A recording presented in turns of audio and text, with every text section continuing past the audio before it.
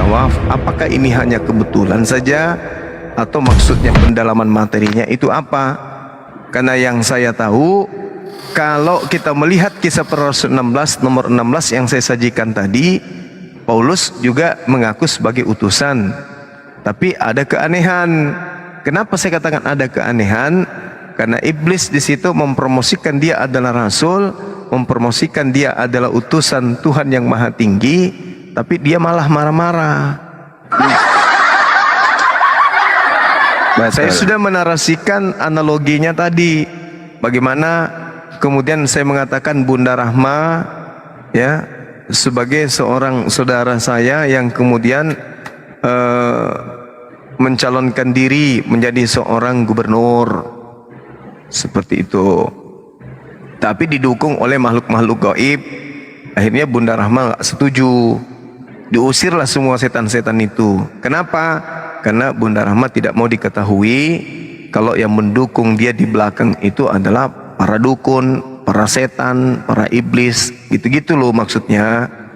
Karena kalau dilihat daripada kisah para rasul 16 ini kan iblis ini baik.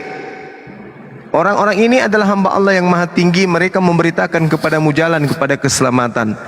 Orang yang kerasukan roh tenung ini melakukan hal ini beberapa hari lamanya, tetapi Paulus tidak tahan lagi akan gangguan itu. Kok dia diganggu?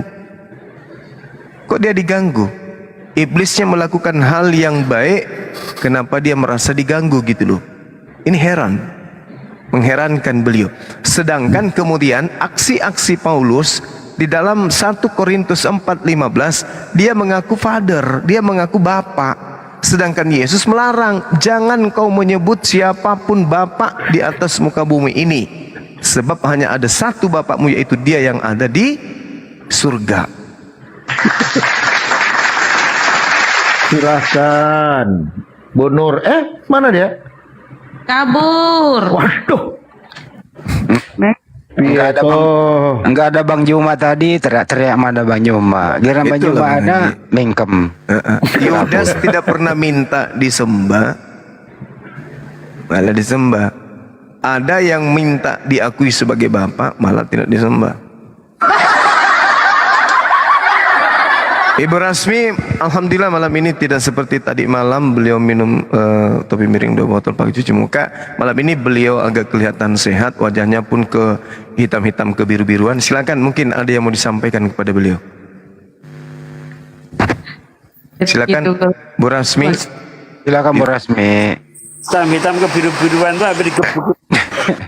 Bang Juma kalau ngomong lucu juga ya. Iya, Bu Rasmi silakan, mana tahu ada yang mau disampaikan. Ibu Rasmi kayaknya di pinggir jalan terus tiap malam apa gimana? Apa dia aja jual bensin eceran? Dia mengikuti Yesus, kata Yesus, aku adalah jalan, makanya dia tinggal di jalan. Oh, bagus. Bagus.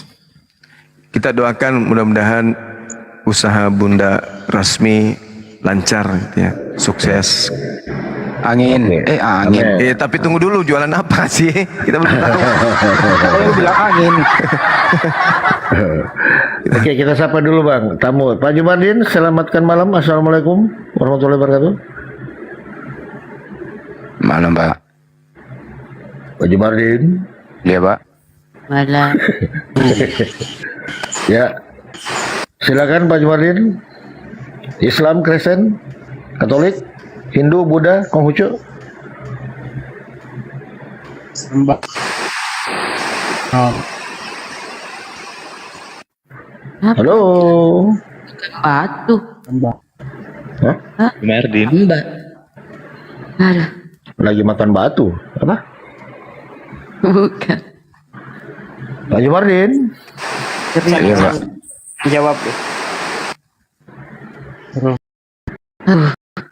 Tanggapi aja Bunda Rasmi, tanggapi ayo. Ya, silakan Bunda Rasmi. Saya turunkan dulu ya Pak Jumardin ya. Maaf.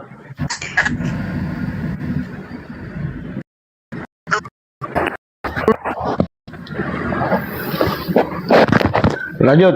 Halo. Bunda Rasmi, lanjut. Nanggapin yang mana di Bang?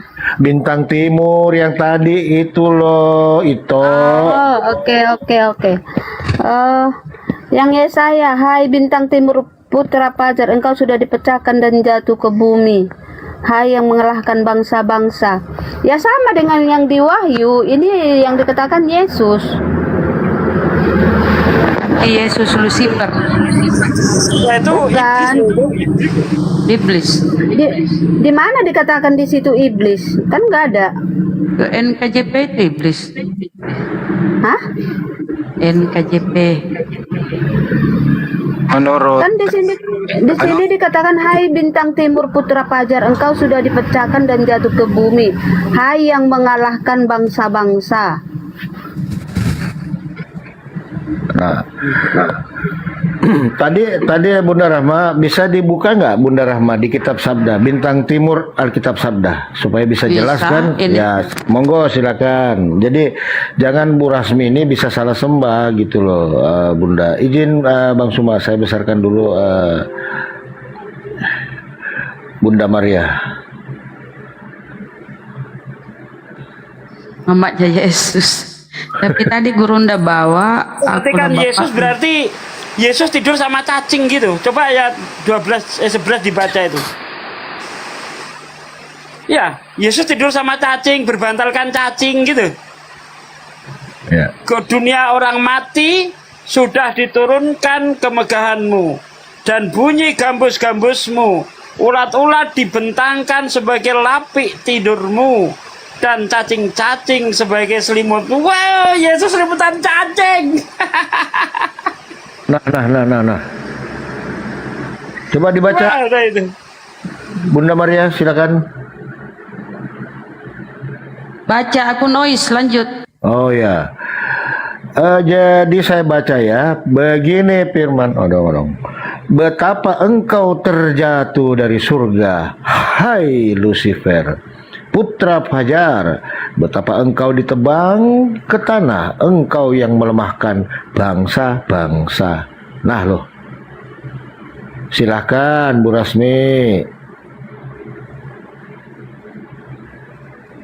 Inggrisnya berapa? Coba.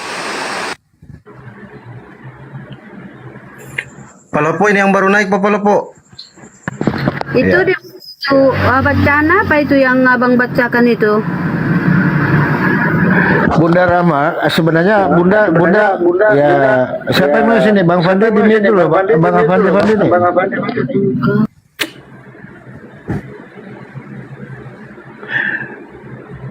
Bunda Rama bisa ketiga Bunda Rama izin Bintang Timur Alkitab Sabda. Nanti jelas itu Bang. Bunda. Dia nggak pakai ini NKJV ini.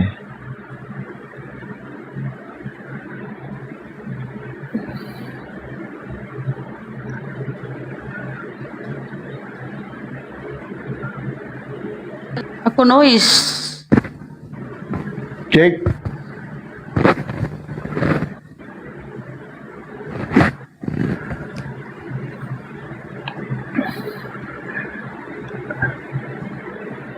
Cek. Afandi, Assalamualaikum, selamat malam. Silakan dibikin Kalau aku mic-nya. ngomong, aku noise kalau aku ngomong. Ya. Waalaikumsalam. Ya, silakan Bang. Ini Bang, saya mau laporan ini Bang. Ya, silakan. Assalamualaikum Bang Zuma.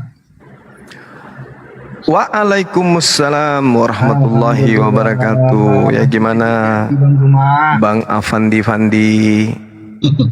Saya cuma mau nyapa Bang Zuma aja. Itu di samping Bang Mikana dikuliti orang Bang, kasihan Bang. Suruh Bu Rasmi pindah ke sebelah biar dibantu. Biarin aja, siapa suruh nyembah Yudas kelamaan. Dikuliti kawan-kawan dia Bang. Kasihan saya udah. Bu Rasmi tolong bantulah Bu Rasmi. Ya. Kenapanya maksudnya? Apanya maksudnya? Itu Mbak Mikana dikuliti orang di sebelah Bu Rasmi. Bantulah dulu Bu Rasmi kan agak pintar dari dia. Tunggu Pak ini ya. Coba Pak Afandi di mute dulu Bang, Ini ya Live. inilah Bu Rasmi, lihat di sini, ini Alkitab Sabda. Kalau mau punya handphone nanti diketik di situ Bintang Timur, Alkitab Sabda, muncullah ini Bintang Timur, pembawa terang, rujukannya di Yesaya 14:12. Siapakah Bintang Timur? Adalah lambang salah satu gelar Tuhan Yesus Kristus. Kedua, metafora iblis sebelum jatuh dari langit. Nah, menurut ensiklopedia, Bintang Timur adalah nama lainnya adalah Lucifer. Nah, selesai sampai di situ.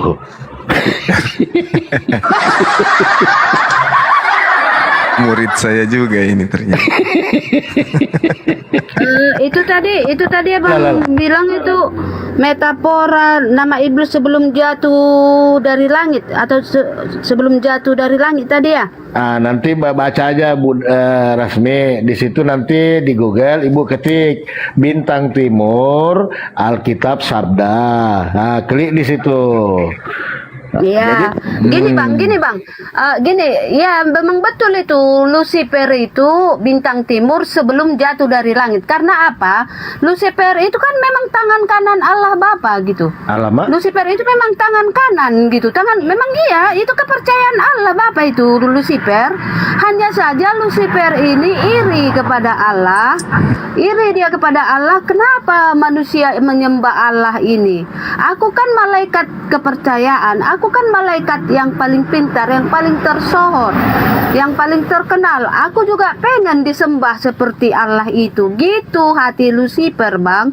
Makanya marah Allah kepada Lucifer dan dibuang dia ke bumi. Dan itu kan Bintang Timur nama untuk Lucifer sebelum jatuh dari langit. Memang iya sebelum jatuh dari langit. Tetapi sesudah dia jatuh dari langit namanya dia sudah jadi iblis karena dia sudah berkhianat gitu bang. Ya kalau dia sebelum dibuang dari langit ya Bintang Timur memang iya karena dia kepercayaan loh. Narasi dari mana itu Bu Rasmi? Memang iya kalau Dari Lucifer topi iya. miring.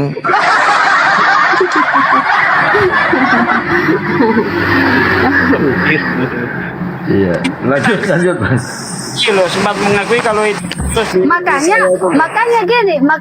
makanya di dunia ini hanya dua pilihan kita, ada yang mengikut Lucifer, ada yang mengikut Allah Bapa. Ini kadang orang yang mengikut Lucifer ini nggak sadar dia mengikuti Lucifer gitu. Dan kenyataannya jalannya itu hampir sama. Namanya dia Lucifer itu tangan kanan Allah, kepercayaan Allah Bapa Sang Pencipta. Bayangkan itu. Berarti ajarannya itu sama, hanya saja bedanya siapa yang kita sembah. Hanya itu bedanya. Kalau jalannya sama gitu. Cuman di ujungnya itu siapa yang kita sembah sebenarnya? Allah atau Lucifer? Itu. Kalau namun ajarannya sama. Cuman di ujungnya siapa ya yang kita kalau saya katakan yang saya sembah adalah Allah Bapa Sang Pencipta langit dan bumi dan yang menciptakan saya gitu. Dan Lucifer bukan pencipta langit dan bumi gitu. Oh, berarti bukan Yesus. Yesus kan anak Allah. Ya enggak, yang Bu Rasmi sembah Allah Bapa pencipta langit dan bumi atau Yesus?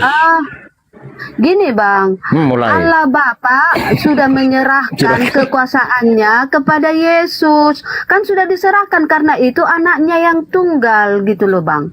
Tidak ada yang sampai kepada Bapa kalau tidak melalui aku. Dan waktu Yesus dibaptis dan sebelum dia disalibkan dan setelah dia mati di kayu salib 3 kali Allah mengatakan inilah anak yang kukasihi, kepadanya lah aku berkenan sewaktu dia dibaptis. Dan setelah dia dikasihi berarti bukan yang dikutuk ya, kan? Dan ada juga yang kedua kali dikatakan inilah anak yang kukasihi, dengarkanlah dia, kata Allah kepada murid-muridnya. Dikasihi dia. Dengarkanlah dia. Dikasihi atau dikutuk? Dikasihi. Berarti bukan dia yang mati di atas tiang salib kan? Inilah anak yang kukasihi, dengarkanlah dia, kata Allah Bapa. Ya. Cuman dia karena begitu besar kasih Allah akan dunia ini, maka dia mengaruniakan anaknya yang tunggal, kan Untuk? gitu. Untuk menebus dosa umat manusia, supaya manusia itu tidak binasa. Kok lari ke situ, kok langsung miring 38 derajat sih? Dikasihi. Sekarang begini Bu Rasmi, ibu punya anak semata wayang yang sangat ibu sayangi. Di tetangga sebelah ibu ada seseorang yang memperkosa kemudian ibu kandungnya. Supaya orang yang memperkosa ibu kandungnya ini, yang selain memperkosa dan dia bunuh juga ibu kandungnya, supaya dia tidak dipenjara oleh polisi, ibu menjadikan anak ibu sebagai tumbal. Ibu bunuh anak ibu, ibu serahkan anak ibu sebagai tumbal dalam penjara untuk kemudian mewakili pelaku maksiat yang memperkosa ibunya tadi dan membunuhnya. Ibu mau? Bang, gini ceritanya Bang, tolong dengar ya Bang ya. Allah menciptakan langit dan bumi dan manusia. Manusia ini sesuai dengan gambar rupa Allah, karena itu dia sayang kepada manusia ini gitu loh Bang.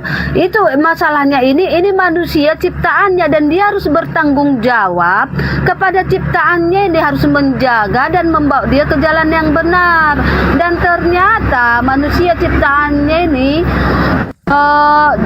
digoda oleh iblis dan jatuh ke dalam dosa, kan gitu Bang ceritanya. Sekarang beda saya dengan tanya, cerita yang beda cerita dengan yang Abang bilang tadi. Oh, nggak bisa, karena Tuhan mengatakan beda Bang, gini, karena Bu. gini yang Bu. karena yang memperkosa, Ibu. yang Abang bilang tadi memperkosa itu bukan ciptaan dia gitu. Ibu, Tuhan Beda. mengatakan Bu, di dalam Keluaran 23 nomor 8, nomor 7, harus kau jauhkan dirimu dari perkara dusta. Ibu sedang berdusta ini.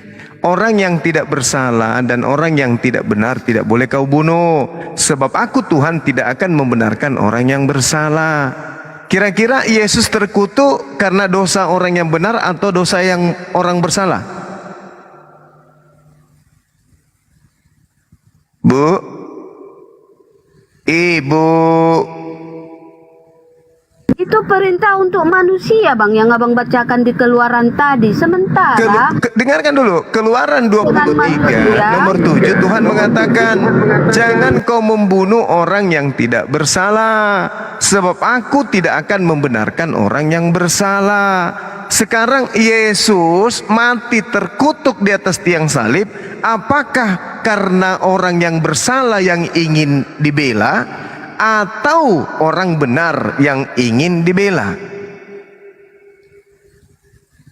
Apakah orang bersalah yang ingin ditebus, ataukah orang yang benar yang ingin ditebus?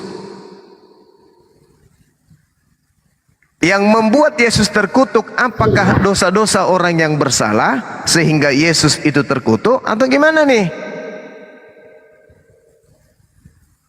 loh Bang, kan saya katakan tadi masalahnya Allah yang menciptakan manusia ini gitu loh.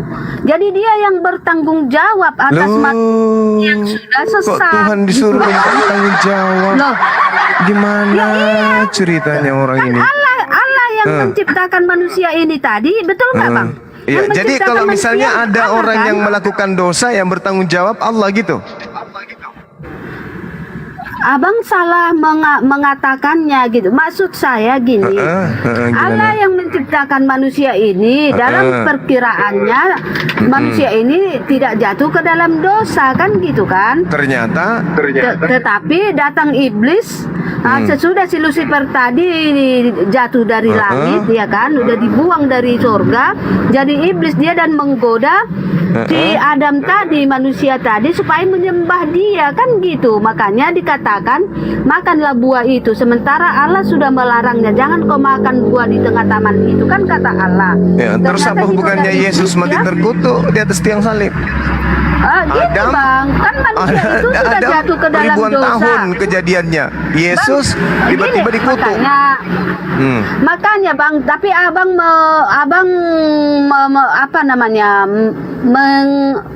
mengimani mengasumsi. kitab Taurat, kan itu kitab Taurat itu kan tentang Adam, Musa, kan itu kitab Taurat bang, Iya, kan? saya Kan manusia tanya itu sudah, apa manusia itu hubungannya? sudah- Sekarang Tuhan mengatakan, aku Tuhan tidak akan pernah membenarkan orang yang bersalah. Sekarang Yesus menjadi terkutuk karena membela orang yang bersalah atau gimana?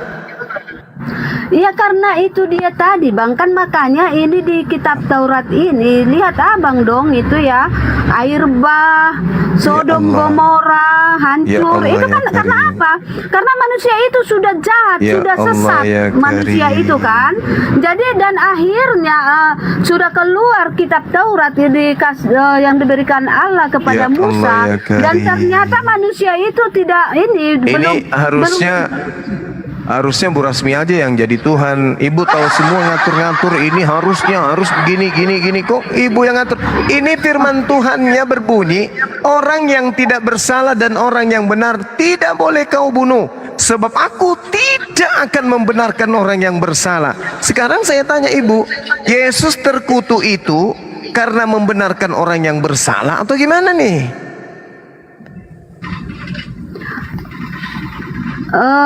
Gini loh bang, kan abang tengok tuh di kitab Taurat air bah, itu kan manusia itu mati semua itu bang. Ya, Hanya si kenapa Nuh sama tidak keluarganya yang hidup. Kenapa Iya tidak kan? sebelum air Jadi bah? gini loh tujuannya Yesus itu lahir ke dunia, tujuannya Allah itu mengaruniakan anaknya Iya, yang tunggal maksud supaya saya gini manusia loh, itu Bu. tidak mati lagi seperti yang mati di dalam air bah itu bang. Tapi kenapa Gitu kalau loh. kalau itu yang jadi alasan, kenapa orang-orang Yahudi membunuh Yesus bukan karena itu? Ini kan alasan ibu, alasan yang dibuat-buat sekarang. Bukan alasan, kan karena begitu besar kasih Allah akan dunia ini, maka dia mengaruniakan anaknya yang tunggal. Oke. Di Matius dikatakan kalau Maria akan melahirkan anak laki-laki namanya Yesus, dialah yang akan menyelamatkan umatnya dari dosanya, kan gitu. Iya, nah Itu kan sekarang, mengada-ngada itu bang. nah sekarang, apakah kemudian alasan-alasan itu sudah dijadikan sebagai alasan untuk membunuh Yesus pada saat itu? Pada saat Mahkamah Agama rapat, imam-imam kepala merencanakan kesaksian-kesaksian dusta. Apakah tulisan-tulisan yang ibu ucapkan barusan itu sudah ada? Atau nanti dikarang belakangan? Mulai dari Adam, mulai dari Hawa, iblis sudah menggoda manusia jatuh ke dalam dosa. Terus apa hubungannya? Sedangkan Adam aja sudah jatuh ke dalam dosa, apalagi ke keturunannya seperti ahli-ahli Taurat, seperti orang Farisi itu kan dikuasai oleh iblis itu bang. Oke. Terus setelah Tuhan Anda datang mati di tiang salib, tidak ada lagi dosa, tidak ada lagi bencana gitu. Covid baru-baru ini itu karena apa? Atau jangan-jangan Tuhan Anda mau datang lagi untuk mati lagi, untuk menghapuskan Covid lagi gitu? Nanti dibuatkan lagi kitab baru. Ibu Tapi menjelaskan COVID sesuatu yang manusia itu enggak binasa kan, manusia itu enggak mati kan, seperti di dalam air bah, seperti dalam Sodom Gomora. tapi Bukan lebih mati parah. Lebih parah, mending ibu, di mana ibu, lebih parah bang? Air bah itu mati seluruh manusia itu di lebih dunia ini loh, bang. bagus. Itu lebih bagus, mati langsung kayak gitu udah selesai.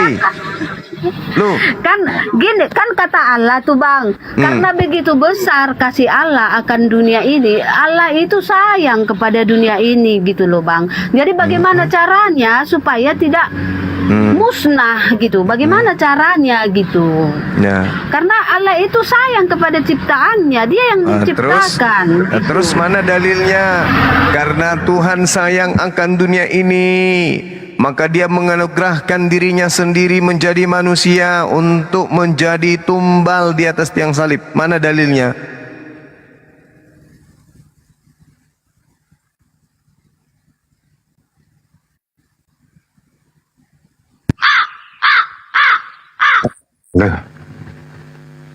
Mana dalilnya? Begitu besar kasih Tuhan akan dunia ini, maka dia menganugerahkan anaknya yang tumbal, supaya siapa yang menyembahnya di atas salib, dia akan diselamatkan. Dalilnya mana? Ibu buat-buat sendiri. Makanya aku bilang, Al-Quran menjelaskan orang-orang kafir itu bersama dengan setan, kerjanya hanya menyesatkan manusia. Bang Ganteng, ayatnya Yohanes 3. Mulai birahi tanda Yohanes tanda 3 ayat 16. Iya, saya tahu, saya ngerti. Begitu besar kasih karunia Tuhan akan dunia ini, maka dia mengutus seorang nabi dan rasul bernama Yesus. Kami menyebutnya Isa, supaya setiap orang yang percaya kepadanya memperoleh hidup yang kekal. Kami juga beriman ke situ. Tapi tidak ada hubungannya mati di atas salib dengan keselamatan. Tidak ada hubungannya. Kok menyelamatkan orang dengan cara membunuh orang? Apa-apaan itu? Ini ajaran apa lagi? Yang mengajarkan menyelamatkan manusia, mendamaikan Tuhan dengan sesembahan, itu hanya penyembah dewa Molok. Karena dewa Moloknya murka, panen gagal, penyakit di mana-mana, dosa kemudian merebak kemana-mana, kemaksiatan kemudian terjadi di mana-mana, kematian ada di mana-mana. Maka penyembah dewa Molok merasa dewa Molok lagi murka, dewa Molok lagi minta korban, maka mereka mempersembahkan anak manusia di antara mereka untuk mendamaikan itu semua. Itu yang dianut oleh agama saudara. Tidak ada Elohim minta tumbal manusia, tak ada. Kalau ada Tuhan Elohim minta tumbal manusia, mana dalilnya? Kalau ada, besok saya langsung kawin 4 wanita. Tunjukkan. Mana? Ada? Tak ada dalilnya. Yang ada Yeremia 1 nomor 2, jika orang-orang Yahudi kemudian menginginkan mempersembahkan korban kepada Elohim, sampaikan kepada mereka agar mempersembahkan hewan kurban, domba bembe, sapi lembu. Makanya supaya Yesus itu dianggap sebagai korban persembahan dosa, persembahan untuk menembus dosa, maka Yesus kalian sebut dengan sebutan anak binatang. Tega kalian itu, penghujat kalian itu. Anakku yang tunggal, anak Tuhan katanya, tapi Anda gelari dengan panggilan anak binatang, anak domba. Kalian itu menghujat, kalian tak sadar itu, merendahkan Yesus yang adalah nabi, yang adalah rasul yang datang mengajarkan kebenaran kepada umatnya Bani Israel. Kalian bukan umatnya, kalian penumpang gelap, numpang tenar dengan membawa nama Yesus. Di mana pernyataan Yesus bahwa Kristen itu numpang tenar? Baca Lukas 21 nomor 8. Waspadalah kepada penyesat-penyesat yang datang kepadamu dengan menggunakan namaku, dan mereka mengajarkan akulah Tuhan. Kalian numpang tenar, padahal yang kalian sembah adalah Yudas. Gimana sih Bu Rasmi? Ayolah Bu Rasmi, tinggalkan topi miring, biar supaya otaknya lurus, ya, supaya bisa kemudian berbicara agama, berdata, bukan berasumsi gitu loh Bu Rasmi. Ikan dulu kok gelap ya Panwi.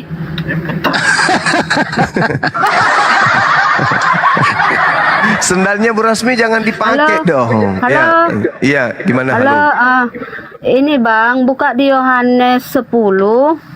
Ya. Di situ Yesus 16. katakan, ya. Yohanes 10 berapa? Yohanes 10. Yohanes 10, ya. Biar lebih jelas tentang domba-domba ya Bang ya. Yohanes 10 ayat 11. Ya. Akulah gembala yang baik. Gembala yang baik memberikan nyawanya bagi domba-dombanya. Sedangkan seorang upahan bukan yang bukan gembala dan yang Ya. bukan pemilik domba-domba itu sendiri, ketika melihat serigala datang meninggalkan domba-domba itu lalu serigala. lari, sehingga serigala itu menerkam dan mencerai-beraikan domba-domba itu. Jadi Bang, di sini saya jelaskan domba-domba itu maksudnya adalah pengikut-pengikut Kristus dan gembala itu adalah Yesus. Jadi domba-domba itu adalah pengikut Kristus. Jadi dikatakan di sini kata Yesus, akulah gembala yang baik. Jadi Yesus ini adalah gembala yang baik dan menggembalakan domba-dombanya. Dan mengerti nggak Abang maksudnya? Menggembalakan pengikut-pengikutnya dan membawa pengikut-pengikutnya ini ke jalan yang benar gitu Bang. Maksudnya Iya. jadi pengikutnya diistilahkan dengan domba-domba, bukan Yesus yang dikatakan domba, tetapi pengikut-pengikutnya gitu. Oh salah. domba. Jadi yang disebut Yesus dalam gembala. 1 Yohanes. Jadi yang disebut di dalam 1 Yohanes itu apa? 1 Yohanes 29. Kan Yesus yang disebut domba. Wahyu 5 nomor 6 juga Yesus yang disebut anak domba. Terus Yang- Ibu kalau mau jujur di dalam Yohanes 10 nomor 11 itu sebenarnya tidak ada kata nyawa di situ. Nyawa kalau dalam bahasa Yunaninya itu pneuma. Sedangkan bahasa yang muncul di sana itu adalah pusuke atau biasa disebut dengan autos. Artinya Yesus itu sendiri memberikan dirinya sendiri, atau kemudian dikatakan Yesus ya jiwanya menyerahkan dirinya, menyerahkan hidupnya, artinya mengabdi untuk domba-dombanya, bukan mati. Karena itu tidak berbicara mengenai pneuma. Akulah gembala yang baik memberikan dirinya, artinya mengabdikan dirinya, memperjuangkan dirinya, rela untuk pengikut-pengikutnya. Domba yang dimaksud di sini adalah Bani Israel, probaton, bukan Abu Dasara, bukan. Ya, bukan Quranion, bukan, tetapi probaton. Artinya ini hanya mencakup domba-domba dari Bani Israel saja. Akulah gembala yang baik memberikan nyawanya, itu terjemahan yang agak keliru, Bu. Oke, pengabdian di situ, memberikan dirinya, memberikan pengabdiannya, memberikan kehidupannya, jasadnya, memberikan jiwanya, raganya dalam memperjuangkan domba-dombanya. Bukan memberikan nyawa. Itu ajaran apa itu? Memberikan nyawa untuk orang lain itu tidak boleh. Sehingga di dalam Yohanes 10 yang Ibu maksud itu, di situ diterangkan di data-data setelahnya, gembala yang baik, akulah gembala yang baik, dan aku mengenal domba-dombaku, dan domba-dombaku mengenal aku, sama seperti Bapa mengenal aku dan aku mengenal Bapa, dan aku memberikan diriku bagi domba-dombaku. Ada lagi padaku domba-domba lain yang bukan dari kandang ini. Domba-domba itu harus kutuntun juga, dan mereka akan mendengarkan suaraku, dan mereka akan menjadi satu kawanan dengan satu gembala. Bapa mengasihi aku oleh karena aku memberikan diriku, mengabdikan diriku untuk menerimanya kembali, mengabdikan diri. Makanya di dalam pengakuan Yesus dalam Matius 19 nomor 29, barang siapa yang memberikan atau meninggalkan atau membuang hal-hal yang baik, tidak baik untuk supaya menuju mengabdi kepada Allah, maka dia akan memperoleh 100 kali lipat nantinya. Seperti itu, Bu, jelas itu. Jadi tak ada nabi yang mengajarkan dirinya untuk mati di atas tiang salib untuk menebus dosa. Coba kita lihat apa sebabnya penyaliban itu terjadi. Jangan Ibu menjadikan buku-buku yang muncul belakangan sebagai sebab, tapi harus keadaan yang pada masa itu. Yesus ingin disalibkan karena apa? Karena unsur politik, unsur ekonomi, bukan unsur dosa, bukan unsur kutuk, bukan unsur mendamaikan. Tidak ada, sama sekali nggak ada. Itu hanya muncul di internal gereja setelah kejadian penyaliban itu terjadi. Coba Ibu pelajari lagi deh. Gitu, Bu Rasmi. Bang, ini aku kasih ayat Roma 11 ayat 11. Nah, itu muncul tuh. Muncul Yang tadi yang teriak-teriak mengusir setan, yang didukung oleh setan, muncul dia. Biar Bang, ini biar saya baca Roma 11 ayat 11. Iya.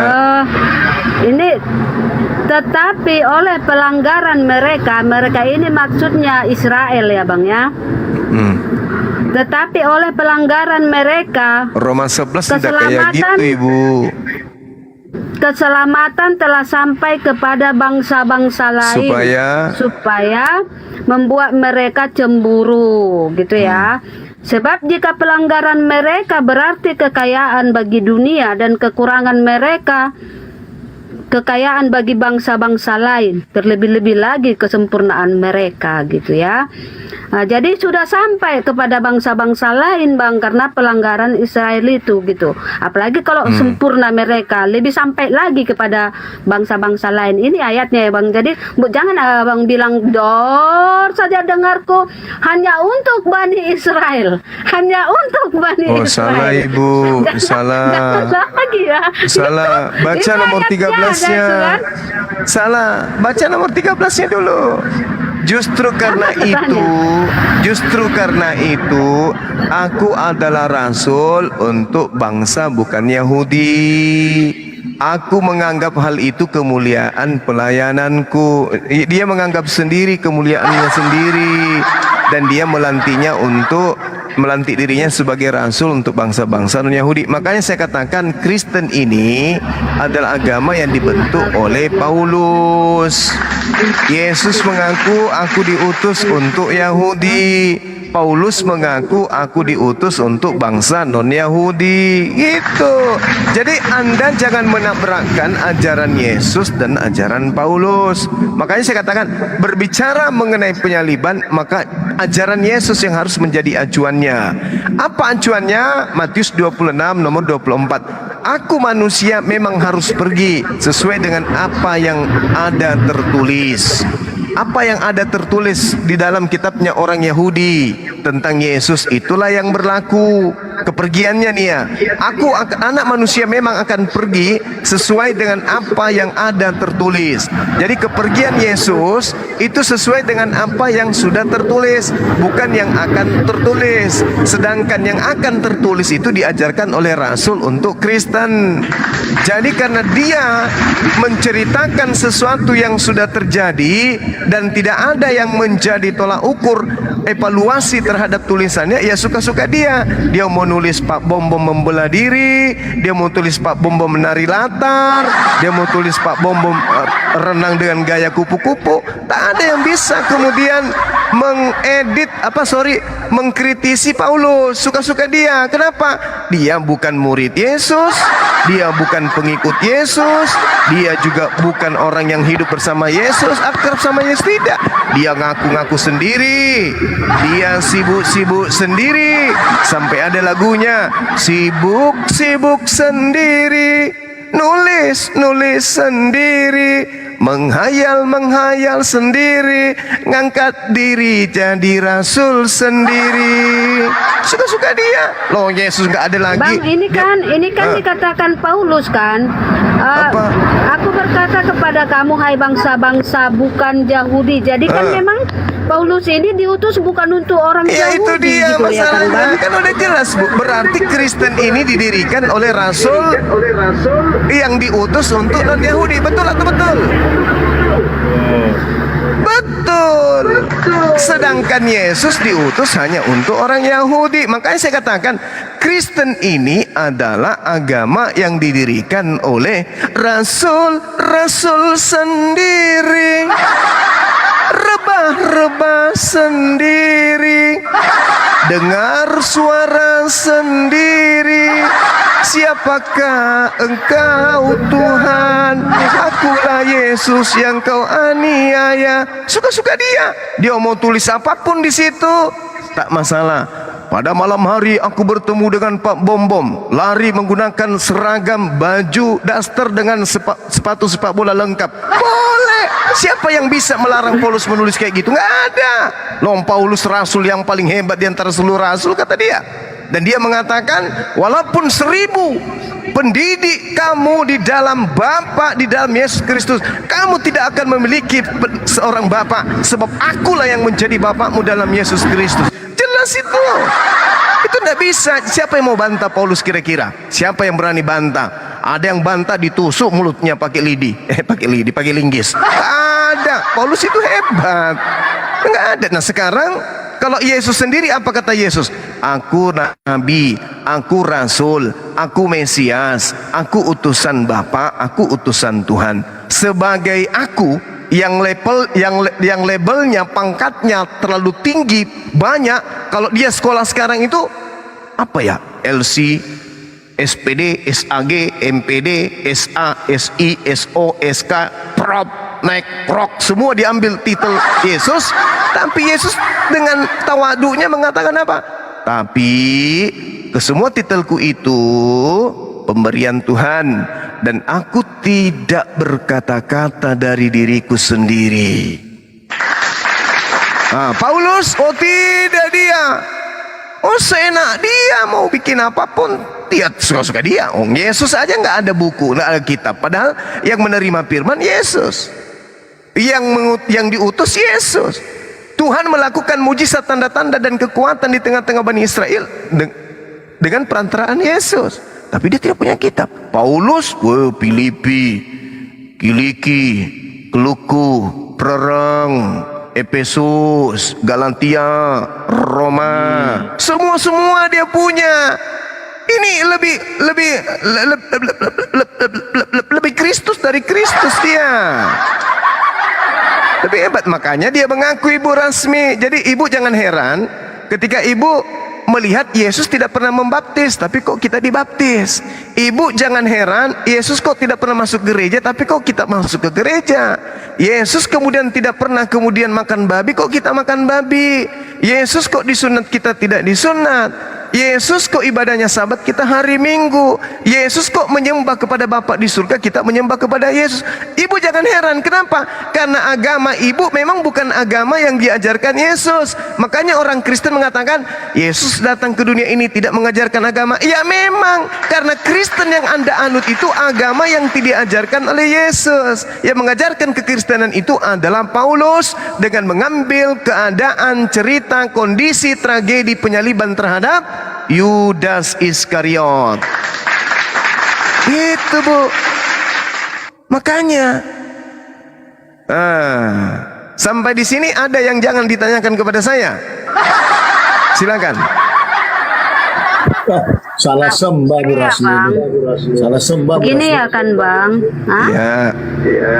gini kan Bang, Paulus ini kan yang menjumpai langsung itu Yesus gitu ya.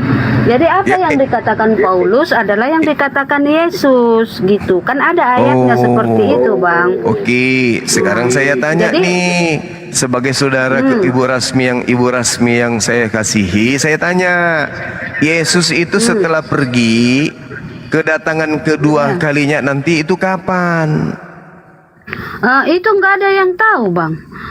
Hanya saja Yesus sudah memberikan, hanya saja Yesus sudah memberikan gambaran kepada Yohanes. Makanya ada tertulis Wahyu Memang tentang Yesus bagaimana ini- nanti, tentang begini Bang, tentang bagaimana nanti hari kiamat, itu sudah tertulis di Wahyu. Oke. Cuman kapan itu terjadi itu Oke. tidak ada diberitahu gitu. Ya, oke, sekarang menurut Bu Rasmi, Yesus datang ke dunia ini berapa kali? 2 kali. 2 kali. Karena Pada nanti saat dia dia datang lahir, kedua kali. sabar. Pada saat dia dilahirkan dan sampai pada saat dia diangkat ke langit. Kedatangan keduanya nanti di akhir zaman toh. Betul? Ya. Terus kedatangannya yang keberapa yang datang kepada Paulus? Bang, Yesus Itu setelah kedatangan yang keberapanya itu ke Paulus? pertama. Ibu jawab dulu. Yang pertama kan Bang. Loh, yang Dengar, pertama kan dia sudah makanya. terangkat ke langit, duduk Iya, selama-lamanya di samping iya. Bapak. Iya, betul, betul. terus? Tetapi waktu Yesus menjumpai Paulus, Nah, itu cahaya kedatangan keberapa? memancar dari langit. Wih, cahaya memancar jangan dari sampai langit, senter, Bu. Bang. Jangan sampai Pak Bom Bom pergi cari kepiting, cahaya senternya kena matanya Paulus.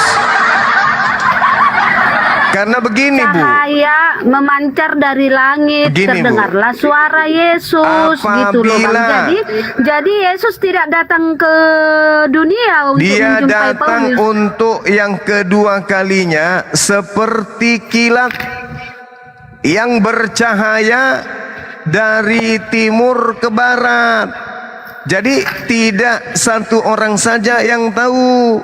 Anda baca di dalam Matius 24 nomor 27. Sebab sama seperti kilat yang memancar dari sebelah timur dan melontar cahayanya sampai ke barat, demikian pula lah kelak kedatangan anak manusia tersebut, yaitu Yesus.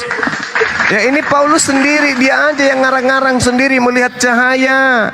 Jangan-jangan cahaya yang dilihat itu adalah iblis yang mengikutinya di dalam Kisah Para Rasul 16 yang tadi, yang mempromosikan dirinya menjadi rasul. Karena Yesus nanti datang kedua kalinya di akhir zaman. Dan kalau itu terjadi, maka ada cahaya dari timur sampai ke barat. Artinya seluruh manusia yang ada di atas muka bumi ini akan melihatnya. Bukan cuma Paulus dan teman-temannya saja. Ibu mengatakan Matius Yesus datang 24. ke dunia hanya kedua kali. Yesus sudah Matius datang. 24. Matius 24 ayat berapa tadi, Bang, Abang baca itu? 27. 27. Iya. 27 ayat berapa? Matius 24 nomor 27. Abang ini yang mananya? Nggak tahu juga, beda. Nomor Saya punya 27. Bible karena Bible saya warna ungu. Mana tahu salah nomornya. Sebab sama seperti kilat memancar dari sebelah timur dan melontarkan cahayanya sampai ke barat. Demikian pula lah kelak kedatangan anak manusia, di mana ada bangkai di situ berkerumun. Nah, ini kan kedatangan kedua. Paulus cuman sendiri aja yang melihat cahaya. Dan itu pun kedatangan Yesus nanti kedua kalinya terjadi di akhir zaman. Makanya Yesus Bukan sendirian Ibu. Paulus yang lihat, Bang. Tapi kan Teman-temannya juga melihat. Yesus berkata, tinggal sebentar lagi kamu melihat aku, dan kamu tidak akan lagi melihat aku. Itu kata Yesus. Yesus berkata, kamu tidak akan melihat aku lagi. Oke, dan lebih baik aku ini Bang, tentang Yesus menjumpai Paulus kan ada ini Kisah Para Rasul 9. Ya, tapi itu kan ada ininya, Bu. Ada nubuatan di dalam 2 Petrus 2. Pengajar-pengajar palsu akan memasukkan kemudian pengajaran-pengajaran palsu yang menyesatkan. Kan Yesus mengatakan dalam Lukas 21 nomor 8, waspadalah terhadap penyesat-penyesat yang datang kepadamu membawa-bawa namaku dan berkata, akulah dia. Terus Matius 24 nomor 26, data sebelum 27 tadi, apabila ada orang berkata dia bertemu Mesias di padang gurun, ada Mesias di dalam bilik, jangan kau percaya. Nah, setelah kemudian Yesus terangkat ke langit, muncullah Paulus ngaku-ngaku membawa nama Yesus. Aku loh, ya kenapa Lius? Aku rebah di tanah, terus aku melihat cahaya dari langit. Lalu aku mendengar suara Mesias. Apa katanya? Saulus, Saulus. Ya, siapakah engkau Tuhan? Mengapa kau menganiaya aku?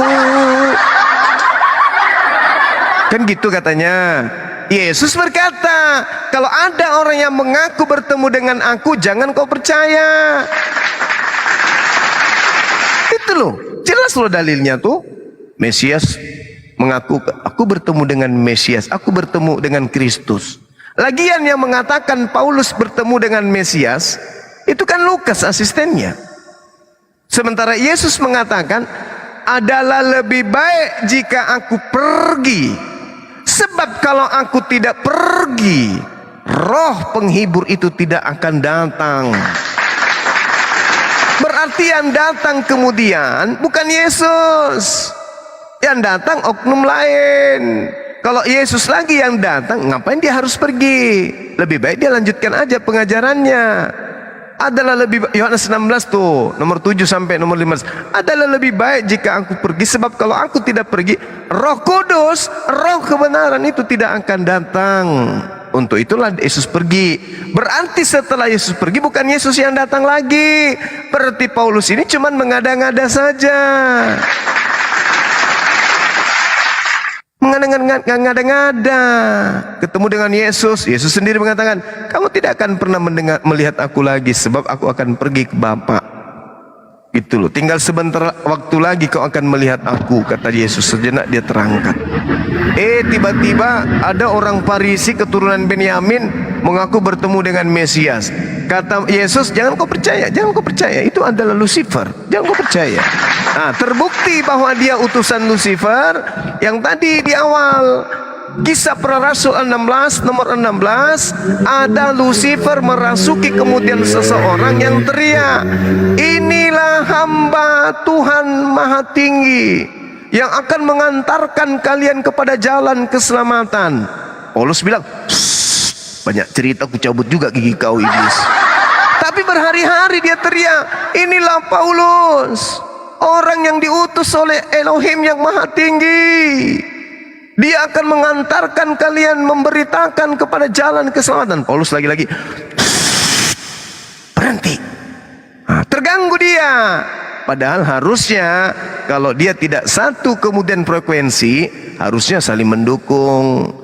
Kalau Paulus ini orang benar, pasti dia mengatakan, alhamdulillah wa syukurillah, si iblis sudah bertobat, kosonglah neraka. Tapi karena mereka satu kubu, satu frekuensi, satu habitat, kau jangan bilang-bilang kau mempromosikan aku, bah. Nanti orang-orang ini tidak percaya sama aku kalau aku dipromosikan sama iblis, kata Paulus.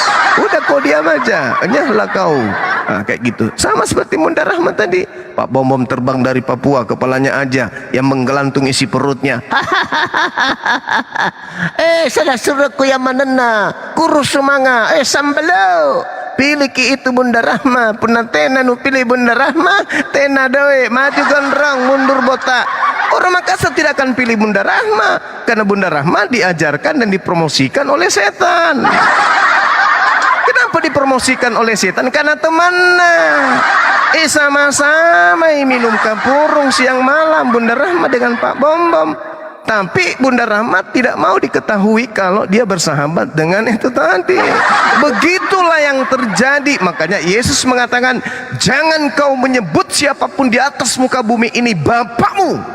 Tapi Paulus mengatakan, akulah yang menjadi bapakmu. Yesus berkata, jangan kau sebut Paulus bapak. Paulus mengatakan, akulah yang menjadi bapakmu. Jangan. Paulus bilang, sebut aku bapak. Yesus mengatakan, jangan sekali-kali kau menyebut bapak siapapun di atas muka bumi ini. Paulus mengatakan, hei, akulah yang menjadi bapakmu di dalam Yesus Kristus. Nah, yang mana ibu pilih itu? Yesus atau Paulus? Yesus atau Paulus yang ibu pilih? 1 Korintus 4 nomor 15, wahai orang-orang Kristen, akulah yang menjadi bapakmu di dalam Yesus Kristus. Antara Matius 23 nomor 9, di situ kata bapak dalam bahasa Yunani adalah pater, bukan father, tapi pater. Ini bukan bahasa Inggris tapi bahasa Yunani. Begitu juga di dalam 1 Korintus 4:15, Paulus mengaku pater, bukan mengaku theos. Andai saja di Matius 27 nomor 23 nomor 9 mengatakan theos dalam bahasa Yunani, tapi tidak, itu benar-benar pater. Jangan kau memanggil, jangan kau menyeru, jangan kau menyebut siapapun di atas muka bumi ini dengan panggilan pater, karena hanya ada satu patermu, yaitu dia yang ada di langit atau yang ada di surga. Paulus muncul kemudian beberapa puluh tahun kemudian. Tredeng deng deng deng tredeng deng deng, berjalan dia kutubak kutubak tukubak kutupak. Wahai orang-orang Yahudi yang hidup di tengah-tengah non-Yahudi, wahai orang Roma, aku adalah utusan untuk kalian. Aku ini adalah Bapa di dalam Yesus Kristus. Hahaha. Hihihi. Hohohoho. Ini yang ibu imani. Makanya ajaran ibu Rasmi dengan ajaran Yesus berbeda. Karena ibu menganggap dia sebagai Bapa. Makanya Yesus berpesan dan mengecam orang-orang yang melakukan kehendak di luar daripada kehendak Bapa. Enyahlah daripadaku, kalian semua adalah pembuat kejahatan. Itu adalah buah dari pengajaran nabi palsu. Pengajaran nabi palsunya mengajarkan dari buahnya bisa kamu lihat dia. Apa itu? Pengikut-pengikut nabi palsu menyebut Yesus Tuhan. Pengikut-pengikut nabi palsu bermujizat pakai nama Yesus. Pengikut-pengikut nabi palsu mengusir setan pakai nama Yesus. Pengikut-pengikut nabi palsu bernubuat pakai nama Yesus, sehingga Yesus datang menampar satu-satu, ketepak, ketepak, ketepak, ketepak. Enyahlah daripadaku, kalian semua adalah pembuat kejahatan. Jelas itu dalilnya. Jadi yang diusir adalah pengikut nabi palsu. Siapa pengikut nabi palsu? Adalah dia yang menyebut nama Yesus pada saat bermujizat, pada saat bernubuat, pada saat mengusir setan. Mana dalilnya? Matius 7 nomor 21 sampai 23. Gitu Bu. Tolonglah disadari ya. Kita ini diberi akal oleh Tuhan kita untuk berpikir.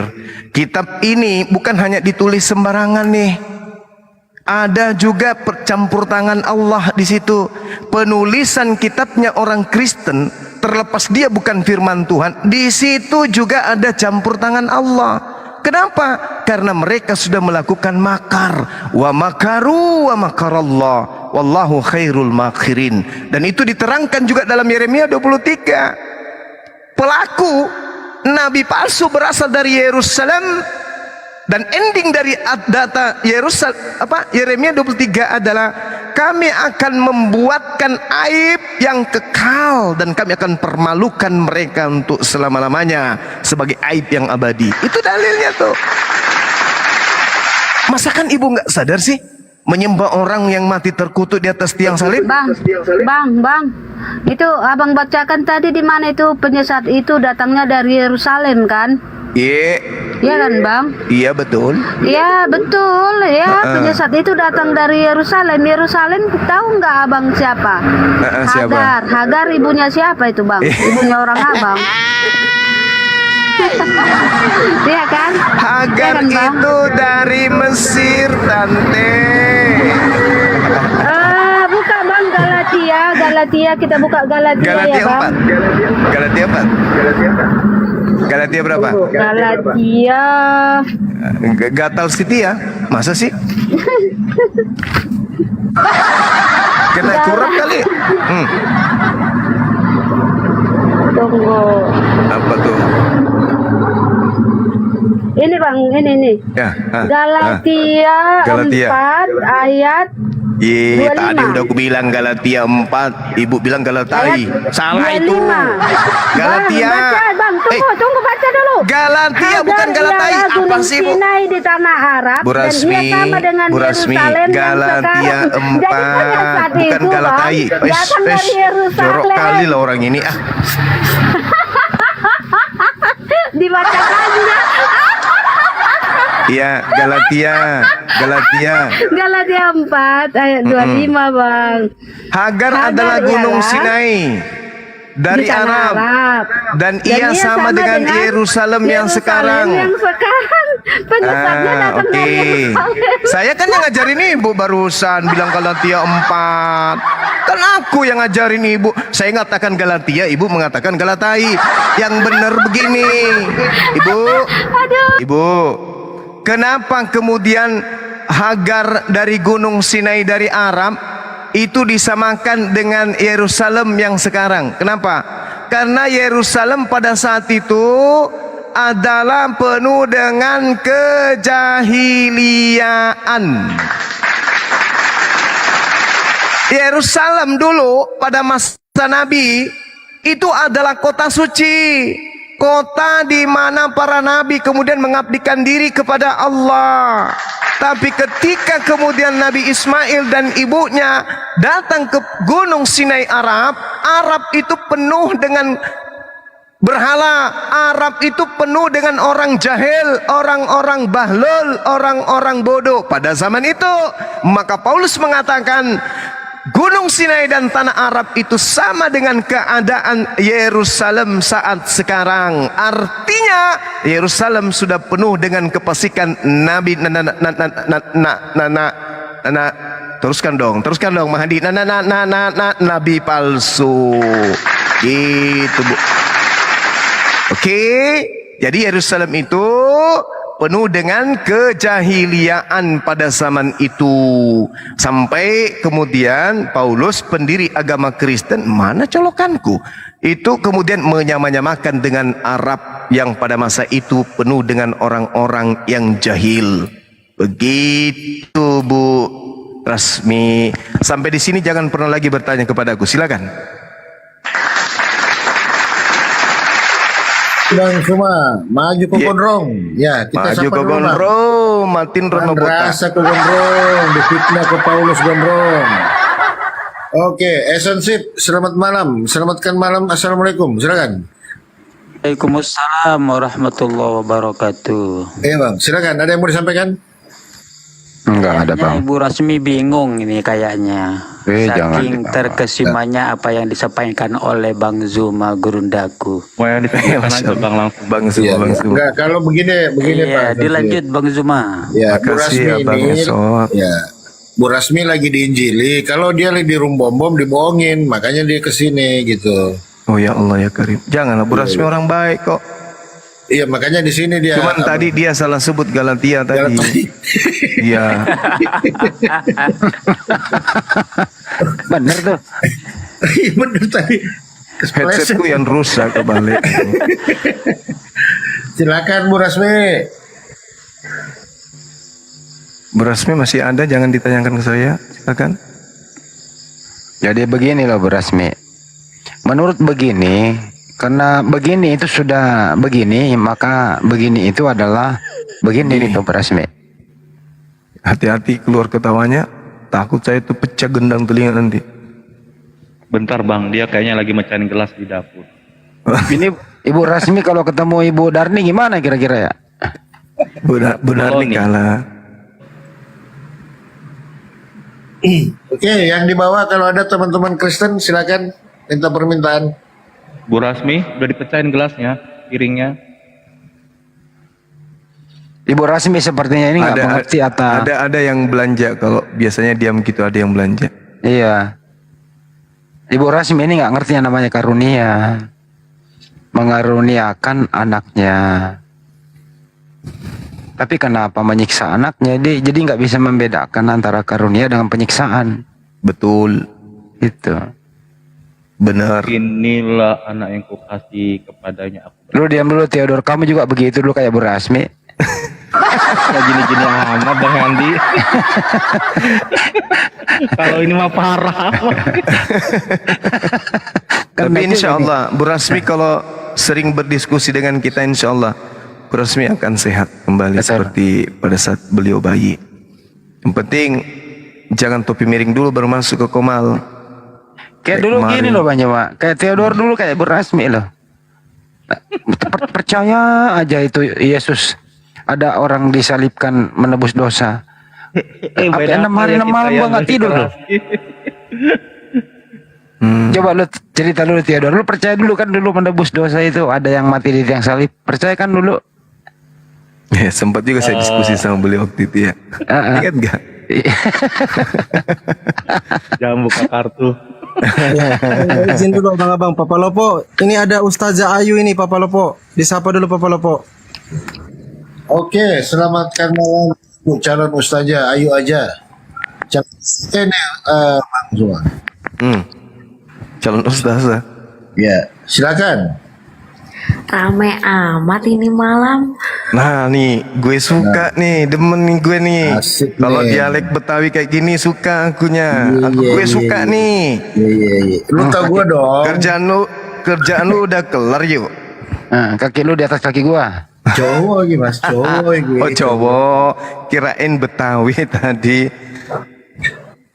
Jadi gini Bang Suma, jadi begini, Pak Ayu ini pejuang Elohim. Wos, mang. Pejuang Elohim. Jadi dia mensosialisasikan kepada Kristen jangan memanggil Allah. Elohim. Nah, gitu. Tapi panggil Elohim. Ya, Iya, bagus. kalau aku sih wes bodoh aja lah sambil mawon terus. Silakan Bu Ayu. Kan saya suka damai bro semua. Jadi apa namanya yang kita percayai ya jalani, imani menurut iman kepercayaan kita masing-masing. Kalau saya pribadi sih saya nggak suka memaksakan untuk sama dengan persepsi saya semua ini. Jadi ya sudah, karena memang kita berbeda ya kita pakai perbedaan itu untuk menjalin sebuah toleransi gitu. Jadi jangan gini punya pemikiran seperti ini. Kita berbeda, terus berarti kita nggak sama, terus kita musuhan. Bukan seperti itu sih. Kamu pilihnya A, aku pilihnya B. Ya sudah, kamu pilih hitam, aku pilih putih, kamu pilih merah. Ini bukan dialog kebangsaan, Bu. Gitu. Enggak, aku cuma mau sapa-sapa doang. Bu Ayu. Dulu Bu Ayu, sebelum ada sebelum ada para apologet Islam nih Bu, orang Kristen dan orang Islam itu kalau sudah berbicara mengenai keyakinan itu terkadang muncul kemudian riak karena mereka tabu untuk membicarakan tentang agama, tetapi hati mereka itu selalu bertanya-tanya. Islam bertanya-tanya, kok sembahannya sih kayak gitu kali. Orang Kristen pun juga bertanya-tanya, kok mereka dalam beribadah kok seperti itu kali. Akhirnya damai kemudian terlihat, tetapi hati itu membara. Apalagi mereka yang hidup sekampung, hidup sama-sama 50-50, apalagi yang Islamnya minoritas. Syukur-syukur kalau yang minoritas itu Kristen, mereka akan damai di situ. Nah, dengan adanya apologet Islam ini bertemu dengan apologet Kristen, maka yang tadinya kaku, yang tadinya beku sekarang mencair. Ketemu di kayak saya nih, ketemu dengan pendeta pelukan, ketemu dengan saudara-saudara Kristen, kita canda-candaan membahas tentang Bible, membahas tentang Al-Quran, itu jadi biasa. Akhirnya kedepannya tidak ada lagi keributan tentang sara yang terkait dengan sara. Kenapa? Islam sudah paham dengan baik agama saudaranya Kristen. Kristen juga sudah paham dengan baik ajaran agama saudaranya Islam. Kita perlu lagi ada sesuatu yang tabu, tetapi adalah sesuatu yang sudah biasa kita perbincangkan. Nah, orang-orang yang kemudian koslet di dalam memahami dua mata rantai pengajaran dua agama ini, ya akan terlihat nanti yang kerjanya hanya menghujat aja terus, menghina aja terus. Itu akan terseleksi dengan sendirinya. Kalau kayak saya nih Bu, mau ketemu dengan siapapun Kristennya, saya legowo, saya berteman sama mereka. Nah, tapi coba lihat, ada nggak kemudian pendebat Islam itu yang benar-benar tidak pernah menampakkan wajah? Saya dikenal sebagai duta masker, tapi saya kemana-mana nggak pakai masker. Kalaupun saya pakai masker, saya buka kamera, kan gitu. Artinya apalah arti sebuah 3 gigiku yang bolong itu untuk tidak dilihat sama orang. Tapi paling tidak mataku udah terlihat, kakiku udah terlihat, wajahku sudah terlihat. Orang tampan di Makassar yang jari-jarinya kena kutil kan cuman saya. Jadi orang lihat di mana-mana, ketemu di luar pakai masker, orang pasti tahu, oh ini artisnya Dubai pasti ini. Nah, sedangkan di Kristen, Sopiatul, Kiamat, siapa lagi? Yang penghujat-penghujat itu, yang pemakan-pemakan babi yang tiap hari makan dan tidur sama babi. Siapa lagi tuh? Siapa lagi? Bantu saya sebutkan mereka yang selalu sembunyi di balik topeng. PC the King. Tuh. Ada apa mereka? Ada apa mereka sembunyi? Artinya mereka mengajarkan sesuatu yang kemungkinan lebih dominan kepada perpecahan yang terjadi di Nusantara ini. Bang Suma nggak gampang. Bang Suma di Dubai dikenal sebagai artis papan bawah. Ya meskipun sebentar lagi akan papan atas. Di mana-mana dikenal kok. Ya kan? Film saya kemarin main di Dubai, sebentar lagi ini akan tayang, judulnya Merica Ketumbar Jahe. Nah itu nanti akan tayang, orang semua pasti akan kenal Bang Suma. Jadi dialog ini dibangun kemudian untuk supaya umat Islam di Indonesia dan umat Kristen di Indonesia itu kemudian tidak lagi tabu menceritakan tentang keyakinan. Kenapa? Salah keyakinan dalam memilih keyakinan neraka. Nah itu, jadi jangan kita bermanis-manis. Oh, jangan, kitabmu adalah kitabku, kitabku adalah, mari kita imani masing-masing. Habis itu kita tabuk genderang perang. Nah itu bahaya tuh Bu. Oke, saya kira begitu ya Bu Ayu yang baik hati. Mudah-mudahan hari ini ya Ibu sehat. Silakan. Iya sih, bukan seperti itu juga Bang Sumaya. Jadi menurut saya nih Bang, saya kan cuma orang biasa nih, orang desa, gadis desa, nggak terkenal saya itu. Jadi kerukunan umat beragama itu ya saling memahami. Jadi toleransi itu kan penting gitu kan Bang Zuma. Iya. Saya nih sama Bang Hos ini kita berbeda tapi saya sering masuk ke sini. Cuman kita tetap di satu keyakinan masing-masing. Cuman bukan perbedaan itu yang memecah belah gitu loh. Tapi seringnya ketika saya punya TikTok, terus saya melihat nggak cuma doang lah, semua orang yang pertama kali lihat Komal pasti ini apa sih, ini seminar apa bukan sih kayak gitu. Jadi terkesan ramai sekali gitu loh. Tapi karena apa ya? Karena mungkin saya memahami banyak orang Kristen yang masih memakai nama Tuhannya Bang Zuma di kitab suci mereka. Jadi mereka ini sebenarnya juga korban Bang Zuma. Jadi betul sekali, betul. Karena nggak paham, mungkin asal muasalnya jadi perpecahan itu karena ini. Kalau nama Tuhan Allah nggak disama-samain dengan Yesus, mungkin nggak akan ada perpecahan ya.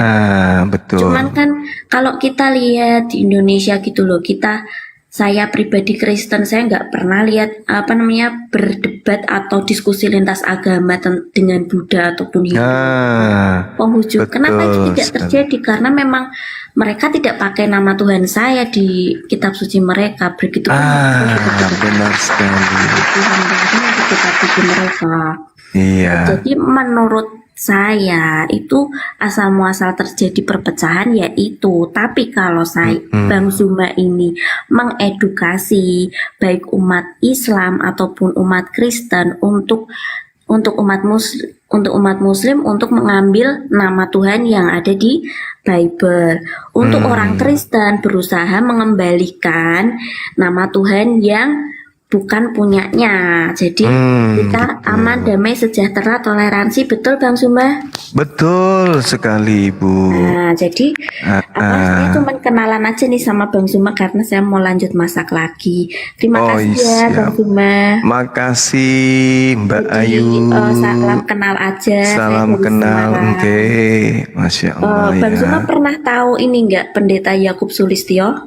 Tahu. Ya, saya tahu, yang rambutnya putih kan? Iya, rambutnya putih. Betul. Iya, saya cuma itu temannya Bang Handi tuh. Oke. Ya, jadi kita emang udah edukasi itu sejak tahun 2000-an.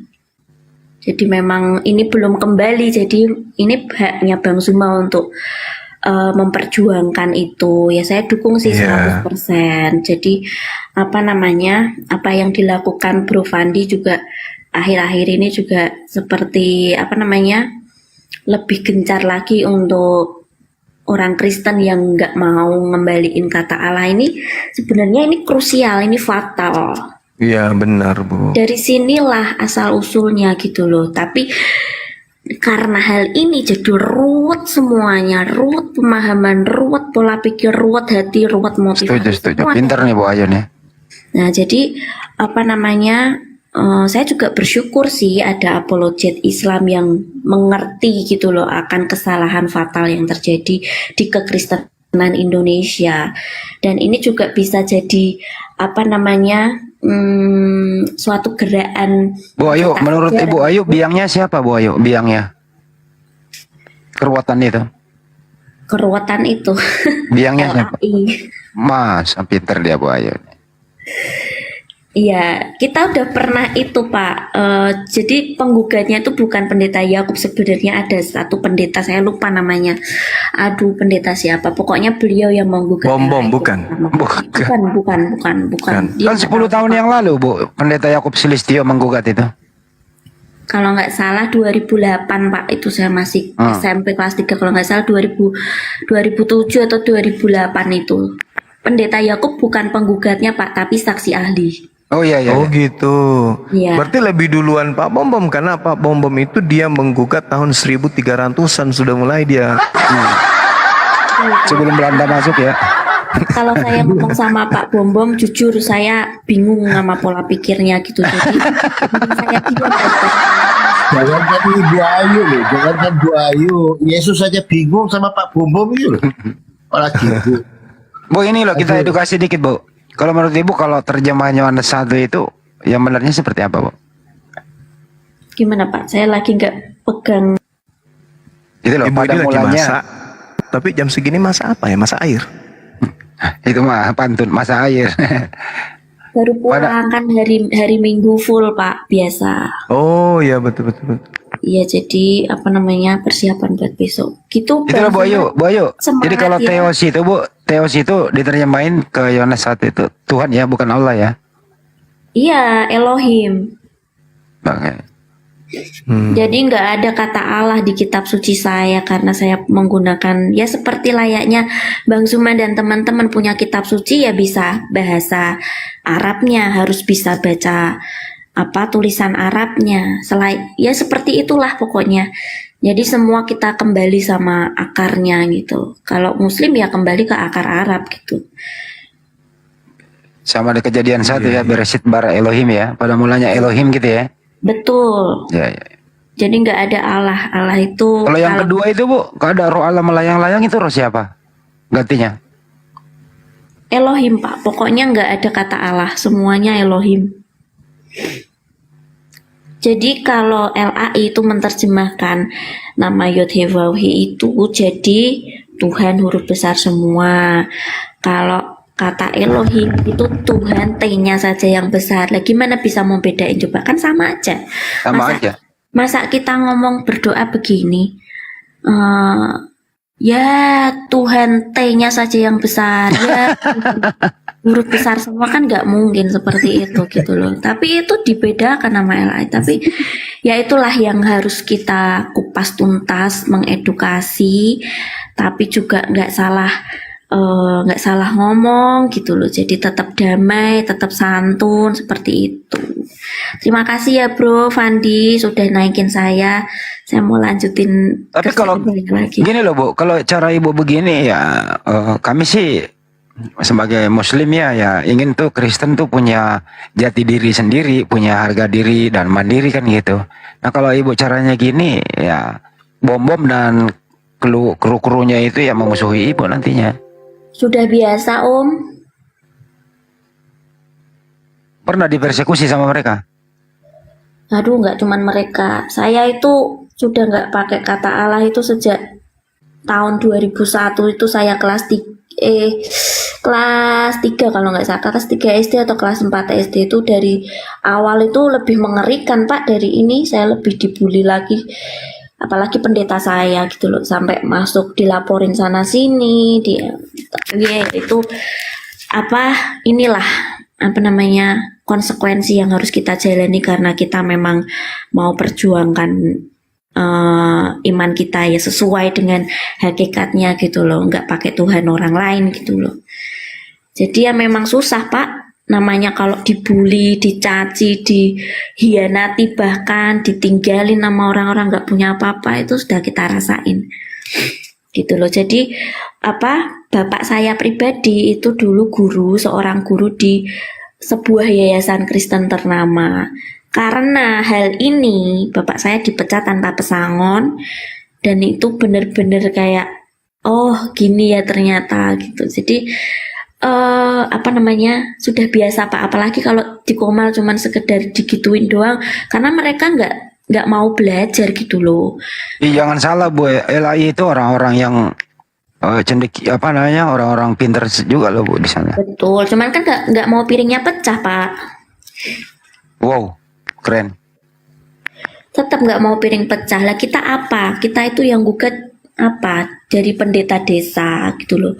Nggak punya, maksudnya waktu itu ya, waktu gugat itu kan kita belum punya yayasan yang kuat gitu loh untuk menggugat hal ini. Cuman nggak tahu nih, dari teman-teman muslim katanya Bro Fandi kemarin info ke saya baru naikin gugatan ya Pak ya. Semangat aja ya Pak, karena kita sudah pernah melakukan, dan kalau misalkan mau dilakukan lagi juga saya sangat setuju 1000% bahkan mendukung hal ini benar-benar. Kalau gitu jujur itu mahal harganya ya Bu? Oh iya pasti, tentu itu. Jadi gini loh Pak, untuk masalah yang satu ini tuh menurut saya, menurut kami ya, ini tuh sangat-sangat fatal. Karena ini nama Tuhan, beda pribadi, beda pengajaran, beda, semuanya beda. Kalau sudah salah naruh nama Tuhannya sendiri kan bingung. Nanti malaikat juga bingung, ini mau dibawa ke surganya siapa gitu loh. Ke surganya Allah juga Allah nggak akan nerima karena percaya Yesus. Ke surganya Yesus juga Yesus nggak mau terima karena percaya Allah gitu kan. Terus akhirnya kemana Pak? Kalau nggak surganya dua-duanya nggak diterima, terus kemana? Kan bingung malaikatnya, malaikat mautnya. Gitu aja sih Bang Zuma, semangat terus, salam kenal dari Semarang buat semuanya juga. Terima kasih, selamat malam. Sekali-kali dong Bu Ayu naik kalau ada yang ngeyel gitu loh. Sudah sering Om, cuman ya kalau saya naik di Komal Kristen itu saya nggak akan bisa bicara karena pasti saya di-kick. Saya di Mikana aja di-kick. Terus saya WA diblokir nomor saya, udah diblokir semua nomor saya. Sebabnya apa tuh? Ya karena mereka nggak mau mempelajari, mereka mau kekeh tetap Allah itu gelar untuk Kristen, tapi kan itu nggak ada datanya. Kita buka kamus manapun, kamus bahasa Inggris, kamus KBBI sekalipun, Allah tetap akan menjadi nama diri, tidak akan menjadi gelar untuk sesembahan atau sesuatu yang kita sembah. Karena Allah bukan bahasa. Bahasa itu ilah, betul nggak? Iya. Nah seperti itu, tapi nggak mau karena udah tertanam berakar kuat di mereka itu kalau Yesus itu adalah Allah gitu loh. Jadi kan repot kalau begini kan, dua agama yang berbeda gitu. Ya makanya bentrok gitu. Ya kalau jujur misinya hilang loh Bu. Kenapa Pak? Kalau jujur misinya hilang. Nah, saya nggak tahu juga mereka misinya itu cari apa. Kalau misalkan cari jiwa, ya mana bisa orang bedain antara nama diri, sebutan, gelar, jabatan aja masih pusing gitu loh. Berarti kan Ya, mereka nggak. kadang-kadang misionaris itu Bu, kalau murtadkan orang dapat cuan loh banyak. Wah kalau itu saya nggak mau ikut-ikut karena saya jujur nggak tahu Pak. Jadi saya itu cuma jemaatnya Pendeta Yakub Sulistyo, yang saya tahu pendeta saya itu berjuang dari dulu untuk hal ini gitu loh. Jadi kenapa sekarang masih tetap saya lakukan? Kenapa sampai sekarang masih kami lakukan dengan Bapak Gembala? Karena memang hal ini penting Pak, ini nama Tuhan orang nih. Betul. Terus Gini loh Bu, saya pernah mendengar sudah ada 200 lebih pendeta, termasuk pendeta Yakub Sulistyo, pendeta Beni, dan banyak lagi itu, dan sinode-sinode itu ingin mengembalikan terjemahan yang jujur. Kenapa waktu revisi TB2 2023 itu, apakah orang-orang yang kayak gini, seperti Ibu Ayu ini, nggak dimintai pendapat sewaktu ingin revisi 2023, nggak dikontak gitu? sebenarnya ya Pak, kalau mau jujur ya, mereka itu sudah paham kalau itu salah. Gak mungkin mereka gak paham karena mereka kaum cendekia seperti yang Bapak bilang. Mereka terbelajar, mereka bikin tim juga gak main-main ya kan. Cuman ada satu teman saya itu bilang ke salah satu petingginya dari yayasan ini, itu mereka bilang oke, kita akan mengubah terjemahannya, merevisi terjemahannya. Lah, percuma aja mau direvisi ribuan kali juga kalau misalkan tetap ada kata Allah di situ kan tetap salah. Namun kan mereka tuh gini loh Pak, cuman nggak mau bikin orang shock. Bayangin nih Pak, kita misalkan nih Pak Handi dari kecil, dari bayi itu tahunya Tuhan yang menciptakan langit dan bumi itu namanya Allah. Misalkan begitu ya Pak ya. Terus tiba-tiba nih, saya sudah cinta, sudah sangat-sangat mengidolakan, sudah gimana ya, hatinya sudah terpaut, sudah sangat-sangat mendalami agama ini. Tiba-tiba kamu dikasih tahu, namanya tuh bukan ini, tapi ini. Tidak semudah itu Pak. Misalkan nih, tapi orang Kristen itu lebih itu tadi yang jadi pokok dasar mereka adalah Elohim itu kan serapan dari kata Allah. Biasanya mereka akan mengatakan seperti itu. Tapi kan kalau Elohim dan Allah itu sudah berbeda tulisannya. Kalau Allah itu dalam huruf Ibrani itu kan Alef, Lamek, Lamek, He. Kalau Elohim, Alef, Alef, Lamek, He, dan Mem. Itu aja udah beda, mana bisa diserap gitu loh. Lagian Allah ini nama diri bukan bahasa. Perlu dicamkan bahwa nama diri tidak akan berubah dari dulu sekarang selamanya ya tetap Allah. Kalau misalkan di Arab Allah, di Korea Allah, di Indonesia Allah, di mana-mana tetap Allah. Nggak akan bisa berubah jadi untuk menggantikan kata ganti Tuhan di kitab suci nggak akan bisa karena ini sudah salah gitu loh. Tapi gini loh Bu, kalau pertimbangannya bahwa ini bisa memberikan shock terapi kalau ada perubahan terjemahan yang jujur, ya memang iya. Tapi bukankah kalau nggak mulai dari sekarang kapan lagi? Terus kemudian ya mungkin bukan generasi yang sekarang tujuannya atau sasarannya dalam perubahan kejujuran yang scholar-scholar cendekia itu tadi. Ya mungkin 7 generasi berikutnya lah. Terus artinya pertanyaannya adalah kalau bukan sekarang mau jujur kapan lagi kan gitu ya Bu ya?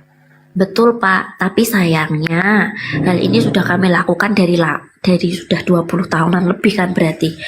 Tapi ya karena kami terus sih kami terus kami udah minoritas banget lagi gitu loh. Jadi kami yang bisa kami lakukan ya kami terus ngomongin soal ini gitu loh sampai suatu saat nanti nama itu bisa kembali seperti sedia kala gitu loh Pak. Bu, ada jalannya banyak loh Bu. Ibu bisa bergabung nanti Pendeta Yakub Silistio dan lain-lain, buka komal lah. Buka komal, mungkin gantian buka komal supaya bisa sosialisasi di media sosial itu lebih cepat daripada di dunia offline. Buka komal dong Bu. Betul. Kita bisa bersinergi kok tiap malam. Iya sih, cuman kalau Pendeta Yakub kan memang belakangan ini beliau kan sudah ada faktor kesehatan ya Pak. Jadi beliau sudah nggak banyak lagi berdiskusi soal ini karena beliau sudah punya banyak sekali videonya. Jadi mungkin nanti suatu saat kalau saya minta tolong beliau mungkin beliau bersedia. Namun kalau misalkan gini Pak, kalau misalkan buka seperti seminar gitu gimana Pak? Seminar resmi terus kita onlinein gitu loh. Jadi 1-2 pulau terlampaui lah. Istilahnya kita nggak ngomong asal gitu loh Pak. Kan kadang kalau misalkan di Komal ya mohon maaf nih Pak. Di Komal itu orang seperti mohon maaf juga teman-teman saya orang Kristen itu pengetahuan yang masih singkat tentang hal ini aja bisa naik gitu loh Pak, bisa jadi narasumber. Tapi kalau resmi kan kita bisa filter ya siapa yang bisa berbicara, siapa yang bisa seperti itu. Jadi beliau sih lebih menghindari itu perdebatan seperti yang saya bilang tadi. Jadi beliau hanya menyanggah begitu di video-video di YouTube-nya seperti itu. Karena beliau memang sudah berumur ya Pak ya. Boleh tuh Bu, kalau resmi seminar boleh tuh di undang-undang kita, atau mungkin lewat Zoom mungkin lebih, atau di sinilah lebih terbuka juga. Ya, jadi nanti tetap ada yang resmi, tapi kita buat seakan-akan, bukan seakan-akan ya, kita buat, kita itu harus ini, bisa filter siapa yang ngomong gitu loh. Nanti percuma aja, nanti Mikana yang naik kan repot gitu loh. Sama aja gitu. Ya jangan dinaikkan yang gabrul lah. Makanya itu Pak, jadi apa namanya, kita juga bisa filter komen dan lain sebagainya supaya Mungkin diundang kali ini loh Bu, misalnya Anwar Chen, Paskalis, Edwin Paskalis gitu, mungkin diundang orang-orang itu. kalau orang-orang itu saya kurang paham ya Pak. Saya itu jemaat biasa di sini, tapi kurang lebihnya nanti coba saya tektokan dulu sama Pendeta Yakub Sulistyo. Boleh Anda mendengarkan suara beliau? Oke, kita simak dulu ya. Sahabat, Bapak, Ibu, Saudara sekalian yang kekasih di dalam nama Adonai Yeshua HaMashiach. Kembali berjumpa dengan saya, Pendeta Yakub Sulistyo. Kali ini saya membuat video yang saya beri judul Kristen Selalu Kalah Tetapi Ngotot. Nah, siapa yang selalu kalah dan siapa yang ngotot? Dalam masalah apa kok selalu kalah tetapi ngotot? Nah, yang saya maksud dalam judul ini adalah pendeta-pendeta Kristen yang jika berdiskusi atau untuk bahasa yang lebih serunya adalah berdebat, khususnya perdebatan masalah ketuhanan, saya menilai pendeta-pendeta Kristen tidak pernah menang alias kalah bin knockout atau KO dalam istilah tinju jika berdiskusi atau berdebat dengan teolog Islam. Namun anehnya tetap ngotot dan tidak berani mengakui kesalahannya. Dan dalam pandangan saya, hal ini sebetulnya sangat memalukan. Sebetulnya Cukup, itu dia Pendeta Yakub Sulistyo.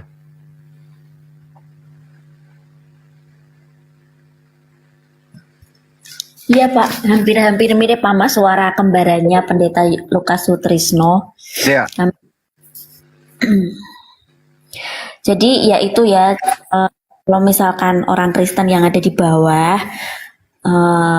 saya minta tolong pribadi ya, kalau misalkan mau berdiskusi itu yang lebih santun, harus mengerti mereka marah itu karena apa, karena nama Tuhan mereka kita pakai gitu loh. Paham nggak orang Kristen? Jadi orang Kristen jangan ngehujat balik, karena kalian harus mengembalikan kata Allah ke umat muslim gitu loh. Dan sebaliknya orang Kristen, kalian harus tahu siapa nama Tuhan kita itu dengan baik. Jadi jangan konsep ketuhanan mulu, setiap hari pasti bahasnya itu. Tritunggal lah, oneness lah, apalah itu, tritarian lah, apalah itu unitarian. Yang semuanya tidak ada dasar di kitab suci gitu loh.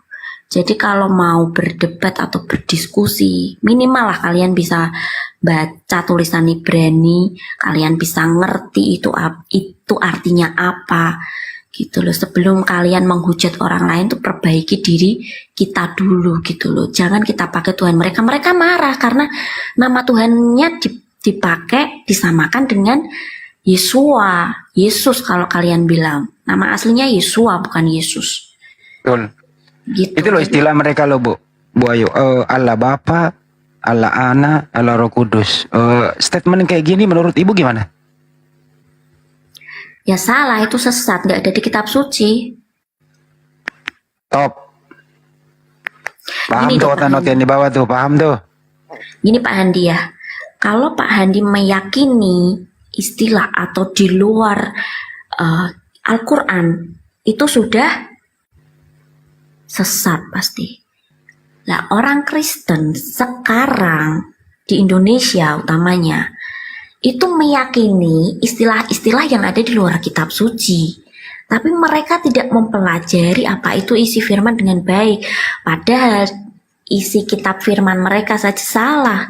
Dari yayasan, lembaga, apa kata host, asumsi Indonesia seperti itu. Jadi ya isinya banyak yang salah. Kalau misalkan debat sama umat muslim ya mereka marah lah.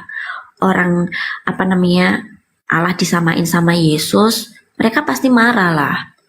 Itu yang ada di kitab kita. Kalau misalkan orang Kristen ada yang denger di sini, kitabnya harus diperbaiki dulu.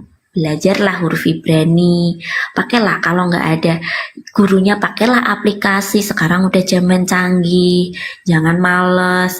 Malu dong sama orang. Saya tuh kadang gini loh Pak mikir, sore-sore saya buka apa namanya, buka pintu rumah, saya lihat anak-anak kecil apa ikut TPQ. Gimana dengan orang Kristen gitu loh, masih udah besar, udah mau ini aja baca Ibrani juga masih belum bisa. Apa itu tulisan? Itu tulisan Arab ya, bahkan ada yang ngomong seperti itu sama saya. Itu tulisan Arab ya? Bukan, itu tulisan Ibrani. Waktu ada orang ke rumah saya gitu, ini kok tulisannya Arab Mbak? Bukan, itu tulisan Ibrani. Bacanya memang sama seperti Arab tapi beda. Tapi karena itulah, itu orang Kristen loh yang ngomong loh, bilang kalau tulisan Ibrani itu tulisan Arab. Karena memang kan hampir sama, alif, ba, ta, za, simha kalau misalkan di muslim. Nah, kalau di kita alef, be, dalet, gimel kayak gitu, hampir mirip. Cuman mereka mikirnya saking-sakingnya mereka kurang pengetahuan. Padahal di kitab suci mengatakan umatku binasa karena kurang pengetahuan. Nah, jangan sampai, kalau saya ya, jangan sampai saya menjadi penggenapan atas isi firman itu. Saya nggak mau. Stop dulu Bu, kenapa kalau di Kristen itu di sekolah mingguan nggak diajarin original text? Kalau Kristen di Indonesia banyaknya begitu, tapi kalau di tempat kami ajarin Pak. Oh. Jadi saya cuman miris aja sama orang-orang Kristen yang lain gitu loh, yang saling menghujat orang Islam, tapi mereka nggak bisa gitu loh Pak. Jadi gampang aja kalau mau debat sama orang Kristen, suruh ngembaliin kata Allah, mereka udah bingung pasti. Karena mereka ya kayak itu loh Bu, kayak Mikana kalau lagi live. Yesus Allah kita adalah Yesus. Itu selalu topik itu. Saya sudah 3 kali atau 4 kali tuh naik di Komal Mikana, sampai Mikana tuh nggak paham saya. Sebenarnya gini, dengan Mikana memakai apa namanya seperti jilbab ya, mungkin maksud Mikana itu bukan apa namanya, mungkin di ayat kitab suci memang ada mengatakan kalau wanita berkerudung itu ada. Cuman kerudungnya bukan seperti Mikana pakai. Tudung Bu, tudung. Iya, tudungnya bukan seperti Mikana pakai. Tapi tudungnya beda Pak. Pokoknya nanti ada lagi, itu namanya sisit. Jadi bukan tudung seperti yang Mikana pakai sekarang atau yang lain-lain itu ada siapa Tuhan. Nah, jadi saya ketawa aja, ini orang gimana Ada di 1 Korintus 11. 1 Korintus 11 nomor 6. Iya, sama bilangan Pak, kalau nggak salah bilangan. Itu mereka pakai, tapi mereka nggak paham gitu, nama Tuhan mereka itu salah gitu loh. Kenapa kok masih dipakai? Sedangkan gini ya Pak ya, bahasa kasarnya nih, mereka mau mengkristenisasi orang, tapi mereka mungkin marketingnya pakai jilbab, pakai tudung. Tapi mereka ngelak kalau itu namanya apa, mereka nggak akan jawab sinsit pasti Pak. Gak akan mereka bisa jawab seperti itu gitu loh. Jadi memang pengetahuan orang Kristen ini yang harus selain ini ya, saya tetap yang harus utama dan terutama itu memang Allahnya ini dulu yang diberesin. Kalau Allahnya dulu diberesin sudah, ini aja saya nggak yakin sudah bisa selesai Pak. Kita udah lakukan 24 tahun loh Pak, ngeri nggak tuh Pak? Sejak Indonesia merdeka Bu, dari tahun 45, kemudian LAI berdiri 54. Ya mulai 54 Bu. Jadi iya itu apa namanya, cuman kan waktu saya pribadi sadarnya kan karena orang tua mengikut apa namanya beliau gitu ya, gembala saya. Waktu saya kecil itu dibilangin itu Dibilangin sama ibu saya gini, kamu kalau doa jangan pakai Allah lagi ya, itu punya orang Islam, katanya begitu. Ibu saya cuma ngasih tahu begitu doang, Pak. Saya nggak pernah lagi pakai kata itu, beneran. Tapi kok sesusah itu ngomong sama orang Kristen di Komal TikTok gitu loh, lebih susah gitu loh daripada ngomongin waktu itu saya kelas 3 gitu loh. Karena ya hal inilah Pendeta Yakub Sulistyo juga banyak sahabat kiai-kiai juga banyak gitu loh yang mendukung beliau, bahkan saat saudara-saudara kita umat Kristen yang ngotot tadi berusaha menyingkirkan kami, saudara-saudara umat Muslim yang yang menolong gitu loh Pak. Jadi itu jujur kita rasain. Jadi ya intinya ibu gini aja, tetap berjuang. Ya ajak mereka kembali kepada terjemahan yang benar, itu aja sih. Tapi betul. Yang ibu lawan adalah lembaga loh. Saya sih udah gini Pak, karena sudah lama, sudah udah kebal gitu seperti yang saya bilang tadi. Mau dibilang apa juga kalian nggak akan bisa jawab itu. Cuma satu pertanyaan saya, Allah itu gelar itu di mana dasarnya? Nggak akan dapat. Udah itu doang pertanyaan saya, mereka nggak akan bisa jawab. Tapi mereka masih muter-muter. Ini. Saya dengerin aja karena mereka nggak bisa jawab satu pertanyaan saya ini. Gitu. Kalau dia belajar dari Kristen Arab yang Muqaddas itu Bu, Kitabul Muqaddas tahun 897 Masehi atau tahun 900-an, Al-Quran duluan lebih ada, baru ada itu mestinya kalau dia mau jujur ya, kata Anwar Chen, kita kan ada Kristen Arab. Nah di sana kan juga bukan gelar, di sana nama pribadi Ismu. Sampai di Indonesia kok berbalik arah, kalau itu adalah gelar. Nah, ini kan juga nggak jujur si LI ini. Ini juga polemik juga Pak. Jadi orang Kristen itu aneh ya kan. Kalau ditanya Tuhannya dari mana, bangsa mana, bangsa Yahudi. Terus ditanya Tuhan pencipta dari mana, agamanya dari mana, dari Yahudi. Terus Yesus dari mana, Yunani. Terus nama Tuhannya dari mana, dari Arab Pak. Kan bingung Pak itu 3 itu, kayak susu berbrand itu loh. Nah itu dia, kenapa mesti ke Arab-Araban ya? Jadi begini, orang Kristen kalau misalkan ada yang jawab seperti itu nih Pak di Komal Pak Handi Selebes ini, misalkan ada orang Kristen ngomong gitu, lah tolok ukurmu dari orang Kristen Arab atau kitab Yahudi. Kalau kitab Yahudi ya nggak ada kata Allah itu nama diri gitu loh. Jadi sebaiknya kalau kita beragama ya yang jelas seperti Bang Zuma ini kan jelas agamanya Islam, akarnya ke Arab. Nah begitu juga dengan kita seharusnya. Kalau kita ngaku orang Nasrani, kalau di Indonesia namanya Kristen, meskipun ini juga polemik juga, saya pusing sampean Pak. Saya tuh kalau ditanya sama orang gitu loh, naik Bu Ayu, oke naik, agamanya apa? Saya jawab kalau sesuai KTP saya Kristen, saya bilang gitu.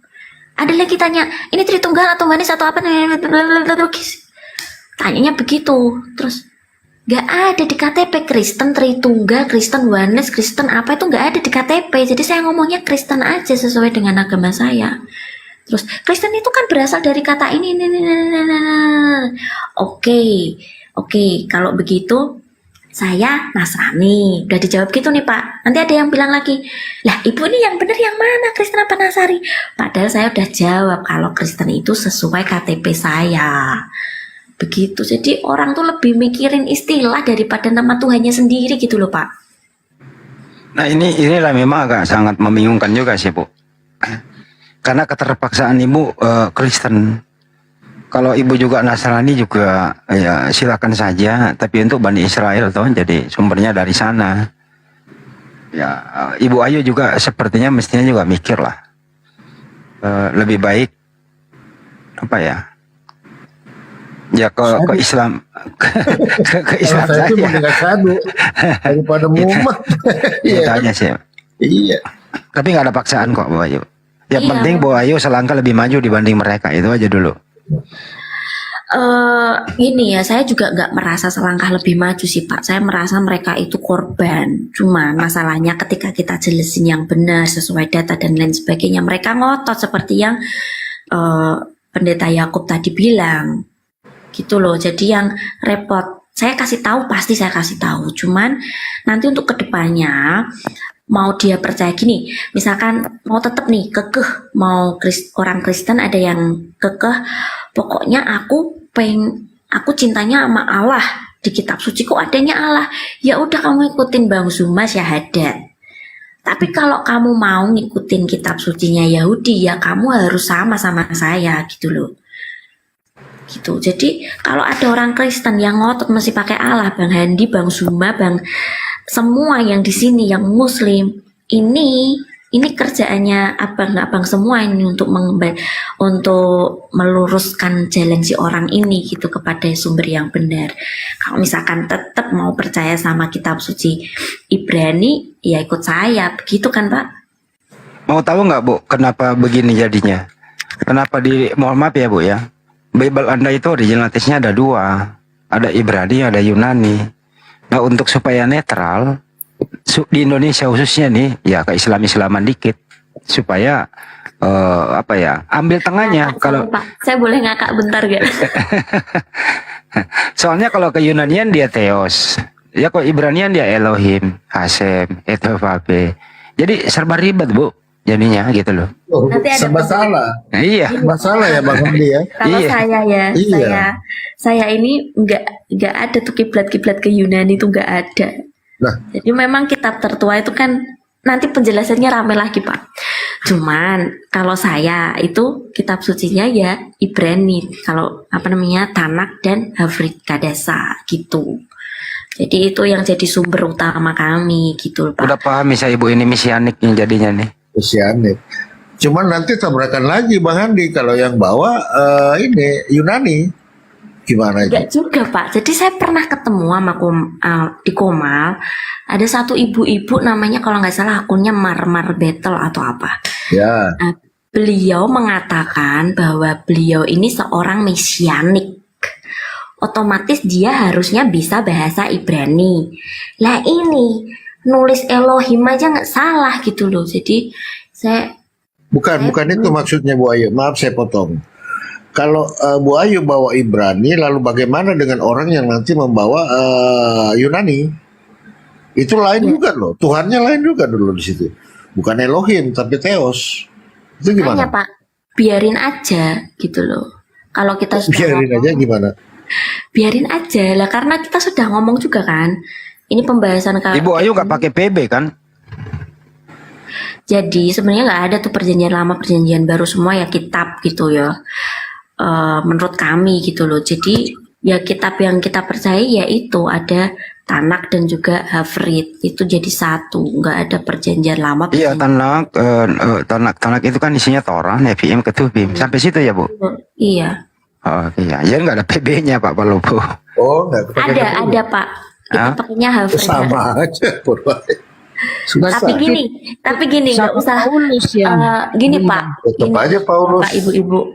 Jadi jangan bingung soal saya yang berbeda gitu, enggak sih, intinya saya itu sama kayak Bang Handi meyakini satu saja, bukan comot sana comot sini comot, intinya begitu Ajaran kekristenannya dari mana?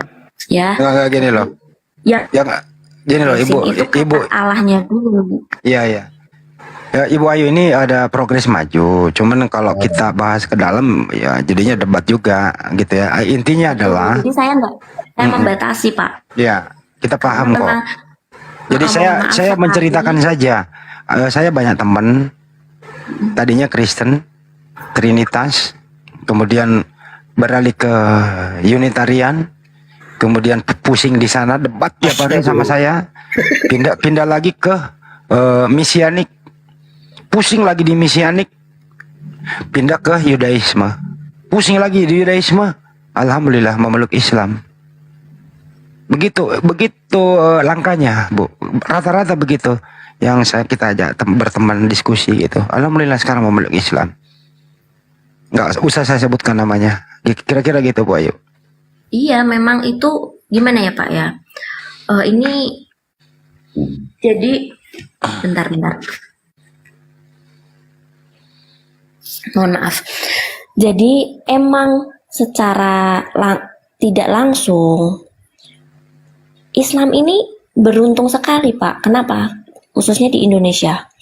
Karena banyak pengikut semu Pak. Jadi orang Kristen kan pakai Allah. Mereka kan percaya sama Allah. Jadi mereka pengikut semu. Meskipun mereka nggak terang-terangan mengakui syahadat seperti itu. Tapi mereka percaya Allah. So, di situ pasti meskipun mereka mendua hati ataupun apa, tapi mereka percaya Allah. Jadi ini kalau saya bilang mereka ini pengikut semu sebenarnya. Jadi kalau bingung, ya saya kan tadi udah ngomong, kalau masih kekeh tetap pakai kata Allah, berarti yang diuntungkan siapa? Umat Muslim tentunya. Gitu loh. Jadi kalau saya pribadi, saya jujur, tidak ada target sama sekali untuk kristenisasi orang ataupun memaksa orang untuk percaya sama saya gitu loh. Ini loh saya yang paling benar. Enggak. Kita ngomong sesuai data aja gitu loh. Kalau memang Allah itu tidak seharusnya di sini. Nama Tuhan kita ini begitu loh. Kita goalsnya tuh cuman di situ doang, Pak. Kalau terima, haleluya. Nggak terima juga haleluya, terserah gitu loh. Oke, kalau begitu. Yang penting hampir 90% yang ada di Republik ini ya Kristen, bukan seperti Bu Ayu. Artinya apa? Mulai dari kecil sudah terdoktrin nama itu, dan nama itu dipakai, disalahgunakan. Bahkan dia nggak menyadari ada dua kelompok di sini, Bu. Sebenarnya ada yang ikut-ikutan saja jadi korban, ada juga orang yang sudah mengerti tidak mau jujur karena takut pecah piring kata Ibu tadi. Jadi ada dua. Target Ibu yang mana, Bu? Gimana Pak? Maaf Pak. Jadi ada dua golongan. Ada yang ikutan-ikutan saja, mempergunakan kata Allah itu nggak ngerti sama sekali. Ada juga golongan yang udah ngerti tapi nggak mau jujur, takut pecah piring kata Ibu Ayu. Sasaran Ibu yang mana? Bingung kan? Saya bingung Pak kalau gitu. Jadi ya kita menyampaikan aja gitu loh. Kan ini kebenaran. Kebenaran kan memang harus disampaikan. Hanya itu saja sih. Kalau misalkan ada oknum, kalau saya mikir juga orang di Komal aja Tritunggal sama Oneness sama Unitarian sama Dwi apa saya nggak hafal Pak, jujur Pak, karena pendeta saya nggak pernah ngajarin itu. Jadi itu aja udah polemik gitu loh. Apalagi kalau sasaran saya yang mana ya, nggak ada sasaran seperti yang saya bilang tadi, nggak ada target. Yang kita lakukan cuma apa? Nyampein kebenaran, jujur doang udah. Kita nggak mau kamu harus ikut aku loh, kamu tuh salah loh, nggak boleh seperti itu.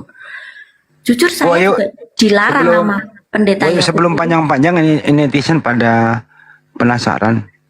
Ibu Ayu memandang Yesus Amasia itu sebagai apa sih? Nah, di sini saya tidak mau jawab karena ini kita udah berbeda rel ya Pak ya. Jadi saya nggak mau. Oke. Maaf ya penonton, Ibu Ayu belum bisa merespon itu ya. Next. Ya nantilah. Kita tunggu bulan depan, insya Allah Bu Ayu. Saya berjuang udah dari lama Pak, ini aja belum clear Pak, bantuin saya Pak. Saya bantuin Bu. Nanti saya insya Allah kalau Ibu sering-sering naik ke sini, saya bantu Ibu asyhadu, betul. Benar Bang Adi? Yes sir. Yes sir. Terima kasih nggak akan ketemu Bu Ayu, nggak akan ketemu perjuangan itu selama masih percaya kejadian sampai wahyu. Nggak akan ketemu barang itu, percaya sama saya. Saya turun loh Pak Palopo, saya cinta damai soalnya kalau mau debat sama konten nggak apa-apa, saran-saran aja Bu, saran aja. Karena Ibu maju ke sana, saya Bu. Ibu maju ke depan, dihantam di belakang. Ibu lari ke samping kiri, dihantam samping kanan. Itu konsekuensi yang Ibu harus jalani. Gitu Bu. Tadi Ibu bawa Ibrani, lalu makanya saya tanya, ketika orang yang membawa Yunani gimana? Ayo. Juga protes juga, makanya itu protes juga ke Ibu. Begini, orang nyampein kebenaran itu gini Pak, seperti bapak-bapak yang ada di sini pastinya kan ingin menyuarakan kebenaran, betul nggak? Betul. Nah, kalau saya ingin menyuarakan kebenaran aja, udah jesit. Jadi cuma ingin menyampaikan kebenaran. Kalau misalkan merasa diri saya benar, saya enggak. Jadi kalau kamu nggak percaya saya, it's okay, nggak apa-apa gitu loh. Jadi itu hak asasi manusia lagi, balik lagi ke situ. Kesimpulannya gini loh Bu Ayu. Kesimpulannya gini loh, ini hanya edukasi sepanjang perjanjian utama Yudaisme di Yeremia 31:31 itu perjanjian utama. Perjanjian baru Bani Yakob. Tanah itu Torah, Nevi'im, Ketuvim dicampur dengan yang ada Yunaninya itu, saya nggak usah sebutkan apa, yang didominasi oleh tulisan Paulus, itu dicampur satu buku. Sepintar-pintarnya orang membaca itu tidak akan menemukan kesimpulan yang permanen. Dia ke Yunanian, dia bisa salah. Dia mau disebut Nasrani, ya enggak juga. Mau disebut Yudaisme, ada PB yang ganggu, jadi nggak bisa nemu Bu Ayu. Ya, salah satu jalan keluarnya adalah Asyhadu. Ya itu dia. Di sana. Tapi selamat, kita hargai Bang Andi perjuangan beliau ini ya. Kita hargai, mudah-mudahan lah. Ya Tapi itu tadi kesimpulan saya bahwa Bu Ayu maju lebih selangkah. Semoga kedepannya lebih baik. Itu sih dari saya Pak Palopo. Makasih. Ya. Yang Gitu bilang ya, saya Bu Ayu, sesat itu malah dari ini Pak. Yang sering, jangankan Bapak Handi sama Bapak Palopo nyuruh saya buat ucap kalimat syahadat. Orang Kristen itu loh sering ngatain saya sesat, udah biasa banget. Jadi Enggak, karena Ibu ini mereka- Kristen atau apa? Nah kan Bapak Palopo aja juga bingung. Iya, saya bingung Ibu. Nasrani. Oh, Nasra. Kalau di KTP Kristen Bapak. Heeh. Itu ya. Jadi kita bekerja sama saling membantu untuk kepentingan ini gitu. Jangan sampai ini terus berlangsung lama lagi karena ini fatal gitu loh. Jadi Gini loh Bu ya, kalau Nasrani mestinya PB nggak dipakai. Tapi mohon maaf, Nasrani itu adalah kaum Hawariyun dari Nazaret, tempat asalnya Yesua Amasya untuk Bani Israel. Memang sesudah Nabi Musa ada Yesua Amasya, itulah Nasrani di situ. Nasrani itu adalah pengikut Yesua Amasya waktu Yesua Amasya masih mengajar di muka bumi untuk Bani Israel juga. Jadi betul, Pak bukan Hadi. untuk orang Indonesia. Saya kan gini, saya Salah Bu Ayu. saya punya gini Pak, saya nggak mau bahas ke situ karena kenapa? Pasti nanti akan ada diskusi yang lain lagi gitu loh. Jadi saya nggak mau jawab. Bukan Jangan saya, dijawab Bu, jangan dijawab, jangan ditanggapi. Cuma masukkan aja. Enggak, saya paham kok Pak. Jadi sebisa mungkin saya menahan diri untuk berkata seperti itu gitu Pak. Jadi bukannya saya nggak mau jawab atau nggak mau tanggapin. Saya sudah paham iman percaya saya gitu. Di sini saya itu tadi tujuannya cuman mau nyuarain kebenaran aja. Nggak semua hal juga harus saya sampaikan di sini karena yang benar menurut keyakinan saya tidak sama seperti keyakinannya Bang Handi dan Bang Palopo, Bang Zumba, murid dan lain-lain. Kita punya beda keyakinan nggak masalah. Yang masalah itu kalau dicampur-campur jadi Kristen. Gini aja intinya, kesimpulan sebelum usai. Intinya adalah jangan sampai jangan sampai, itu aja Bu Ayu pesan saya. Jangan sampai, kan hidup ini cuma sekali loh ya. Jangan sampai salah Tuhan, salah sembah. Itu aja dulu. Nah, itu dia tuh. Kedua, jangan sampai juga ada makhluk yang pernah nongol di muka bumi itu termasuk kategori Tuhan. Jadi bedakan saja antara yang mengutus dan diutus, itu dulu. Nah, itu. Yang penting itu. Itu basicnya Bu. Basic. itulah Pak, tolak ukur keselamatan orang itu kan berbeda gitu loh. Jadi saya nggak mau tanggepin ini Pak Andi ngomong gitu loh. Nah, itu gitu ya Pak ya. Bu Ayu ini gini loh. Susah kena pancingan ini Bu ini. Ada satu pendirian gitu loh. Iya. Tapi Bu Ayu tahu kan? Bu Ayu tahu kan antara pengutus yang diutus beda kan? Tahu kan? Kagak mau jawab Pak Palopo. Itu keyakinan saya Pak Palopo. Iya, Bu, iya ya. Oke, terima kasih semuanya. Salam kenal. Oke, Bu. Makasih. Saya izin turun ya, Bang Fandi. Iya. Matur nuwun sangat nggih, Bu. Sami. Sami-sami. Nah, itu gimana Bang Handi? Saudara-saudara semua, kalau semua orang Kristen dibaris untuk masuk menjadi Islam, Kristen jumlahnya misalnya 2 miliar, orang Kristen yang paling terakhir masuk Islam itu ibu yang tadi itu. Sulit ya. Itu pun dia masuk Islam udah dirantai tangannya, udah dirantai lehernya, sepatunya udah pakai sepatu besi, diseret pakai mobil truk 100. Baru bisa masuk Islam, itu pun baru KTP, hatinya kepalanya kagak. Ini manusia yang paling susah dapat hidayah itu dia. Jangan Anda salah. Setuju. Bukan justru dia yang mudah di Kristen kan, di Islam kan tidak. Manusia yang seperti inilah yang paling susah mendapatkan hidayah. Kenapa? Karena percaya diri terhadap keyakinannya yang miliknya orang. Dia menuduh Kristen Indonesia salah karena mengambil kata Allah. Lupa kalau Kristen dia pun mengambil dan mencuri kata Tuhan agama Yahudi. Itu yang benar tuh. Lebih parah, dia sama seperti konsep Paulus. Dia ini Paulus baru nih, cuman modelnya model sekarang. Dia ini yang mendirikan agama baru.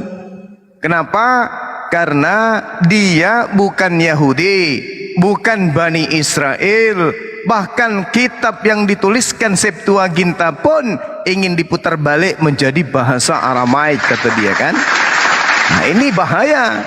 Belum lagi dia tidak mengakui adanya kitab bahasa Yunani. Padahal penulis kitab kanonik itu, kanon, iya betul, itu menggunakan bahasa Yunani. Tapi dia kekeh ingin dianggap sebagai domba. Lebih berat. Jangan Anda, teman-teman, dia santun, memang orangnya baik, santun, baik, tulus, tapi ada sesuatu yang dia tidak sadari. Nah, beliau naik lagi kembali.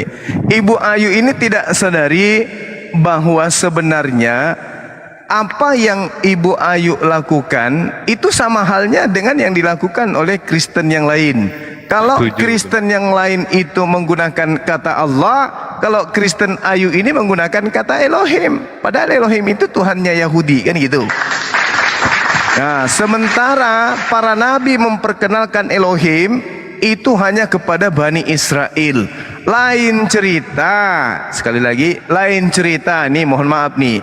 Kalau Ibu Ayu Kristennya itu, menyebut Elohim itu mengikuti semua syariat-syariat Yahudi, tidak mempertuhankan Yesus, tidak mengkitabkan perjanjian baru, dia adalah budak yang dibeli, dia adalah orang non-Yahudi yang hidup di tengah-tengah mayoritas Yahudi.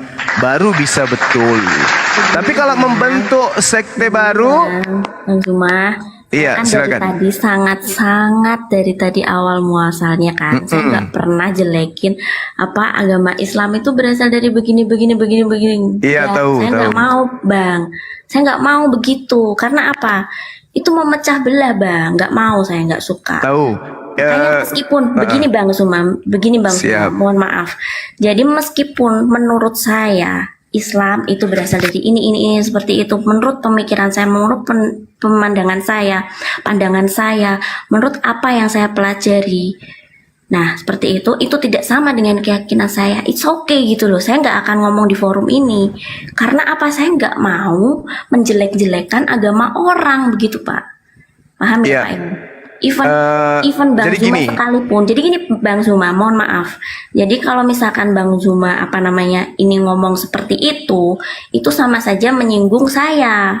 Karena bukan seperti itu yang saya bilang. Iya, sama. Ketika Ibu mengatakan bahwa berdebat itu juga menjelek-jelekan agama orang lain, itu juga Ibu menyinggung saya. Seakan-akan saya menjelekkan agama orang lain. Padahal bukankah kebenaran itu diperintahkan untuk dibuka dan disampaikan? Kapan Bang Zuma menjelekkan saya? Bukan. Saya hanya mengatakan. Kapan saya menyinggung Bang Zuma? Begitu Bang. Saya nggak mau Enggak. Saya Begini, hanya Bang Zuma, menyampaikan. Tidak mau ada ganjalan. Jadi saya ini tidak sama sekali ingin mengislamisasi ataupun apa itu, nggak mau saya. Seperti Bang paham, Zuma Ibu. tadi. Begini Bang Zuma, tadi Bang Zuma ngomong katanya Ibu Ayu ini yang paling susah dapat hidayah. Hidayah orang itu berbeda-beda Bang. Nah itu dia. Jadi Hidayah aja Anda nggak bisa artikan kan? Begini, Bang, Kenapa? Karena tak ada ilmu. Itu sih kalau menurut saya. Nah, ini kan Bang Zuma ngatain saya tadi nggak ada ilmu, terus saya katanya tadi bukan orang Kristen, terus saya Anda tadi Kristen. agama Saya tidak mengatakan Anda bukan Kristen. Ibu ini orang Kristen tulen. Begini Bang, mohon maaf. Gimana? Tadi saya sudah mencatat mendengar Bang Zuma ini sudah ngomong saya ini begini. Saya nggak mau balas Bang Zuma ini ngatain saya, enggak. Cuma di sini saya pengen lurusin, saya mau toleransi aja deh Bang, gitu loh. Ya, Jadi di sini apa yang juga saya kita sedang percayai, bertoleransi, Ibu. Begini Bang. Sekarang gini, kalau saya tanya ke Ibu Ayu, Kalau kira-kira toleransi kalau tidak Ibu mungkin. tidak menyebut Tuhan Anda dengan sebutan Allah, tetapi Anda menyebutnya Elohim, apa betul itu adalah Tuhannya Anda? Kan bukan. Nama Bukan. Tuhan Anda itu, dengarkan saya Bu Ayu.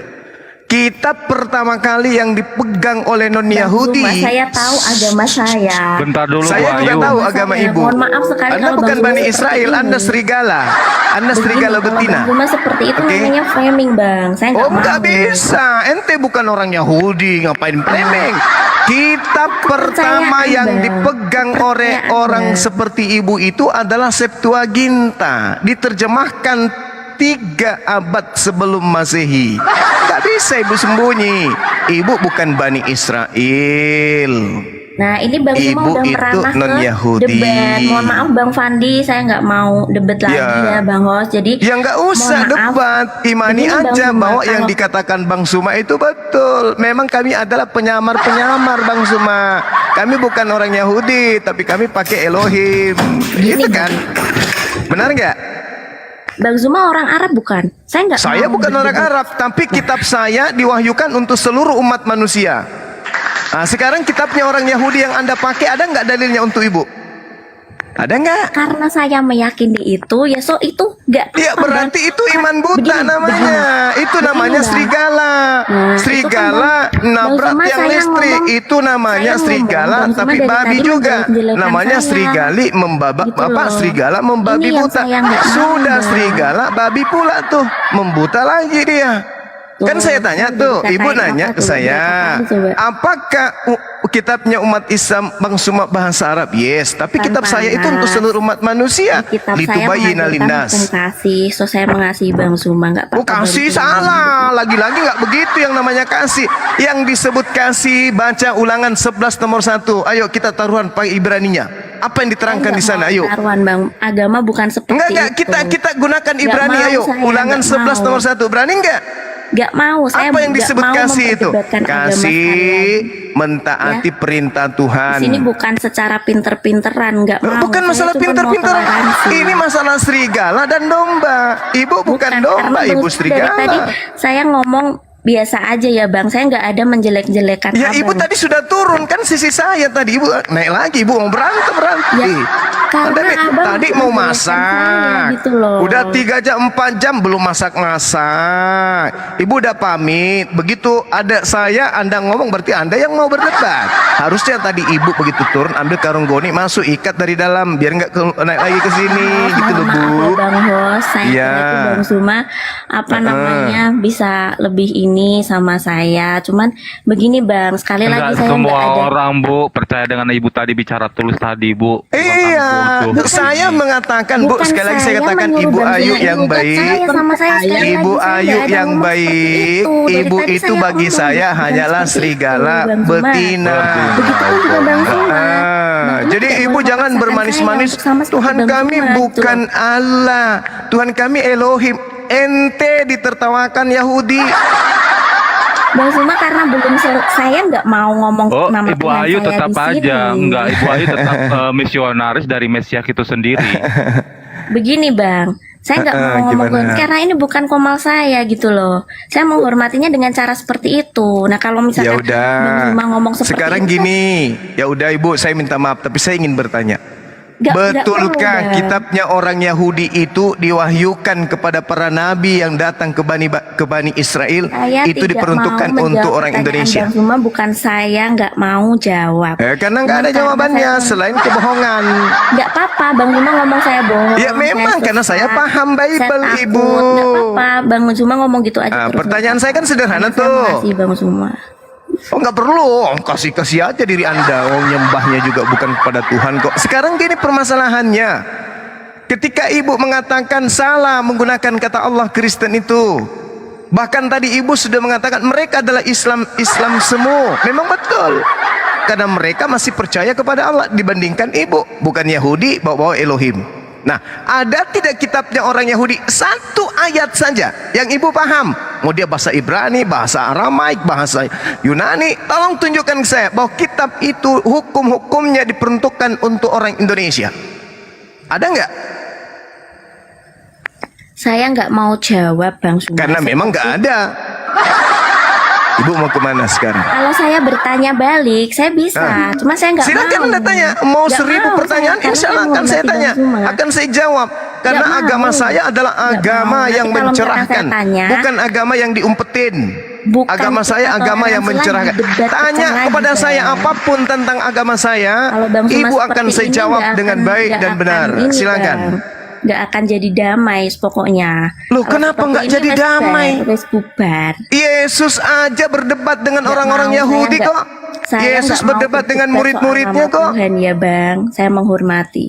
Oke? Waduh, ibu nggak menghormati itu namanya. Ya silakanlah dengan tipikal ibu silakan. Tapi saya hanya mengingatkan ke ibu bukan domba. Saya juga mengingatkan ke Bang Zuma, kalau Bang Zuma ngomong sama orang gitu ya, menurut Bang Zuma tidak menyinggung, tapi itu sangat-sangat menyinggung. Padahal saya dari awal sudah bilang saya nggak mau. Loh, Ibu jadi kritis. Katanya kasih ibu. Yang namanya kasih itu, yang namanya kasih mengajarkan kebenaran kepada orang lain. Nah, mengajarkan kebenaran bukan menyalahkan, memaksakan, Saya tidak memaksakan menyalahkan, orang lain. justru saya minta tunjukkan di dalam kitabnya Yahudi yang katanya ibu Saya ngajar tidak mau Ibrani. berdebat dengan Bang Zuma. Alef, Dalet, Gimel.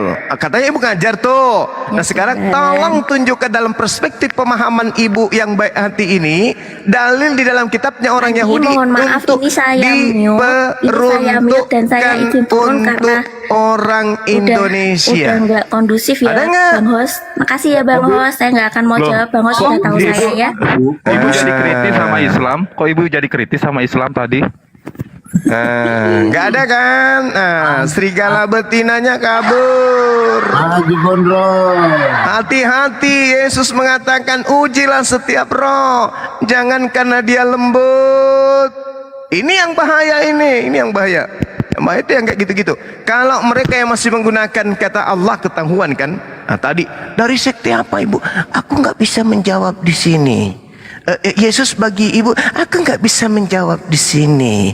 Terus bagaimana dengan perjanjian baru yang adalah bahasa Yunani? Aku nggak bisa menjawab di sini.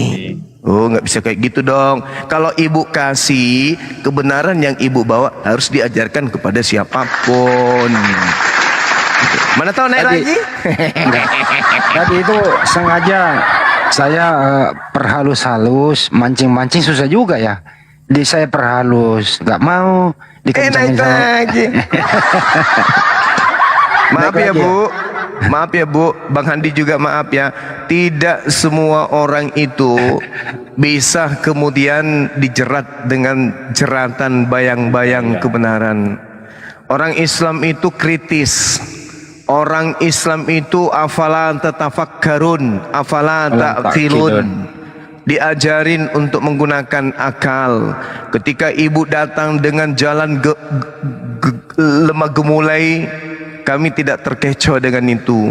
Ibu menyalah-nyalakan saudara ibu yang menggunakan kata Allah, meminta kami berjuang kemudian untuk memperjuangkan itu, kami berterima kasih banyak. Tetapi yang perlu saudari pahami, wa man azlama mimman iftara 'alallahil kadhiba wa huwa yud'a ilal Islam. Orang-orang yang sudah datang Islam kepadanya tapi tetap ngotot tidak Islam bagi kami, itu adalah pembohong, itu adalah pendusta. Itu kaidah di dalam agama kami. Mereka adalah orang-orang yang zalim. Apa pembuktiannya? Satu pertanyaan sederhana. Anda belajar Ibrani, ngajarin murid-murid Ibrani. Saya minta, yuk mari kita kaji ulangan 11 nomor 1 dengan menggunakan kaidah bahasa Ibrani lengkap dengan nikutnya. Tapi Anda tidak mau. Kenapa? Karena takut kemudian helmnya kebuka. Takut pecah piring. Tadi kan saya pancing banyak, sepanjang ibu pakai PL dan PB atau perjanjian baru Yudaisme, Anda gabung dengan Yunani, Anda nggak bisa kemana, maju kena mundur kena. Sebenarnya itu penekanannya di sana. Betul itu Bang Handi. Orang Yahudi, agama Yahudi bukan agama syiar. Potong jari saya 1 dan potong jari Anda 3. Kalau ada kemudian agama Yahudi itu syiar, nggak ada. Nah sekarang ente bukan Bani Israel. Adakah orang Israel yang datang membuat Anda menjadi Yudaism? Tak ada. Berarti Anda sendiri yang loncat masuk ke dalam pagar rumah orang. Maling itu namanya. Maling. Itu namanya maling. Jadi Ibu Ayu menarik. Ya, menarik tadi gimana? Bang Suma. Ketika Abang tadi menganalogikan, ketika semua Kristen disusun, ya, yang paling belakang masuk Islam itu yang kayak Ibu tadi. Ya gimana itu Bang? Itu putus di situ tadi. Gimana? Ya, maksudnya gini loh. Maksudnya gini. Kita melihat ada seorang anak yang kemudian diantar melewati sebuah sekolah anak TK. Anak ini dipegang sama ibunya kemudian melewati sebuah sekolah ya TK taman kanak-kanak. Di dalam sekolah tersebut, taman kanak-kanak ini sedang bermain riang. Di situ ada mobil-mobilan yang bagus sekali. Kemudian anak yang tidak terdaftar di sekolah tadi lewat di situ kemudian merengek ke ibunya. Mama, aku mau mobil-mobilan itu, Ma. Jadi dia nangis sekencang-kencangnya, guling-guling dia. Yang tadinya dia perawakannya perempuan, guling sampai dia dewasa berguling-guling begitu besar jadi bom-bom. Itu tidak akan pernah bisa ente dapatkan. Ente bukan terdaftar sekolah di situ. Habis itu datang di kita. Dulu waktu saya kecil, saya sekolah di TK, nama TK-nya ini. Oh ya? Iya, nama kepala sekolah saya ini. Oh yes, begitu dicari di sana datanya nggak ada namanya. iPhone. Parah itu parah. Parah. Baju kogondrong. Cilak ke botak balas ya narik. Jadi ini tetap ya Bang ya, misionaris dia memanfaatkan Islam untuk terus bertempur dengan kata damai debat seperti ini kepada Tapi orang. ini loh, izin loh. Tadi saya sebenarnya nanya halus-halus, mepet halus-halus gitu loh. Tapi Iya. tetap juga memang orang kayak gini ya nggak mau dia masuk ke dalam untuk membahas itu. Iya, Ibu Ayu hati-hati masaknya Ibu, nanti tangannya yang direbus. Mending Ibu tidur aja dulu. Tidur aja dulu dan sadari, wah bahaya ini kalau ada Bang Suma ini, jangan berkali naik ke atas nih. Ibu ingin mengkikis orang-orang Kristen agar menyebut nama Elohim. Bagus, niatannya bagus. Itu sangat luar biasa sih menurut saya. Patut diberikan permen kaki. Ada kan permen kaki Bang Handi, ada ya? Anak kecil tahu kan permen kaki kan? Iya. Ada sticknya ada. Ada kan yang dijual Ntar dulu, 100 Banyu, masih tiga dulu ya luruskan. kan? Tapi Tadi Anda- permen kakinya kaki jumbo. Iya gimana Bang Handi? Jadi netizen saya nggak pernah kejebak oleh siapa-siapa. Tadi saya itu metode saya ambil bawanya dulu, mancing sedikit demi sedikit. Kemudian ada pertanyaan signifikan itu loh, antara menggabung PLPB, ibu mau kemana, itu satu. Kedua, Nasrani itu apa? Saya udah jelasin tadi loh. Nggak ada tanggapan. Yang paling signifikan itu loh, ibu memandang Yesua sama Sia seperti apa sih? Itu kan standar loh. Tapi tunggu dulu Bang Handi. Saya mau mengucapkan terima kasih kepada saudara saya dari Munte Sulkifli. Rajin kali dia. Apa itu? Stikernya rajin kali dia. Oh, Masya Allah. 1.300 manusia di YouTube Sulkifli Mabas. Ada 500 yang kirim stiker, tapi dari Monte aja sendiri. Bagi dong. Iya. Jadi gitu ya, saudara-saudaraku yang saya kasihi, kita menghargai perjuangan saudara kita Mbak Ayu dan Pendeta Subagio yang telah kemudian ingin menyuarakan, bahkan Pendeta Sulistio Yakob. Biarin aja, sama aja pun. Subagio. Jadi ada O-nya, ada O-nya udah ada. Ya, Pendeta Mas Bagio itu sering menyebut-nyebut nama saya juga. Kalian tidak akan pernah bisa mengalahkan Bang Suma berdialog selama kalian masih menggunakan kata Allah, kan gitu ya, menurut Pendeta Mas Bagio. Tapi saya tahu tujuannya itu dia ingin mencari orang-orang Kristen yang menjadi pengikutnya. Ujung-ujungnya itu juga, ujung-ujungnya subale tununa campur dange pelah. Maju ke gondrong, balas kucila. Terjadi bahasa Indonesia tuh, ikan bakar campur kue apa ya namanya itu ya? Dange panas. Ya. Sagu panas, papeda. Ini teman-teman, tenang. Ini adalah persaingan antar dompet. Tenang. Semakin banyak yang menjadi pengikut menyebut Tuhannya dengan sebutan bom-bom, maka semakin banyak yang akan memberikan stiker. Biasalah itu, kita paham kok, ngerti kok itu kita. Mau masuk Islam, di Islam tidak ada perpuluhan. Jadi kita bikin kegiatan baru aja. Apa itu? Menyebut nama Tuhannya Yahudi. Begitu sampai ke Yahudi dikasih ludah.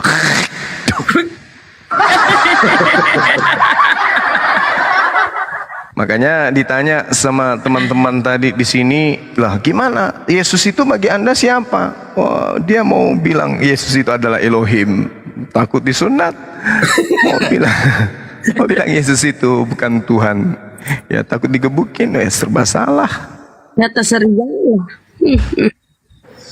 Dengar kok itu host.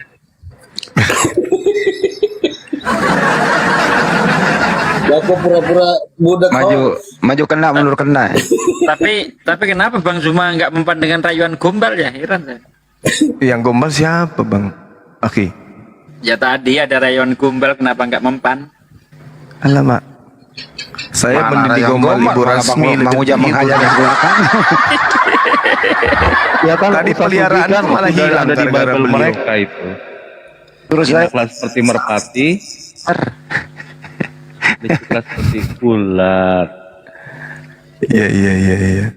Masya Allah. Makanya saya tanya Bang Zuma, Anda mau apapun, maju kena dihantam di belakang kan, belok kiri dihantam di tengah. Iyalah. Hantam belakang itu Pak bom bos. Hantam belakang. Aduh, kasihan. Wih, makasih Dali Munte. Masya Allah. Tidak ada yang terhipnotis. Enggak. Allahu Akbar, Masya Allah. Silakan kalau ada saudara-saudara kita Oten yang mau belajar. 2024 tahun masa kelam.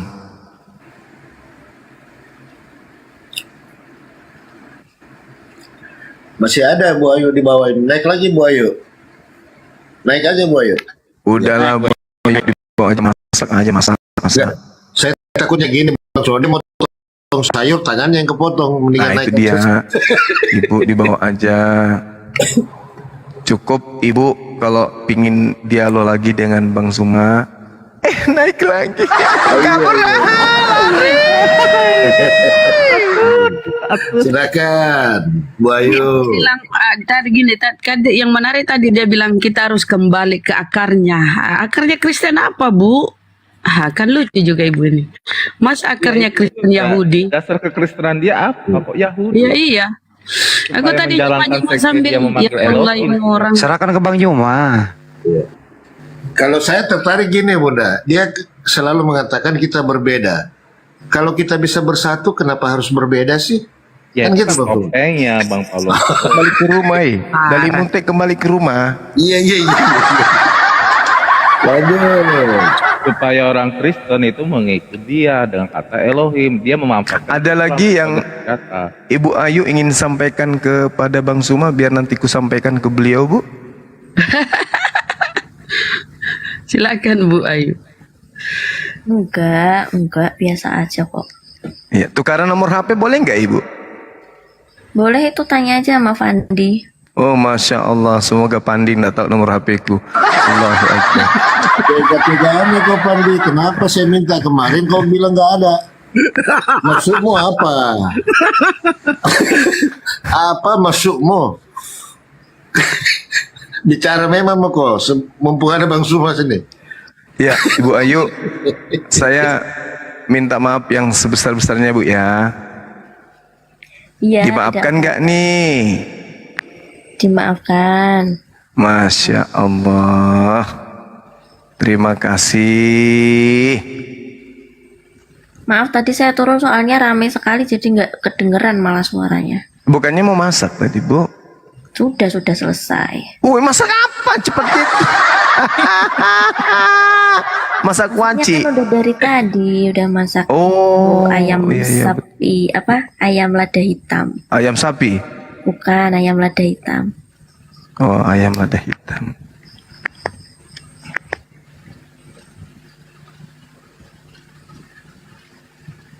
Kita diskusi santai aja. Artinya kan di sini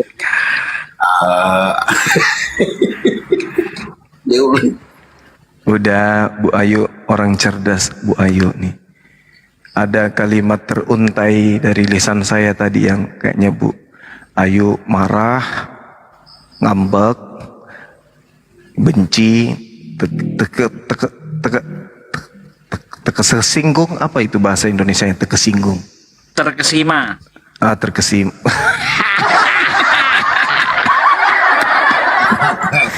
Bukan. Iya.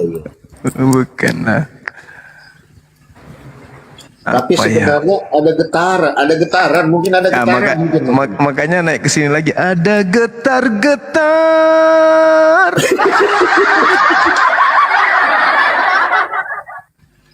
Bercanda ya Bu Ayu. Iya, santai aja Bang. Iya. Usia Bu Ayu berapa kalau boleh tahu? 32 tahun. Oh, kebalik dengan usia saya, Masya Allah.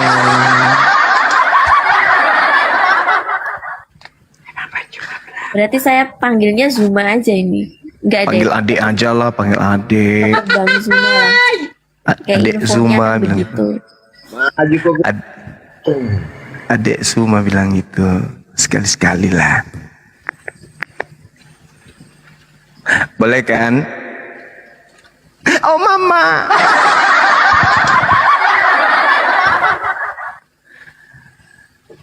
Oke, dilanjut teman-teman. Mungkin ada yang ingin diperbincangkan lagi dengan saudari kita. boleh silakan mungkin ya ngobrol santai aja Pak. Ya, Ibu Bunda Rahma. Ya. Iya. Bunda Rahma. Biar sama ibu-ibu deh. Ya sama-sama ibu-ibu ya. Standby. Dia tidak mau diskusi gimana dong? Iya, saya nggak mau diskusi, kita mau ini aja. Oke. Silakan. Tapi saya mau penasaran nih, apa sih maksudnya akarnya kita ini, kembali ke akarnya. Dan Anda memakai Ibrani, memakai Elohim. Akarnya Kristen itu apa sih, Bun? Ya saya nggak mau jawab aja, Bun. Pokoknya saya nggak mau diskusi. Saya mau diskusi itu aja deh, masak apa gitu. Nggak mau diskusi Mbak Ayu. Nggak mau diskusi saya, nanti ricuh lagi Bu, mohon maaf ya. Ya jangan naik di komal ini dong, ini kan komal diskusi. Ya, soalnya tadi saya disuruh naik sama moderator siapa tadi? Nggak apa-apa naik ke sini. Mana tahu cakupan dari pengajaran dan pelajaran yang bertahun-tahun beliau anut, kemudian ya yang tadinya berada paling belakang dengan mengenal kita yang ada di sini, apalagi dengan sentilan-sentilan saya, tiba-tiba dia berada paling depan. Hidayah itu kan hanya milik Allah. Hidayah itu apa? Hidayah itu kelembutan hati menerima sebuah kebenaran, kan gitu. Apalagi kalau sudah dikatakan tunjukkan dalilnya di kitab yang Anda pahami dalam bahasa akarnya. Ada nggak dalil itu dipetujukan kepada orang Indonesia di luar Yahudi? Itu ada namanya Ayu juga itu di bawah. Tapi penasaran, Bun. Oh itu Bun. Ayu ini, Ayu yang itu teman saya. Nama lengkapnya itu Ayu Ruddin. Ayu Ruddin itu laki-laki, enggak? Menurut Ibu, siapa yang disalib, Bun? Percaya juga penyalibannya. Siapa yang disalib? Yudas apa Yesus ya, Bun? Bu Ayu ini maunya bahas soal masak. Oke lah saya yang nanya Bu, kalau Anda ini masak babi itu pernah diajarin Yesus nggak Bu? Jijik kabur. Tuh kan, diajak ngomong soal masak nggak mau, gimana? Dia marah karena temannya yang namanya Ayu, gue sebut Ayu Ruddin, dipikir dia. Allahu Akbar, Masya Allah. Banyak juga yang bernama Ayu di bawah ya. Bom badannya besar, kepalanya ikut lebar. Ya teman-teman Kristen, ada yang mau naik? Silakan. Manusia kowar akalnya cuma sebiji. Ya, kebenaran harus kita sampaikan ya. Jangan dia tadi mau membungkus apa ya? Membungkus dengan kata-kata manis. Iya. Itu ada yang mau naik, Bang? Masya Allah, sahabatku dari Montes Zulkifli. Nggak ada yang terhipnotis, Bang.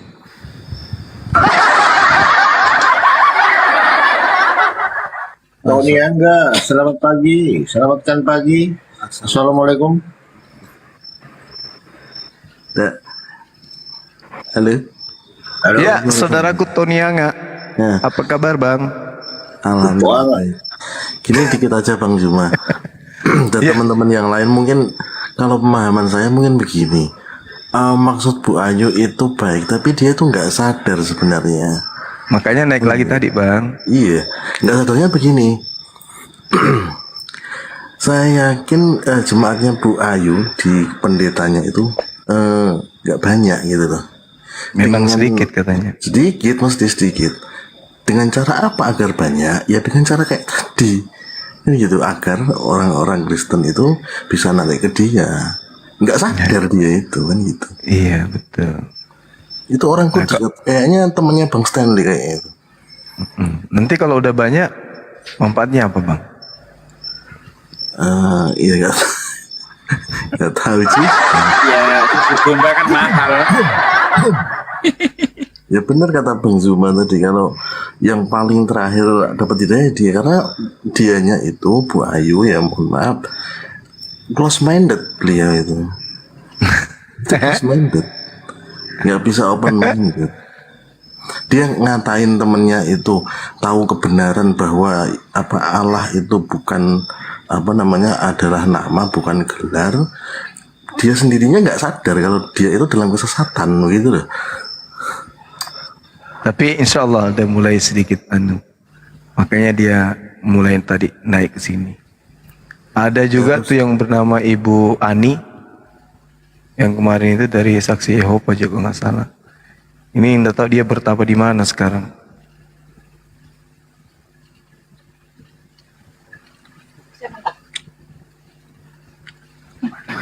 Ya, gitu aja mungkin sih Bang. Iya, makasih Bang Yangga. Naikkan selamat. Di mana Bang? Di Surabaya? Saya Kudus Bang. Kayaknya tadi Bu Ayu itu juga Kudus deh. Kelihatannya sih. Semarang ya? Semarang. Tadi kata Bang Stanley bilang kalau dari Kudus, katanya gitu. Bener nggak Bu Ayu itu di bawah?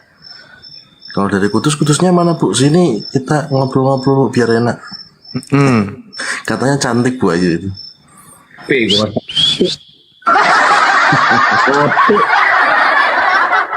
Ini saya tak kasih gambaran ya, tak kasih. Apik kok Mas. Makanya saya panggilin dia ustazah. Kalau dia naik calon ustazah. Kalau saya panggilnya dia itu. Lagi, Mas. Ini kayak gini nih. Beda tipis sama ini. Tipis banget sampai mudah sobek. Ini siapa? Sesuatu. Kalau mau lihat Bu Ayu kayak gini mukanya Mas. Gantungan kunci atau apa ini? Gantungan kunci. Kalau mau lihat mukanya kayak gini. Kalau pakai hijab. Gini loh. Wes ya, teman-teman di bawah wes ya. Tak tutup ya. Tutup aja Bang. Yang minta siapa juga dibuka. Dan aja. Yuk, hotel kembali naik. Masalahnya gini loh Bang, nanti kan ketika kita reunian di sana kan gitu ya, orang-orang Kudus kumpul semua. Nah ini nyari-nyari yang cantik namanya Bu Ayu nggak ada gitu. Kan kasihan. Mungkin lagi di masjid ngajar Iqra. Nanti kan? Mana ada masjid juga. Hotel silakan naik. Ya udah, makasih semuanya. Assalamualaikum warahmatullahi wabarakatuh. Waalaikumsalam. Waalaikumsalam warahmatullahi wabarakatuh.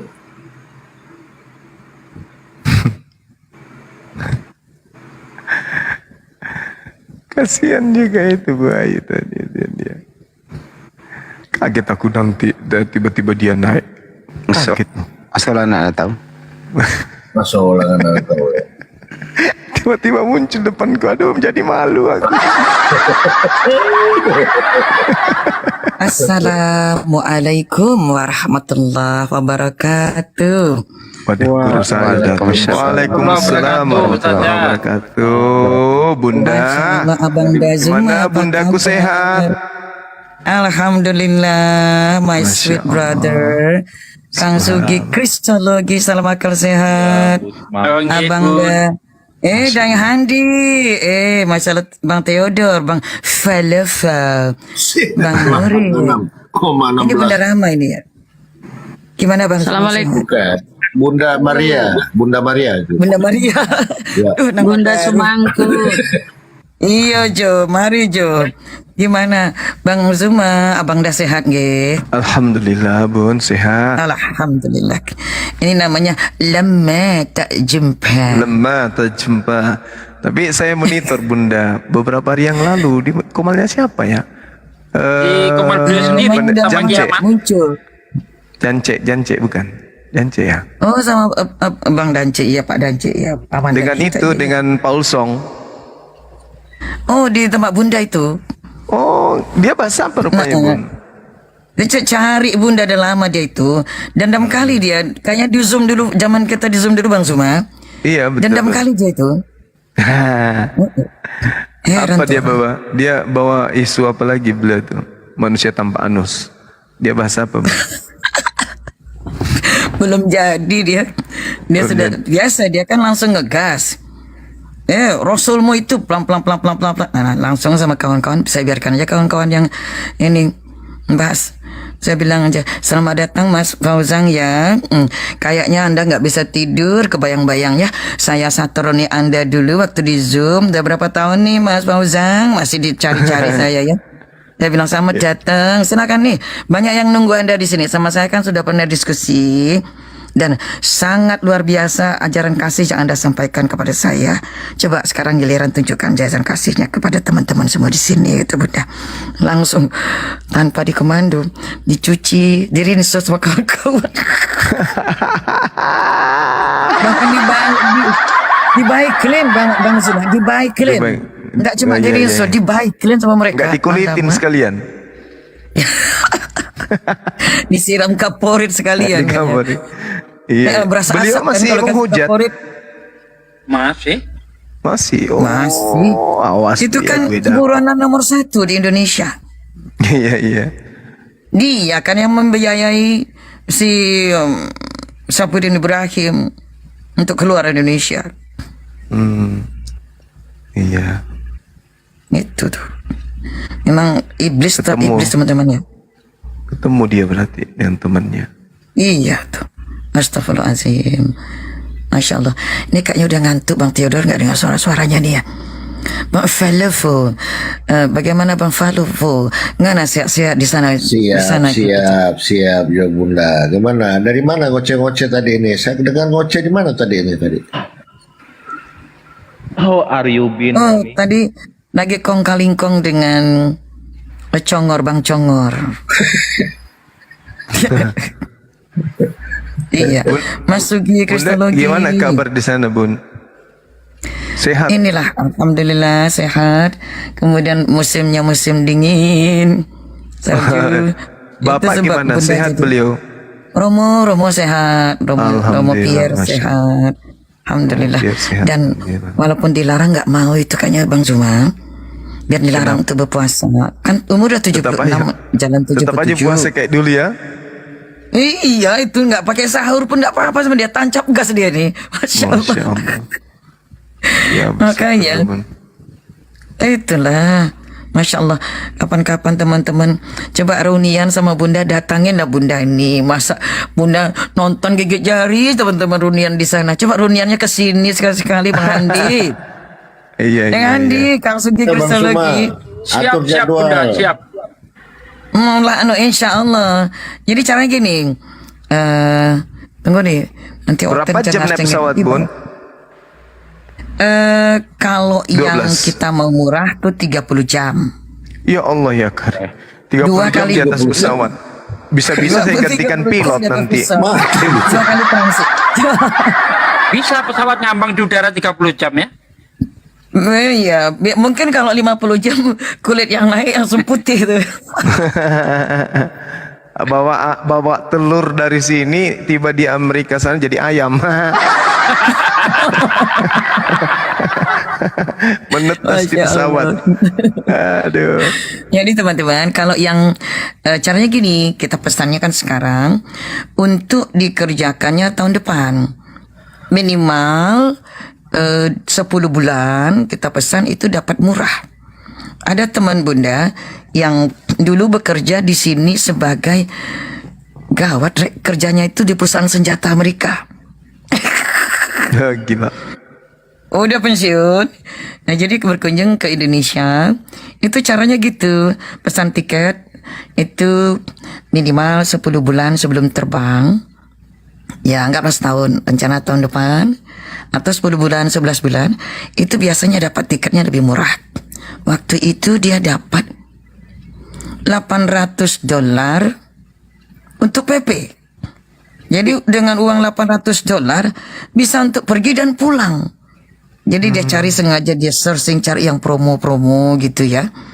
Bisa, banyak kerjanya gitu. Kali 14 rek. Gimana Bang?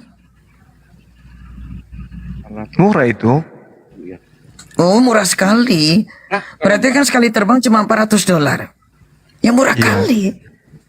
Nah, caranya Banyak begitu duit sampai itu sini. Bunda, 11 juta.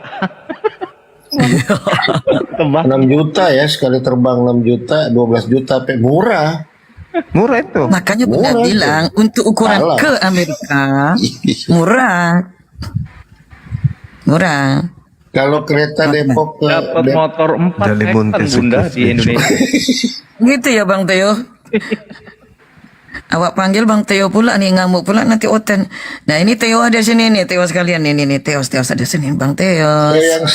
kalau yang standar pun berapa, Bu? Yang pesan mau berangkat. Oh standar itu kalau pergi dadakan kayak Bunda dulu kan perginya pergi dadakan. Dadakan tuh artinya 3 bulan tuh termasuk dadakan. Nggak ada tiket murah 3 bulanan. Itu termasuk pergi biasa gitu. Nah itu $2,000 dengan dengan Bunda Semangkot di mana? Di Washington DC ya, Washington DC. Oh, coba saya klik ini. Washington DC.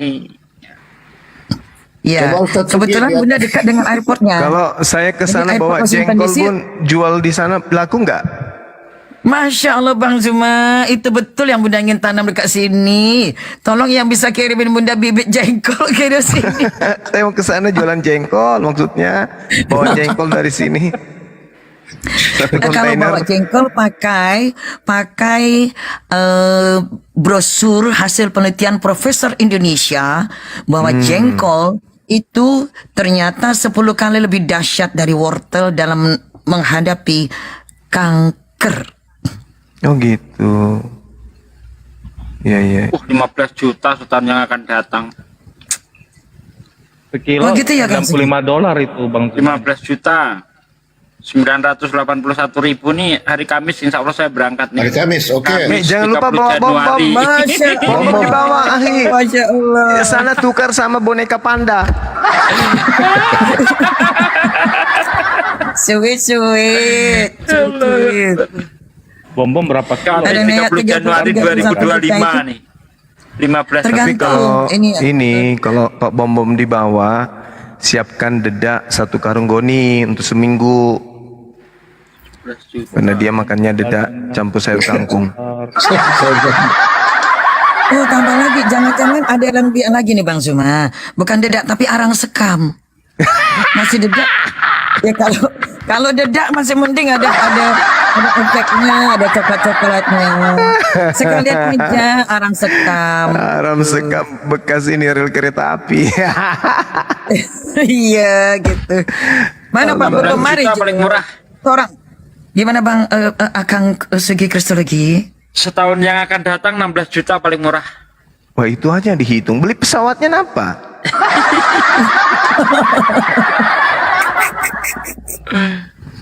Pulang pergi 32 juta. Naik perahu kita naik perahu.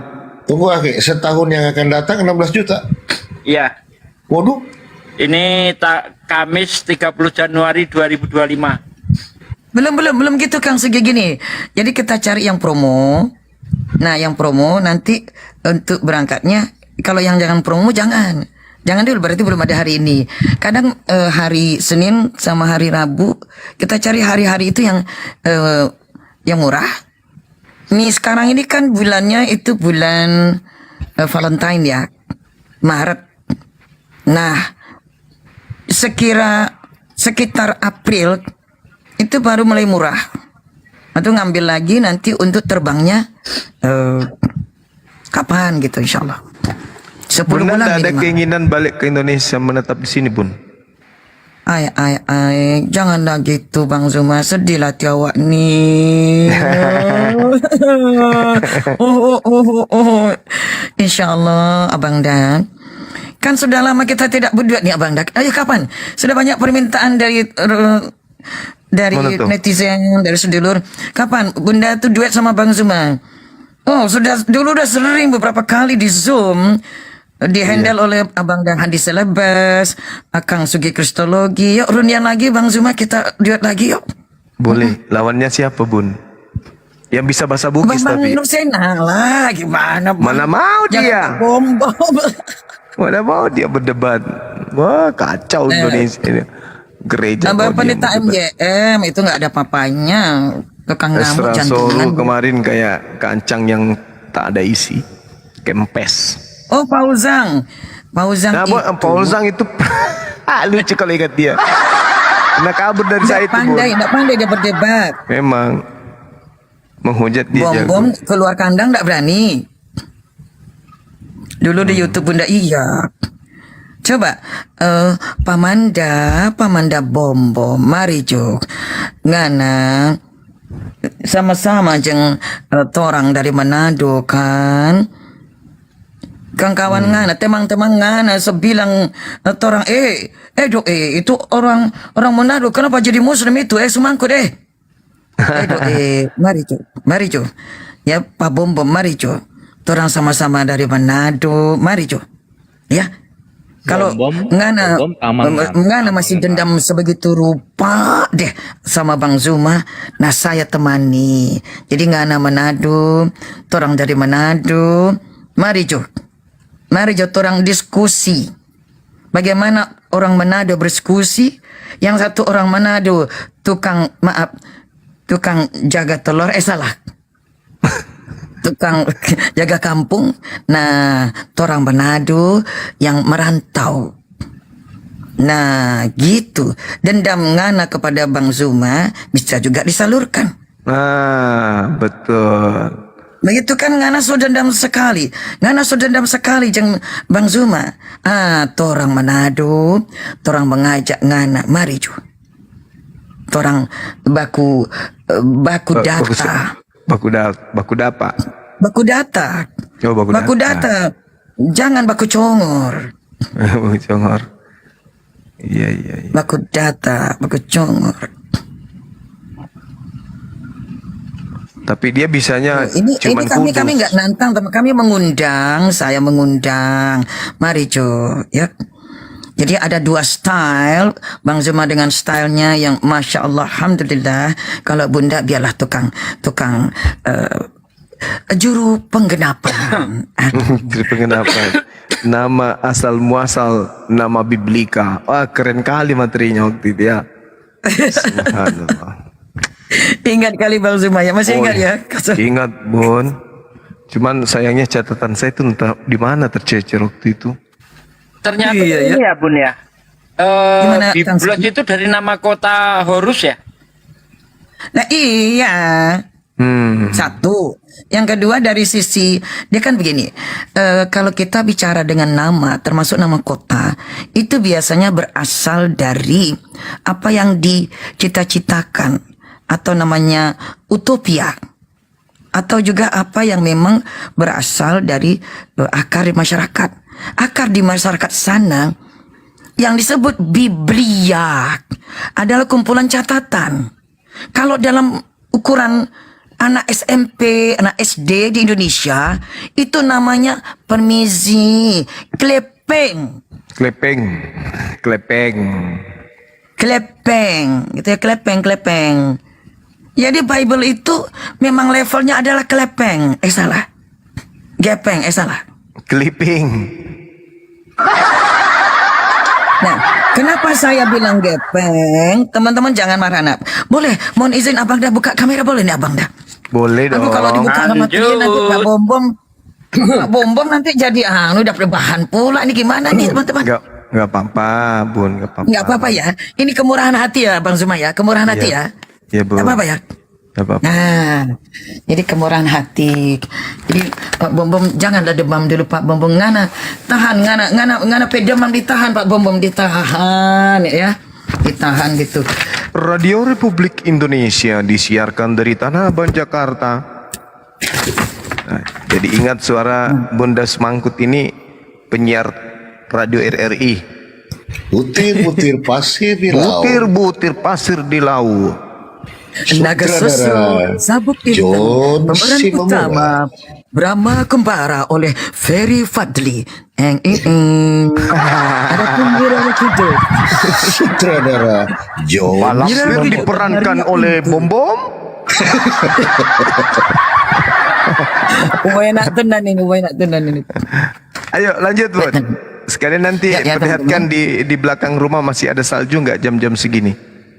Oh, jam segini. Ini kalau untuk abang dah kami ini ya harus disampaikan. Nah, digenapi permintaan Abang Zuma, penggenapan teman-teman. Penginapan ya teman-teman. Halo, apa kabar? Masya Apa kabar? Allah. Ya. Ya, Masya Allah, Bunda ya. masih Hormat tetap segar, Bang Zuma, Masya hormat Bang Zuma dari yang muti di Ameriki. Seorang mu'allafah yang cantik dan baik Insya Allah, hati. ya. Nah, kita teman-teman semuanya kita menuju ke ini. Itu halaman belakang, teman-teman, ya. Masya Allah. Oh, kayak hutan halaman belakang. Luas iya, rumahnya beliau. Kan Halaman gini, kalau rumahnya perumahan luas. khusus, kalau tempat Bunda ini kan perumahan khusus. Untuk perumahan khusus, pemerintah Amerika itu memang membuat perumahan dengan format ramah lingkungan. Itu ada yang lagi jalan tuh, lagi maraton, sorry. Nah kalau di sini teman-teman, mudah-mudahan nih lihat pintunya teman-teman. Nanti Kang Sugi sampai sini, tak pegang. Bismillah. Abang Handi selepas sampai sini. Bismillah. Masya Allah ya, Bang Zuma sampai sini. Bismillah. Tengoklah Bunda nih, masa Bunda tinggal sendiri aja ke Amerika gimana nih? Nah teman-teman ya, tuh. Insya Allah di Amerika Saling punya. Itu yang bersihin halamannya siapa, Bun? Ada petugas. Kenapa, Pak Bom. Kang Sugi? Ada yang jualan nasi uduk nggak di situ, Bun? Ada yang jualan nasi uduk nggak? Pecel lele. Jelele, Masya Allah. Dengan masuk. Itu buka tenda pecel lele bisa enggak depan situ? Wah, itu dia, Kang. Pecel lele kayaknya laris itu. Cuman ikan lele termasuk ikan yang tidak diizinkan. Ikan gabus kalau lele masih. Ikan gabus. Padahal protein yang paling tinggi itu di ikan gabus. Jadi dia memakan anaknya itu. Lalu pemerintahan Amerika melarang untuk meletakkan ikan gabus di sungai. Kata Bunda, loh, saya bukan untuk naruh di sungai pakai izin. Apa nak ternak ikan jangan pakai izin. Apalah pasal kat sini nih. Itu dia bilang, Anda membeli catfish, ikan lele disebut catfish. Anda beli ikan catfish, what for? Saya mau catfish yang putih. Kami bilang namanya ikan patin. What for? Where are you gonna put them? Untuk apaan? Di mana kalian akan taruh? Kata saya, halaman belakang di kolam, kata Bunda. Oh, serius? Ya, tidak untuk publik? Enggak. We will check you out. Kami akan cek Anda. We will check you out, katanya. Ya, ceklah sini, datanglah sini, tengoklah, kata Bunda. Oh, sampai segitunya ya di sana ya? Segitu mereka. Karena mereka takut ikan gabus itu kan pemakan ikan lain. Nah, jadi dia takut.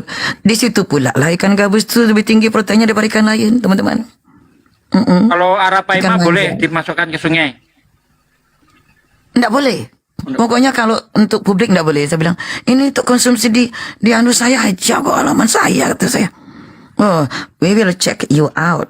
Ya, kami Boleh suka makan pecel lele enggak, Bun? Saya yakin orang bule ini kan senang ilmu pengetahuan. Kalau jualannya pakai manfaat dan kandungan yang ada, saya bilang kalian ini tak tahu. Profesor kami meneliti apa yang ada di kasanah kami, yang manfaatnya kalian nggak punya. Teman-teman, nanti kirim durian ke sini onde bang, kirim durian bang, kirim salak bang. Ya Allah, ya Allah. Di tempatnya Bunda nggak ada duren. Ada kan dari Thailand, durian montong. Kita punya durian bawor, hasil silangan dan kerja, hasil bentukan dari penelitinya itu namanya Haji Kromo dari Banyuwangi. Oh iya. Nah, Haji Kromo itu pohonnya udah puluhan tahun dan beliau yang dapat hak ciptanya ya. Dibilang orang tuh durian montong, bukan, namanya durian bawor. Itu dahsyat tuh teman-teman.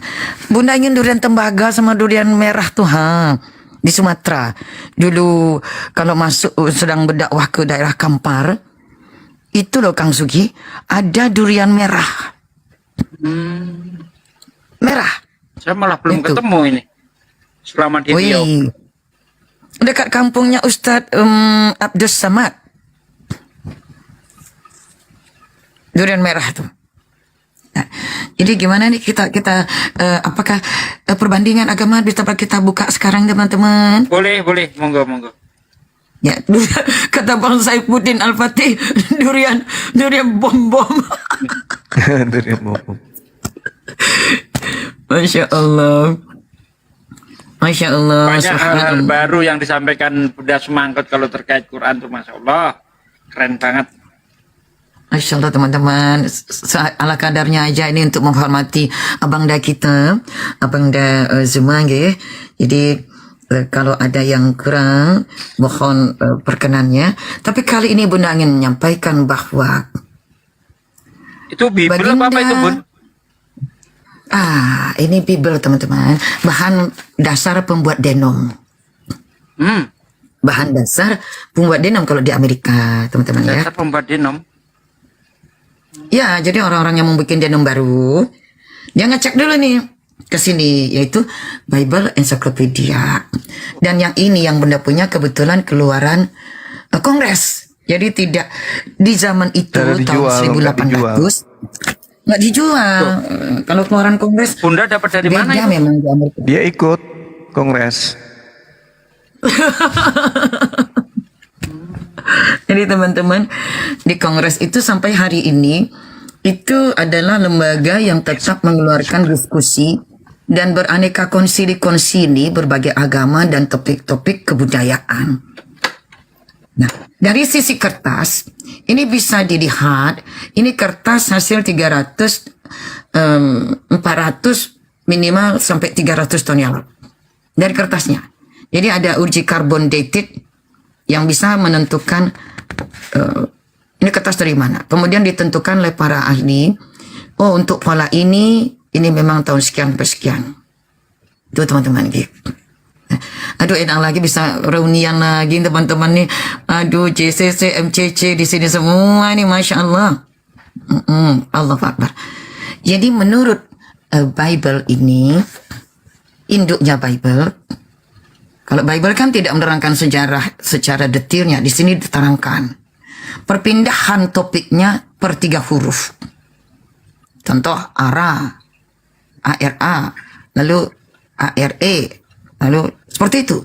Huruf apa saja di dalam Bible yang mempunyai kandungan 3 huruf itu diterangkannya di sini. Berisi kumpulannya di sini. Bahkan nanti suatu saat ketika kita jadi main silat dengan Pak Bom-Bom, salah. Kok Pak Bom-Bom sih? Jangan Pak Bom-Bom, Pak Bom-Bom mah ilmunya nggak level. Siapa yang yang di itu lagi? Anak Batak, Siapa teman-teman? Anak Batak. Nah itu kan. Nah, jadi ternyata Yesus itu orang Arab. Maaf teman-teman, Yesus orang Arab ya, permias.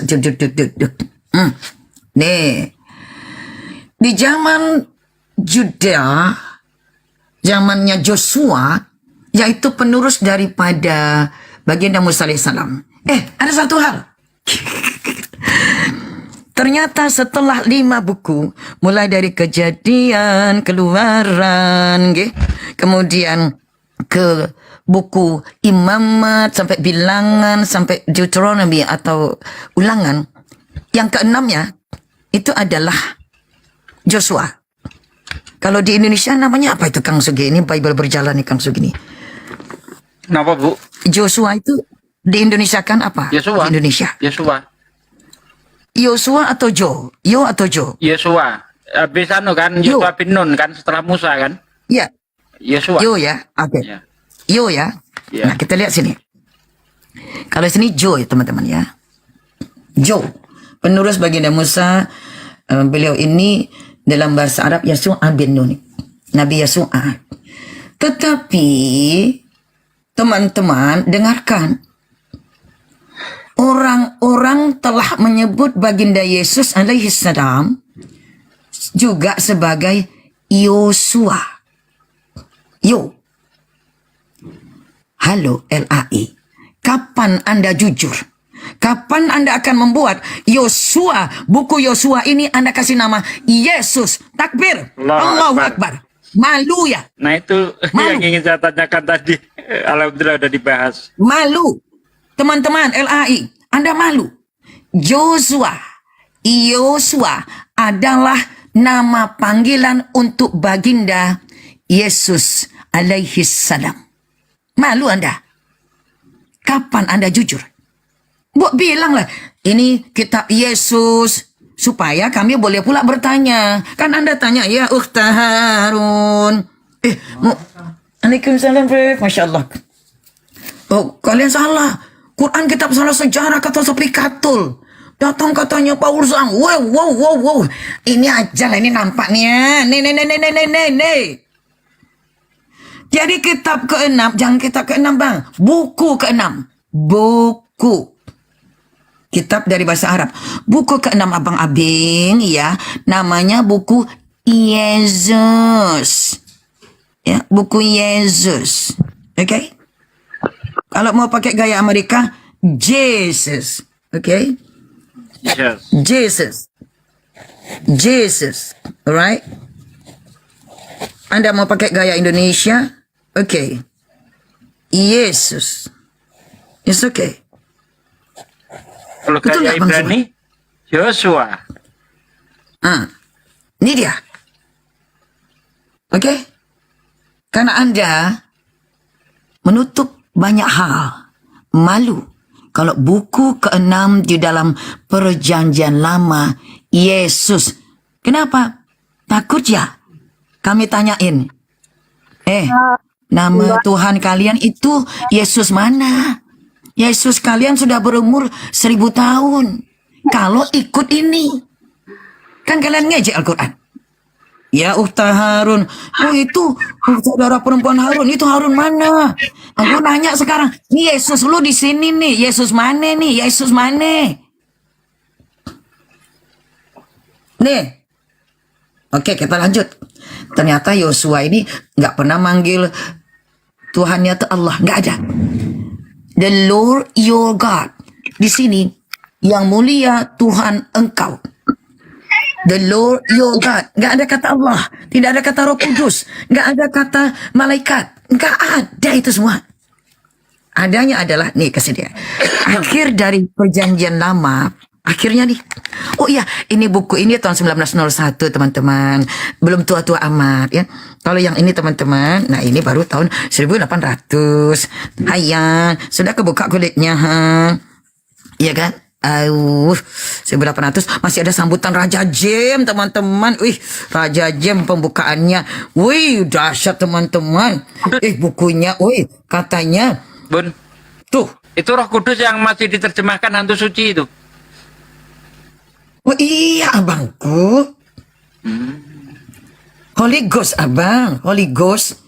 Ya. Tuh. Ini katanya translated out. Kalau dalam bahasa Inggris pakai kayak gini. Itu artinya telah diterjemahkan langsung.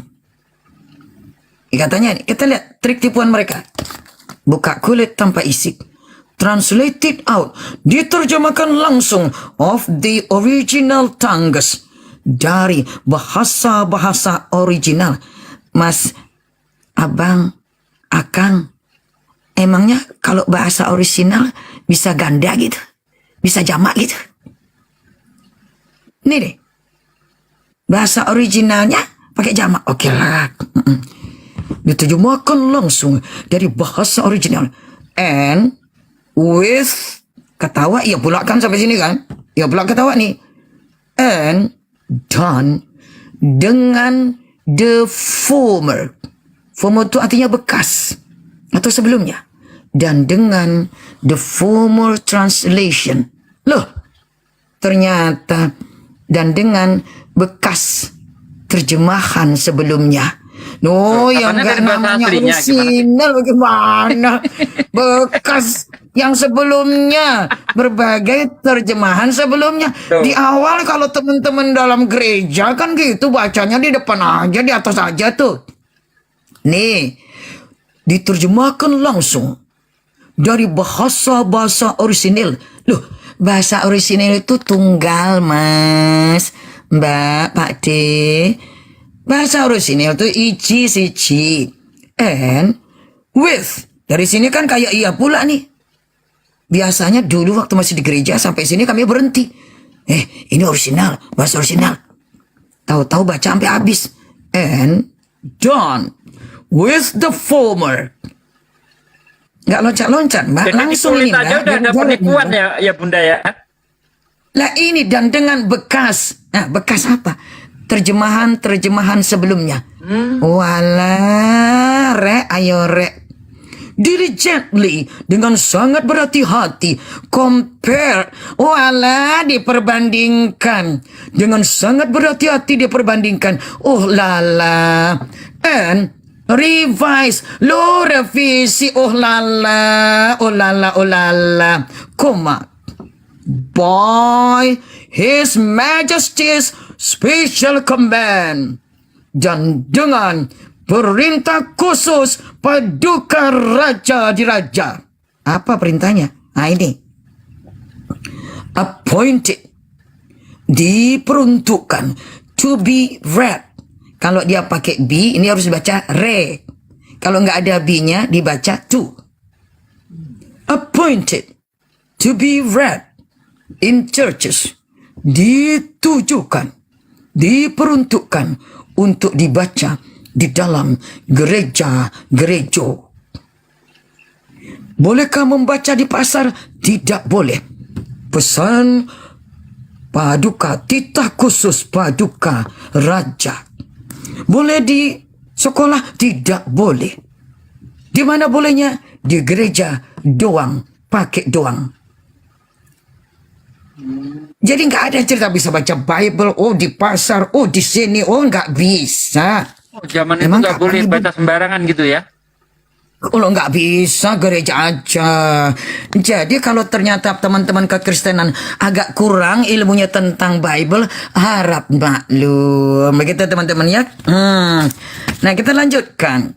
In term of a license. License ini bahasa Indonesianya license itu hak cipta, hak paten.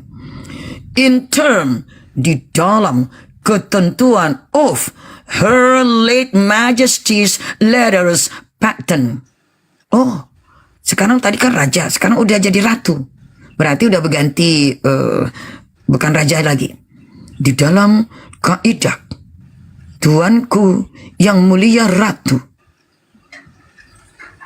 dari hak paten di dalam her printers, petugas pencetakannya, of for Scotland, untuk Skotlandia, dan dari instruksi issued by, dikeluarkan oleh Her Late Majesty, yang mulia paduka ratu, in the council, oh, di dalam Dewan Rakyat, wow, dated, tertanggal 11 Julai, 11 Juli, 1800, 1800, and 39, 39, dan seterusnya. Itu belum apa-apa.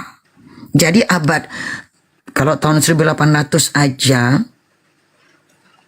teman-teman itu dulu masih hidup, udah hidup, itu nggak bisa, nggak ngerti Bible. Apalagi sekarang, berapalah jaraknya baru tuh. Yang lebih gawat ini Kang Sugi, Abang Handi, Bang Teo, nih. Inilah dia Bible teman-teman, yang ternyata dicantumkan sebagai mukadimah dari surat sambutan Raja James untuk King James Version tahun 1611. Inilah sambutannya Bible tahun 1611. Apa sambutannya? Tidak pernah ada di dalam Bible ada orang diberi gelar lebih tinggi daripada baginda Yesus Kristus, sang Nabi, kecuali di dalam Bible. Iya, apa itu? Kita lihat. 2. Kalau bahasa orang rakyat kan kepada. Nah ini kan untuk raja. Jadi teruntuk. Bahasa sastra dong. Gitu. The Most High, yang maha mulia, maha tinggi, coba ulang. Kang Sugi dibacain, nggak salah nih. The Most High, yang bener. Yang maha tinggi. Aduh, Kang Sogi coba teman-teman Kang dibacakan Kang. To the most high. yang maha tinggi. Dan Ngalahin Yesus. Yesus Ya, aja nggak Kade. pernah dipanggil the most high. Yang panggil the most high itu untuk Tuhan. Jadi kalian punya Tuhan baru namanya Raja James. Tepuk tangan teman-teman. Itu ya, Aduh. the most high, teruntuk yang maha mulia loh.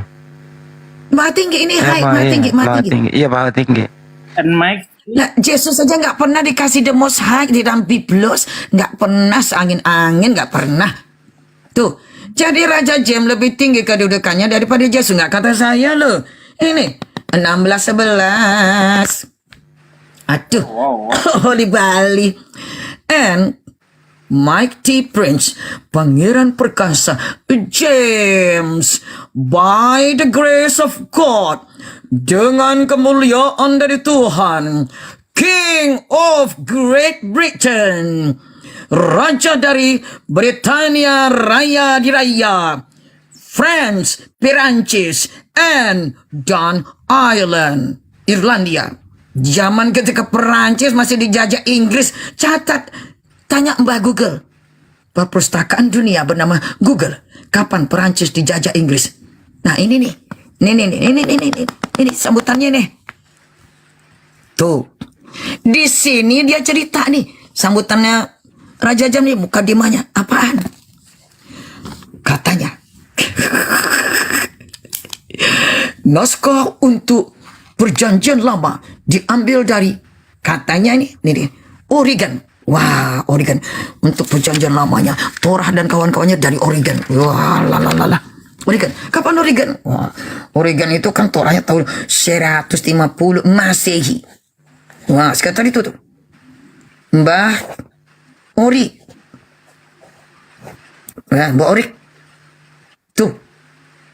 Katanya tuh. Gimana nih Bang Zuma?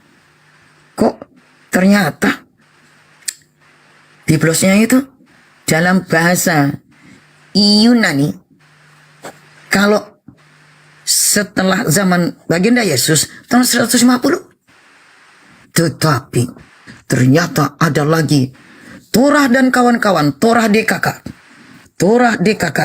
Tolong Bapak Pendeta, mari dengarkan kemari. Ini sejarah Torah DKK dan kawan-kawannya. Ada yang lebih tua.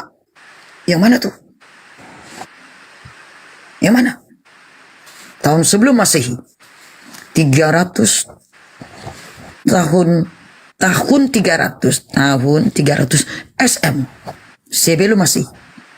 Dikumpulkan oleh orang bukan Israel, tidak di tempat TKP, tempat kejadian pewahyuan. Jadi di mana, Bun? Di Mesir. Enggak di Yerusalem, Bun? Enggak. Oh gitu, Bun? Iya. Bukan dari keluarga Israel? Bukan. Siapa tuh?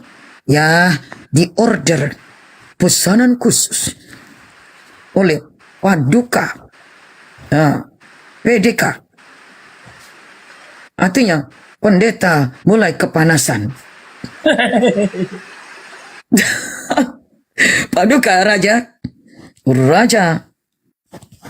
Siapa tuh? The King of. Wah, ini nih. Ptolemy atau di Indonesia kan menjadi Ptolemeus. Philadelphus.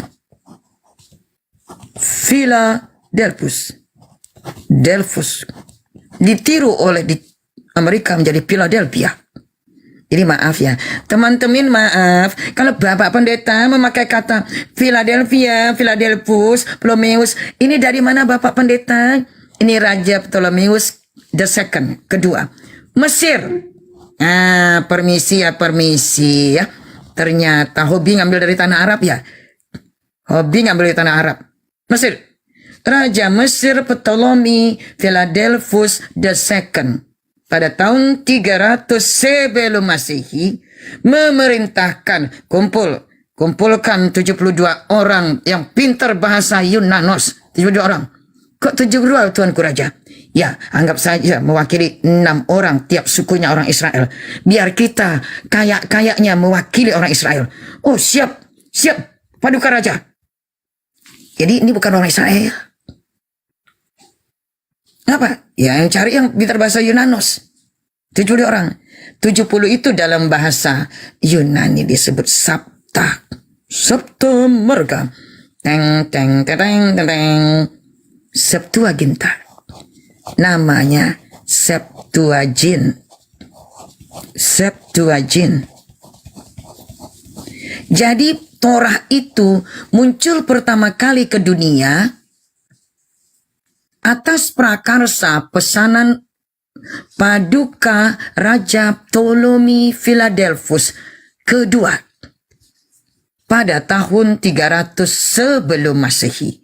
Jikalau baginda Musa sang penerima wahyu hidupnya sekitar tahun 1500, kebanyakan pun 1400 ya pun. Ya 1400 lebih loh teman-teman, 1400 plus. Ya udahlah. Oke. Antara 1400 1500. Oke, ambil aja 1500. Hidupnya 1500 sebelum Masehi. Maka Torah dan kawan-kawannya pertama kali ditulis. Saya ulang, pertama kali ditulis itu pada tahun 300 SM. Tahun 300 sebelum Masehi. Loh, berjarak dong, Bu. Bukan berjarak lagi. Berjurit. Kata orang Sunda. Berhantu. Jurit itu artinya hantu, Kang Sugi. Jurit. Berjurit ini sudah. Berhantu-hantu ini. 1200 tahun jaraknya dari sang penerima wahyu, baru itu ditulis. Katanya ditulis berdasarkan buku asli berbahasa Ibrani katanya. Tapi teman-teman, si buku Indo asli ini sampai sekarang nggak pernah nongol alias question mark. Sementara bahasa Bible dalam bahasa Ibrani, Torah dan kawan-kawan dalam bahasa Ibrani baru muncul di abad dengan pembuatan selama 3 abad. Dari abad 8, 9, 10. Di abad ke-10 inilah berhasil akhirnya datang juga, yaitu Torah dan kawan-kawannya dalam bahasa Ibrani. Silakan jawab. Bagaimana mungkin bahasa asli itu muncul ke muka bumi belakangan? Tahun apa? 10 abad Masehi. 10 Masehi.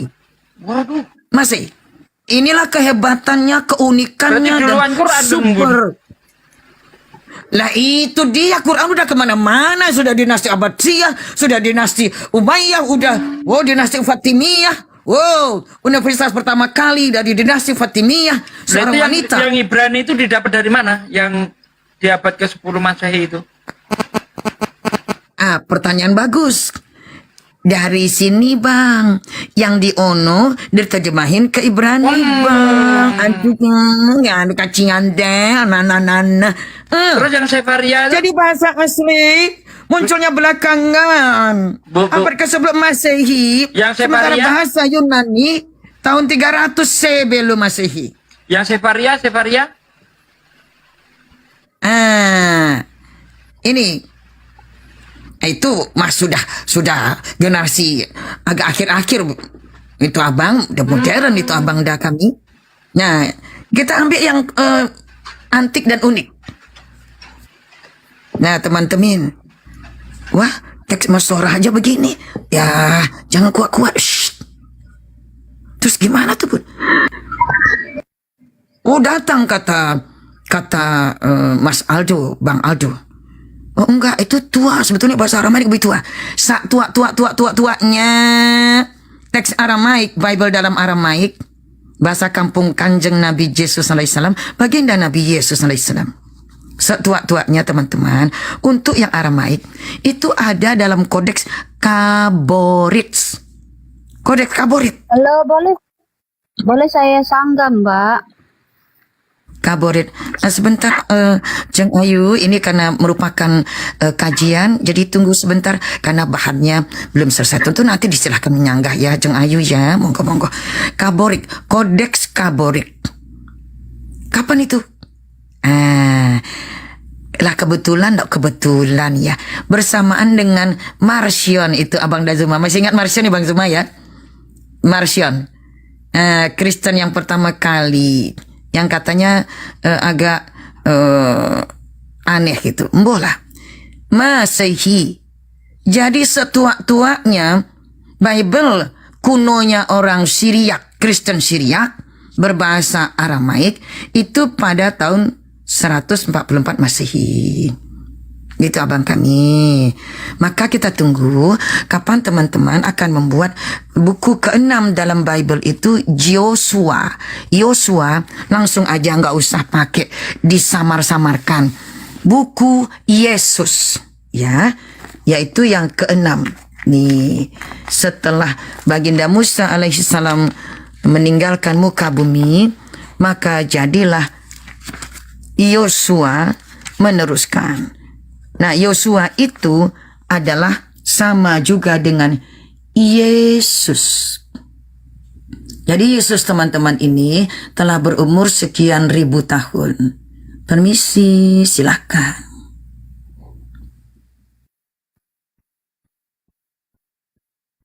Saya tunggu Mbak Rasmi, kapan ya Mbak ini akan diganti jadi Yesus, karena Yosua adalah nama Yesus. Jadi Yesusnya abang-abang pendeta ternyata itu berjalan bersama dengan Musa dalam bentuk abal-abal. Halo. Gini ya Mbak, Yosua itu bukan Yesus Mbak. Yosua itu adalah pengganti Musa. Karena Musa tidak diperkenankan masuk ke tanah Israel.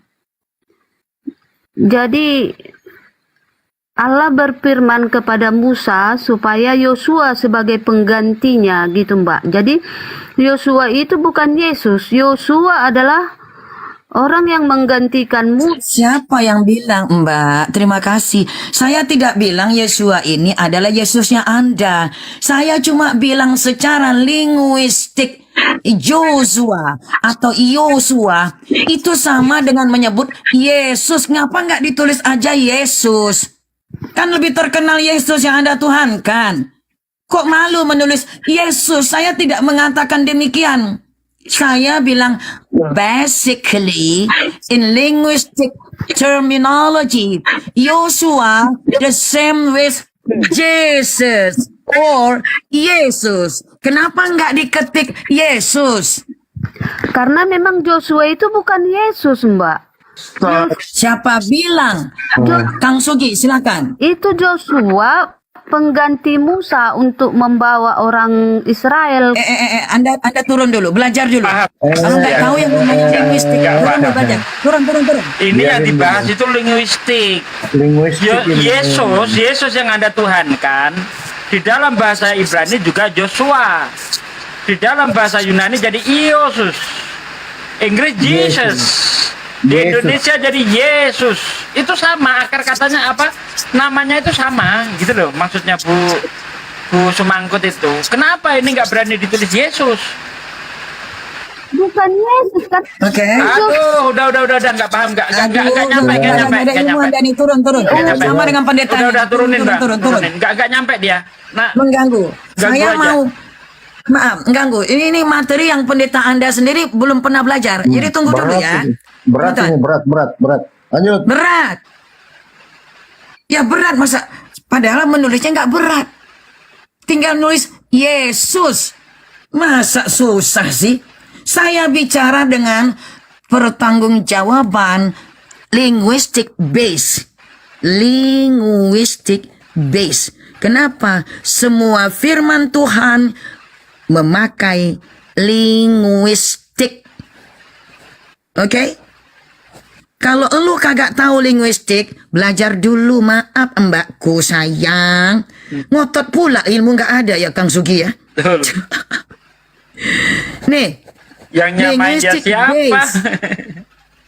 Itu linguistic base berbasis linguistik atau bahasa kitanya secara rakyat jelata berdasarkan Dasar. akar kebahasaan. Ngono lo. Mana sih? Belajar, jangan asal Yesus Tuhan. Ngono lu. Nangge. Sombong amat. Betul. Modal Iya, congor. bikin belum cuma senyum-senyum aja. Modal congor. Lanjut. Dari awal kita itu udah Kan dari paham tadi saya apa bilang, maksudnya ini Bunda Tumanko, adalah saya langsung yang nangkep. meneruskan. Ini yang meneruskan baginda Musa alaihissalam. Mana saya bilang ini Yesus Tuhan Anda? Kan saya bilang ini linguistic base berbasis kebahasaan.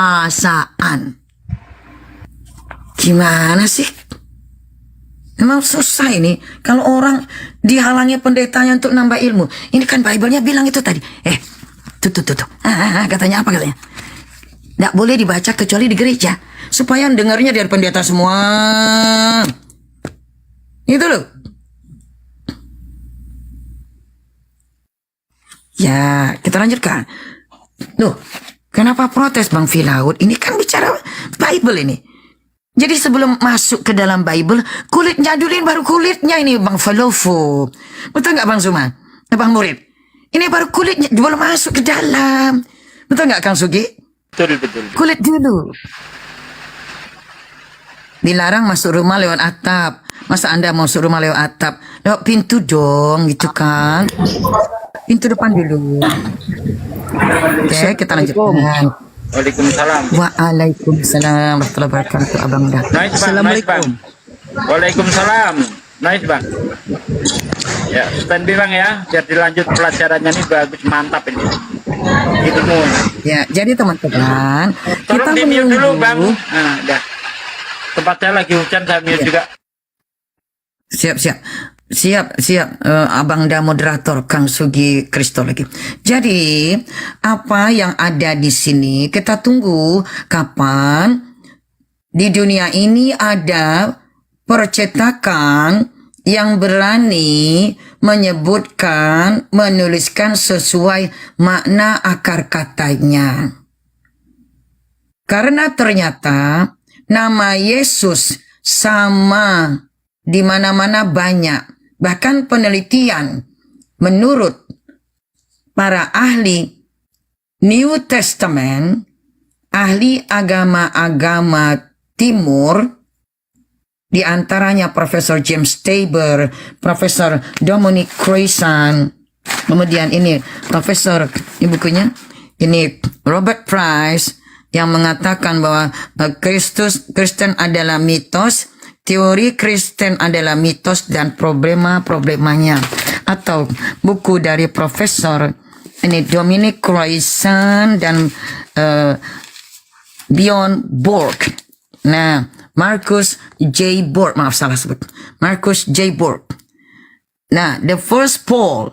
Jadi kalau teman-teman pendeta belum baca buku ini, jangan ikutin Paulus loh Kang Sugi. Ya? Kenapa? Nanti babak belur Anda ke sini. Gitu.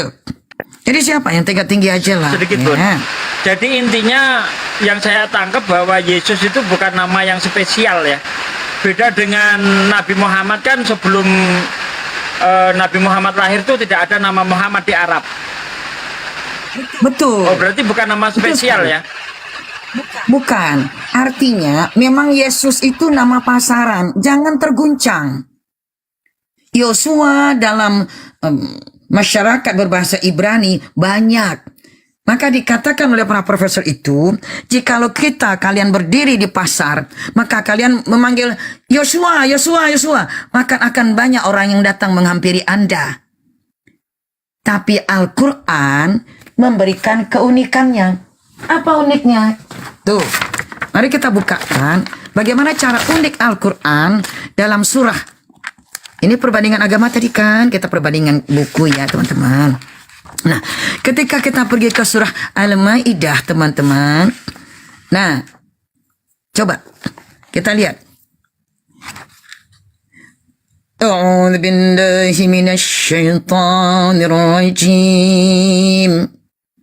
Aku berlindung kepada Allah dari godaan syaitan yang terkutuk.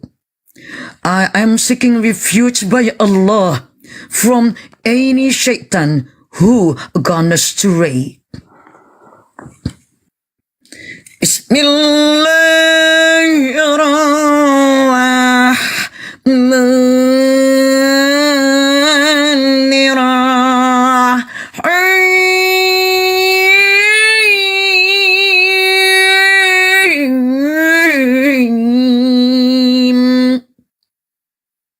Dengan menyebut nama Allah yang Maha Pengasih lagi Maha Penyayang. In the name of Allah, the most gracious, the most merciful. قال الله يا عيسى ابن مريم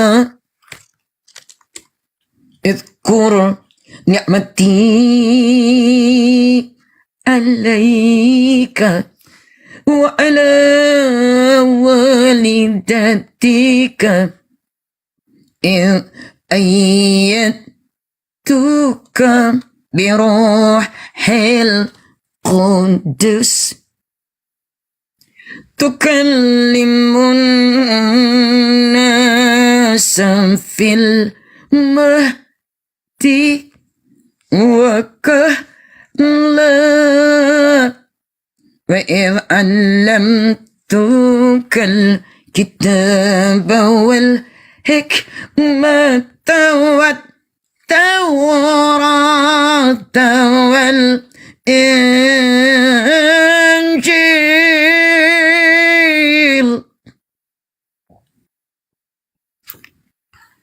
Ingatlah telah berfirman Allah, aduhai Isa, oh Jesus, Ibnu Maryam, the son of Mary, putra Maryam. Jadi ketika dipanggilnya Yesus yang anak Maryam cuma atu ini. Kata Isa seakar dengan kata asa dalam bahasa Arab. Diindonesiakan dengan pengucapan yang lebih mencair menjadi asa, harapan. Maaf Bapak Pendeta, sering bilang asa kan? Anda ngambil dari Al-Quran. Bapak Pendeta, permisi Bapak Pendeta, bilang jangan putus asa. Ngambil dari Al-Quran. Wah, ternyata Bapak Pendeta tidak bisa berpisah dari Al-Quran. Apalagi jemaatnya.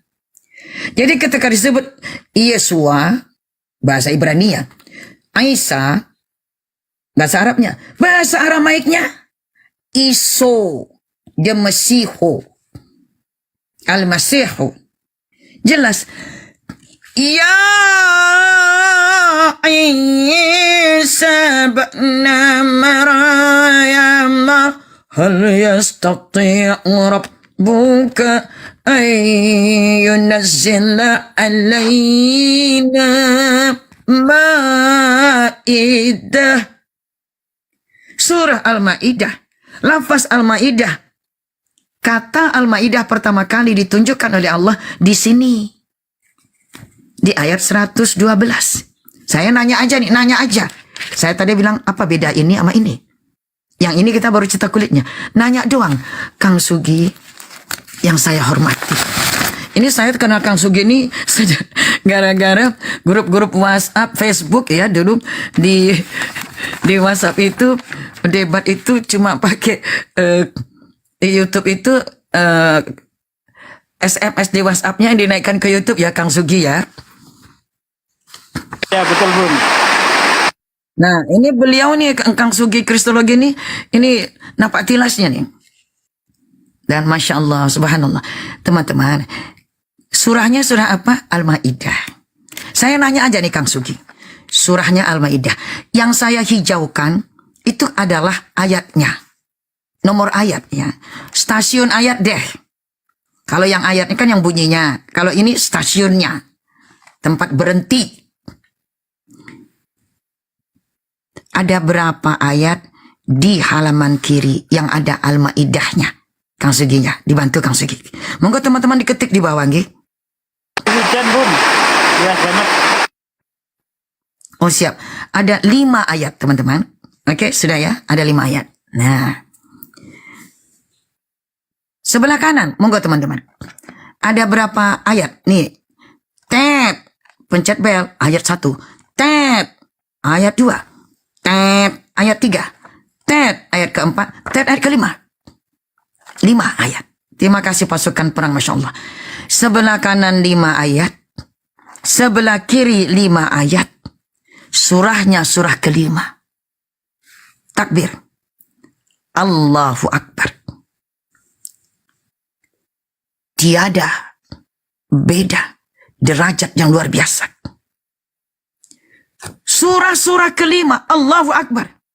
Ternyata diletakkan nama Al-Ma'idah itu untuk surah Al-Ma'idah tidak muncul di ayat sebelumnya, tapi pertama kali di ayat 112. Yang mana satu muka sebelah kanan halaman kanan 5 ayat, halaman kiri 5 ayat. Surahnya surah kelima. Takbir. Allahu Akbar. Kok bisa begitu? Belum cukup. Apanya, Bun? Kalau kita lihat lafaz Allah yang ini ayat ke-1. Jadi lafaz Allah ada di ayat ke-1. Lafaz of Allah, L-O-A, ada di mana? Ayat 1, ayat ke-1. Nampak? Ini ilmu nampak. Allahu Akbar. Lafaz kedua di ayat kedua. Ayat ketiga kagak ada lafaz Allah.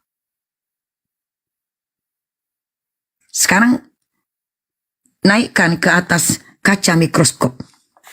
Kita dekatkan. Perbesaran 1000 kali. Belum nampak, Bun. 5000 kali. Biar nampak. Ganti pulpen. Pakai pulpen mahal. Iya. Yauma. Maksudnya spesial untuk Al-Quran diberikan pulpen ini. Teman-teman ya. Yauma menempati blok ke-1. Kata berikutnya. Jama'u menempati blok kedua. Kata berikutnya. Allahu menempati blok ketiga. Oke. Kunci. Cret. Lafaz Allah berikutnya. If menempati blok ke-1. Nggak tipu-tipu. Nggak tip-ek, nggak ganti-ganti. Qala menempati blok kedua. Dan Allahu menempati blok ketiga. Apakah kebetulan lafaz Allah yang dia satu gugusan satu galaksi, yang ini jauh di bawah, yang satu galaksi, Allah letakkan kedua-duanya, ketiap-tiapnya di blok ketiga. Ternyata semuanya memang cuma 3 lafaz Allah dimunculkan oleh Allah itu sendiri di dalam firman-Nya. Takbir. Allahu Akbar. Sekarang lebih detail. Ini cara Allah menghormati baginda Nabi Yesus alaihi salam, yakni Rasulullah Al-Masihu Isa ibnu Maryam. Bukan Yesus yang lain, tapi Yesus putra Maryam. Anda mau bilang, oh Yesus kami berbeda. Apanya yang beda? Apanya? Kisah kamu? Maaf. Buku yang kayak begini kisahnya, saya terangkan. Buku Anda buku orderan. Pertama diorder oleh Raja Ptolemeus. Dibuat lagi, diorder oleh Origen. Apa hukumnya di dalam Bible kalau Anda membaca Bible? Beda Al-Quran. Membaca Al-Quran, Anda baca hurufnya, tiap huruf memberikan Anda kemanfaatan berkah dari Allah. balas 10 kali lipat. Ada ayat tertentu kalau membacanya dapat fadilat. Apa fadilat? Suatu keistimewaan oleh Allah. Contoh, 3 ayat terakhir dari surah Al-Hasyr, surah ke-59. Wallah, wallah, wallah, itu semua berawal dengan huwa. Kalau dibaca pagi dan petang, maka Allah mendatangkan karunia kepada Anda, kepada kita. Bahkan Allah memerintahkan 70.000 malaikatnya menjadi teman Anda. Takbir. Allahu Akbar. Loh, kenapa Bible tidak punya fadilat? Yang namanya fadilat datang dari pencipta alam. Bible tidak dibuat oleh pencipta alam. Oke? Jadi Anda baca Bible tidak bermanfaat. Bagi kami sebagai ilmu pengetahuan. Mudah, kalau Bible adalah datangnya dari Tuhan, Tuhan akan memberikan fadilat-fadilat, kemanfaatan, barokah yang wabil khusus kepada pembacaan Anda terhadap Bible itu. Coba, apa hukumnya membaca surat-surat Paulus? Hukumnya jelas, gabrus. Itu hukumnya. Kita lihat. Teman-teman, monggo diketik di bawah sedekah jari jemarinya. Galaksi bagian atas terdapat berapa kali lafaz Allah, teman-teman? Monggo diketik 2. Sementara bagian bawah 0,00001 tulis 2.1. Oke, nggak diapa-apain, teman-teman. Ngapain pula, ya kan? Jadi lafaz of Allah terdapat di ayat 1 dan di ayat 2.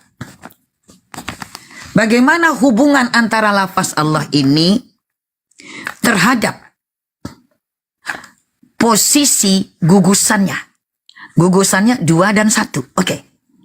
Maka lafaznya di ayat 1 sama ayat 2. Tinggal ditulis ayat 1 dan ayat 2. Datanya terpisah dengan dot. Dot 2. Ini bukan .com aja ya, .com, .co.id. Gugusannya 2 bagian utara, 1 bagian selatan. Tinggal ditulis 2 bagian utara. Tanpa sabar, kita akan buka Bible-nya sebentar lagi. 1 di bagian bawah sendirian.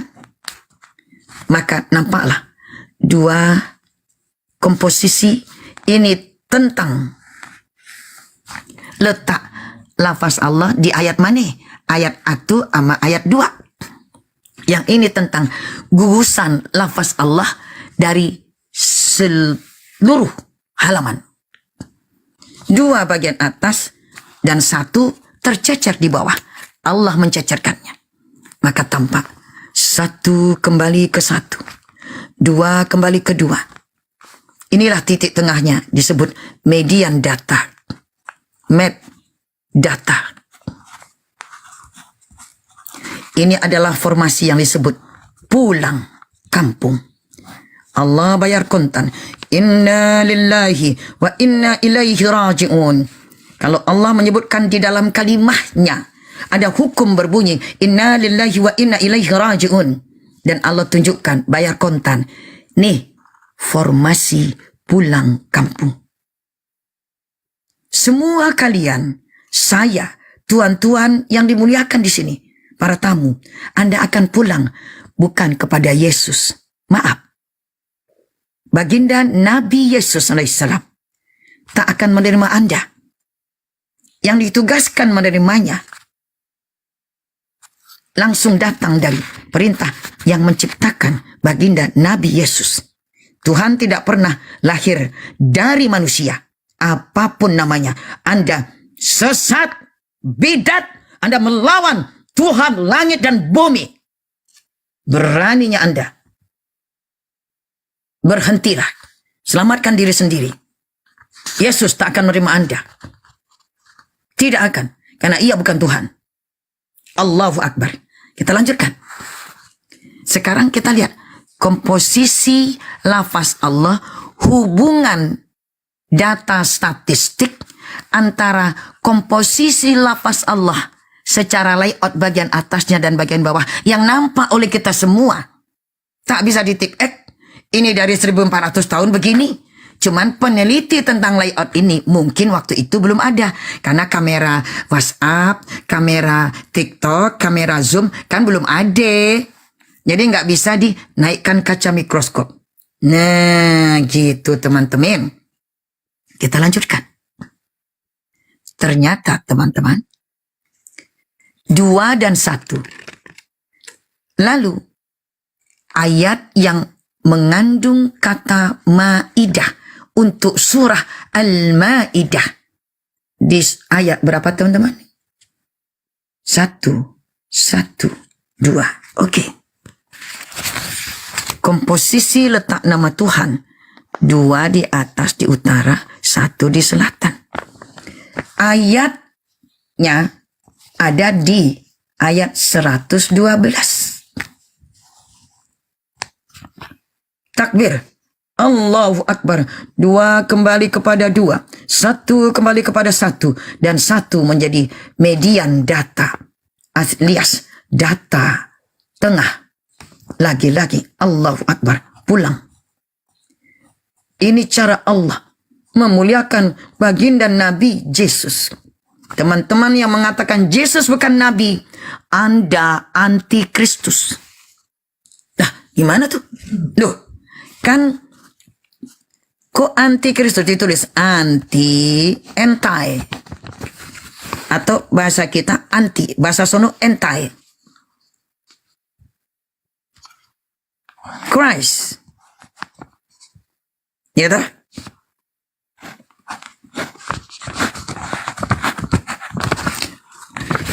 Atau kita sebut anti-Kristus. Nih. Kristus artinya Nabi. Maka anti-Kristus artinya adalah anti-Nabi. Kalian kan kejang-kejang kan kalau bilang Yesus Nabi. Ternyata kalianlah anti-Kristus. Takbir! Anti-Kristus artinya anti dalam menerima beliau sebagai Nabi. Allahu Akbar. Betapa bejibunnya orang-orang anti-Nabi. Anti-Kristus. Allahu Akbar. Dalam bahasa Ibrani ini disebut Masiah. Dalam bahasa Inggris Messiah. Dalam bahasa Yunani Kristus. Dalam bahasa Arab Nabi. Bible telah mengingatkan pagi-pagi beribu tahun berlampau. Anti-Nabi. Anda adalah orang yang menuhankan yang bukan Tuhan. Itu sama dengan Anda anti-Nabi, anti-Kristus, anti-Mesiah. Astaghfirullahalazim.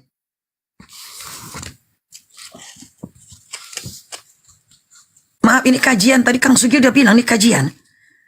Ya, teman-teman jangan ngamuk-ngamuk di bawah ya, tenang aja. Kalau pendetamu nggak bisa menerangkan ini karena takut gajinya dipotong, ya itu kan penderitaannya gitu loh, kan gimana gitu kan. Sedih juga sih, tapi kan gimana gitu.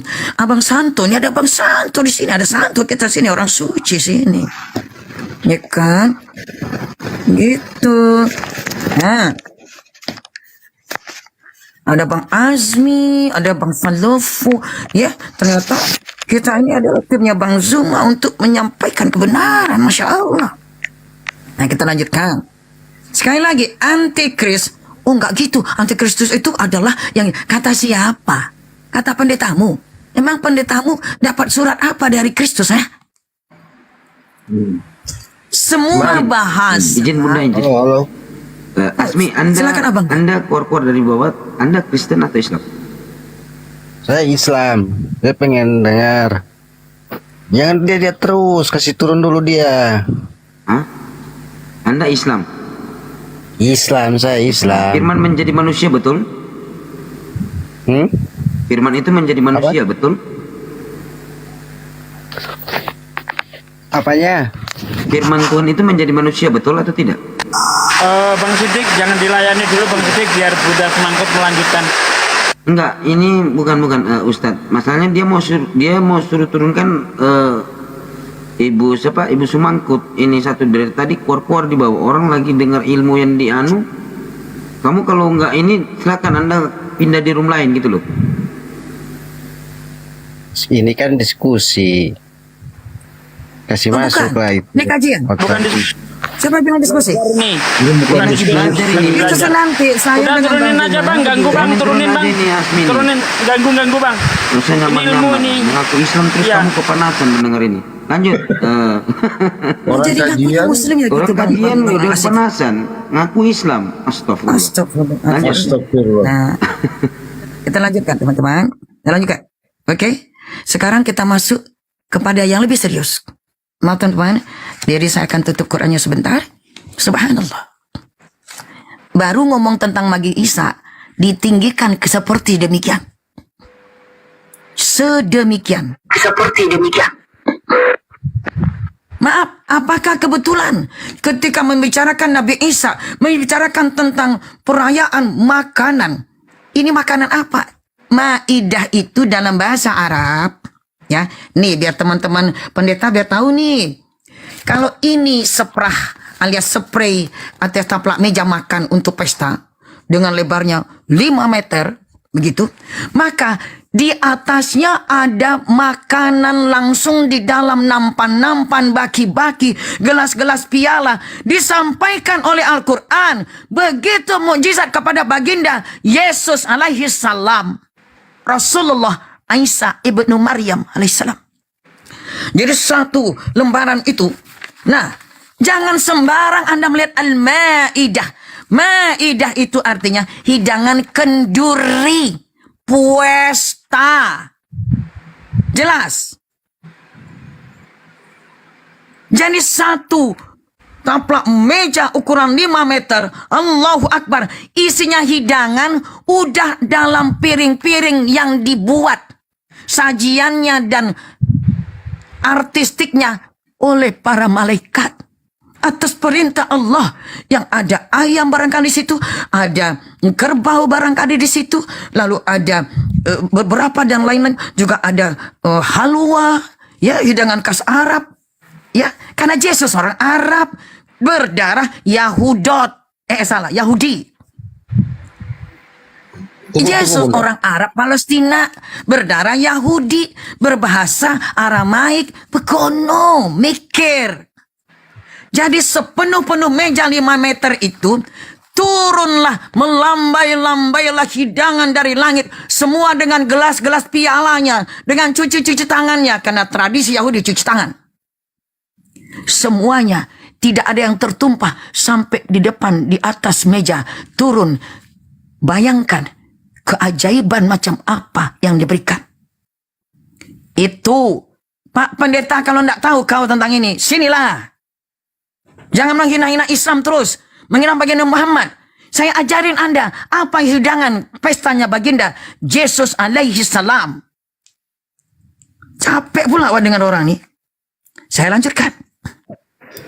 Sedikit Jadi, sedikit tadi. silakan Abang Fadil. Maksudnya yang antikris itu yang menuhankan Yesus gitu maksudnya.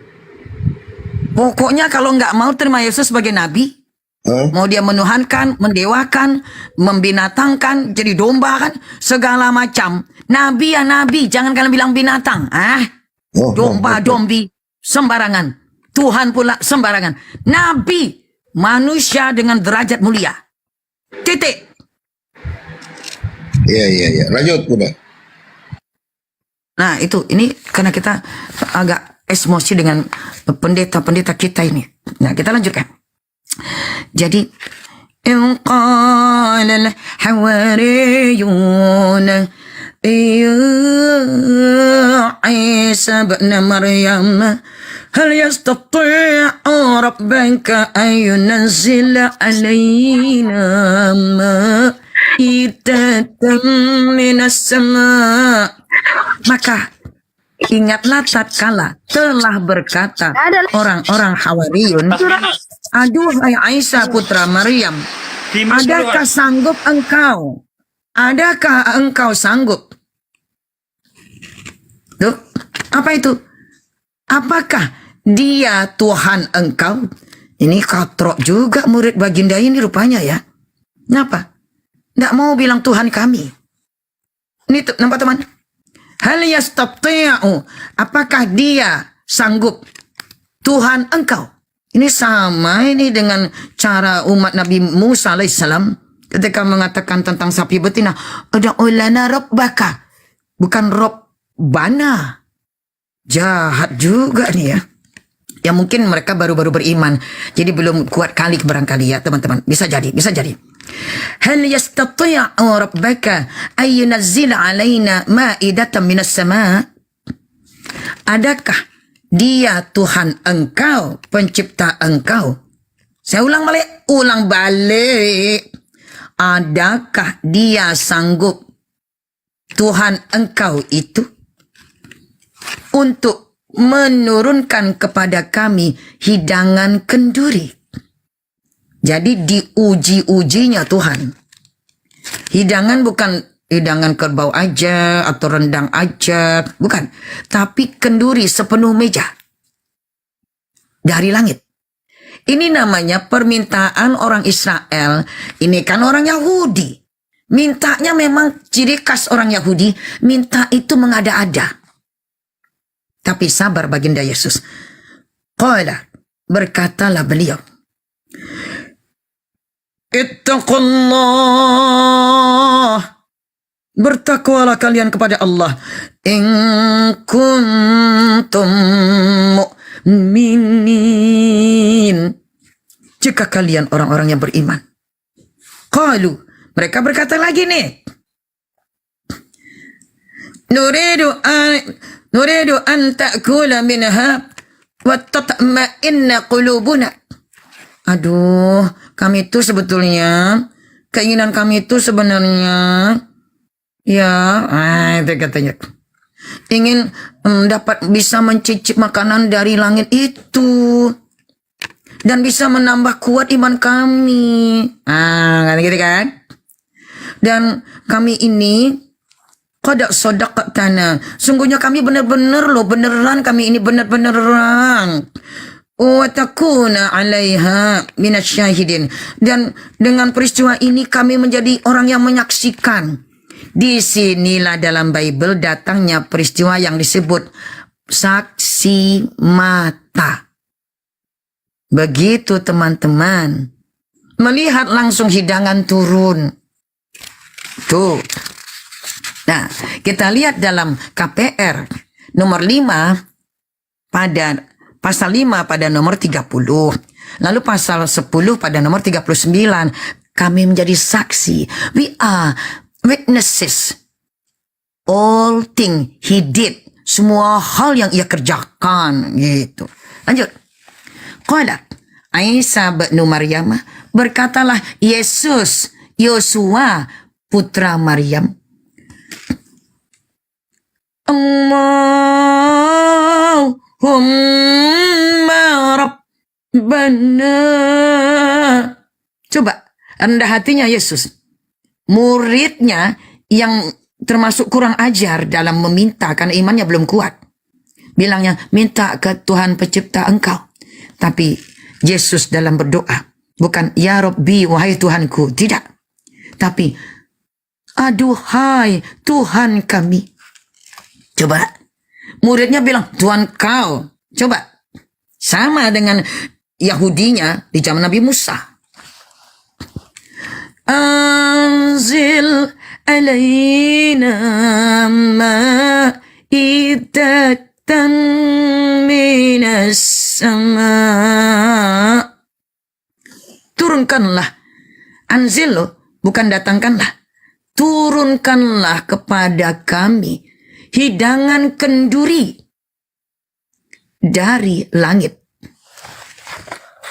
Takunu lana aidan, untuk kami jadikan idol maidah, hari raya li awwalina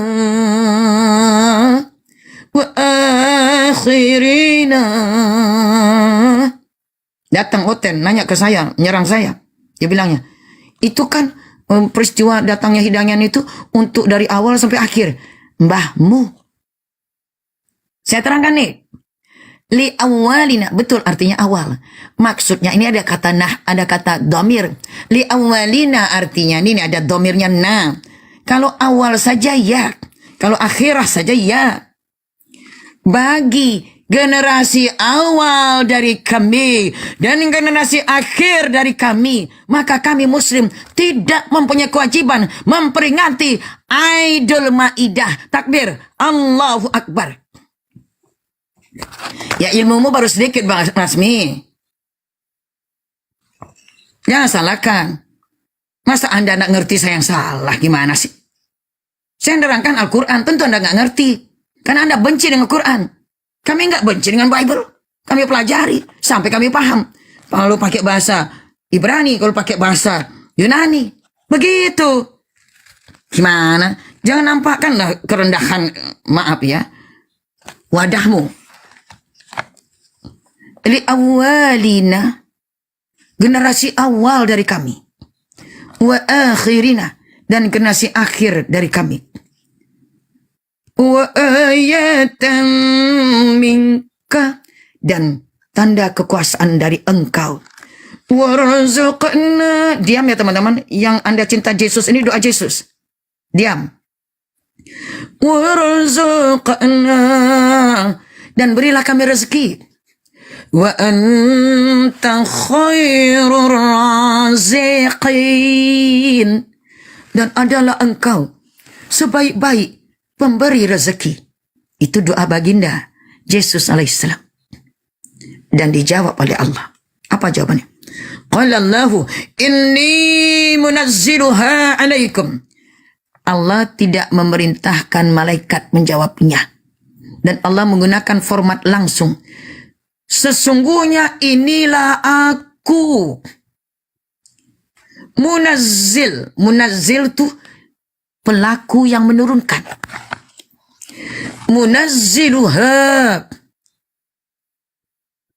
pelaku yang menurunkan hidangan itu alaikum, bagi kalian. Begini kami baca Quran, Mbak Rasmi. Saya nggak perlu dimempankan. Kalau Anda pengikut iblis, pengikut syaitan, yang begitu nggak mempan. Begitu kami membaca. Ini adalah bahasa asli. Kami baca. Kami hormati. Poinnya di sini.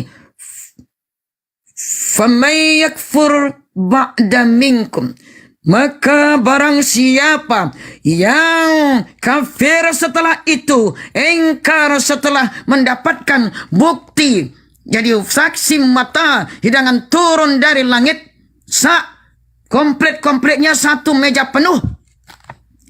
Faman yakfur ba'da minkum, barang siapa yang ingkar setelah itu, tetap mencari Tuhan selain yang menciptakan mereka, mencari Tuhan selain yang menciptakan Yesus, maka fa inilah aku u'adzibuhu azaban, aku akan mengazabnya dengan azab la u'adzibuhu ahadan, yang tidak pernah aku azabkan kepada seorang pun minal alamin, dari seluruh alam.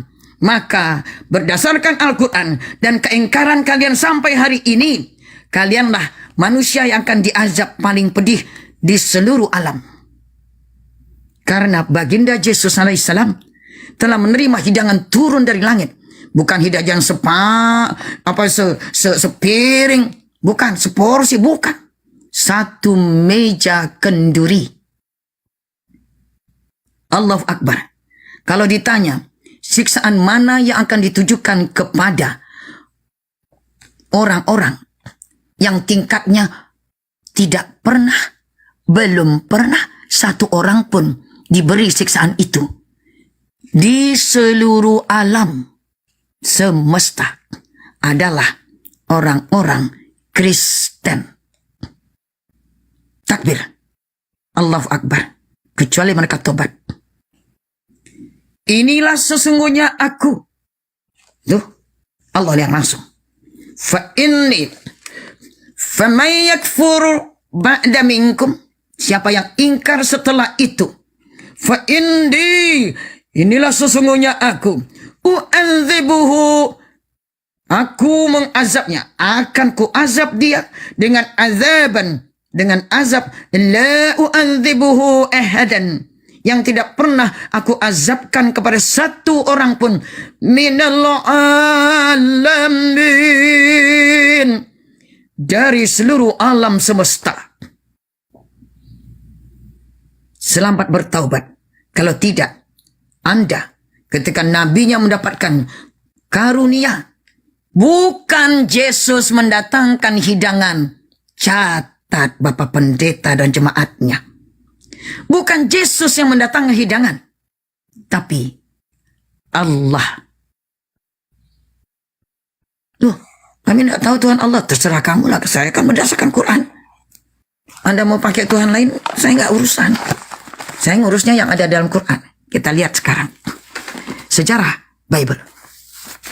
Jadi yang anti Kristus, anti Mesiah, anti Masihu, dalam bahasa Yunani Kristos, dalam bahasa Inggris disunat Christ, dalam bahasa Ibrani Mesiah. Mesiah diucap oleh orang Inggris Messiah. Dalam bahasa Arab Nabi. Anti-Kristus, anti-Nabi. Mereka oke kalau dibilang baginda Yesus hewan domba. Mereka oke kalau bilang Yesus adalah Tuhan yang kesekian dalam satu gugus ketuhanan. Tapi tidak oke kalau Yesus sebagai Nabi.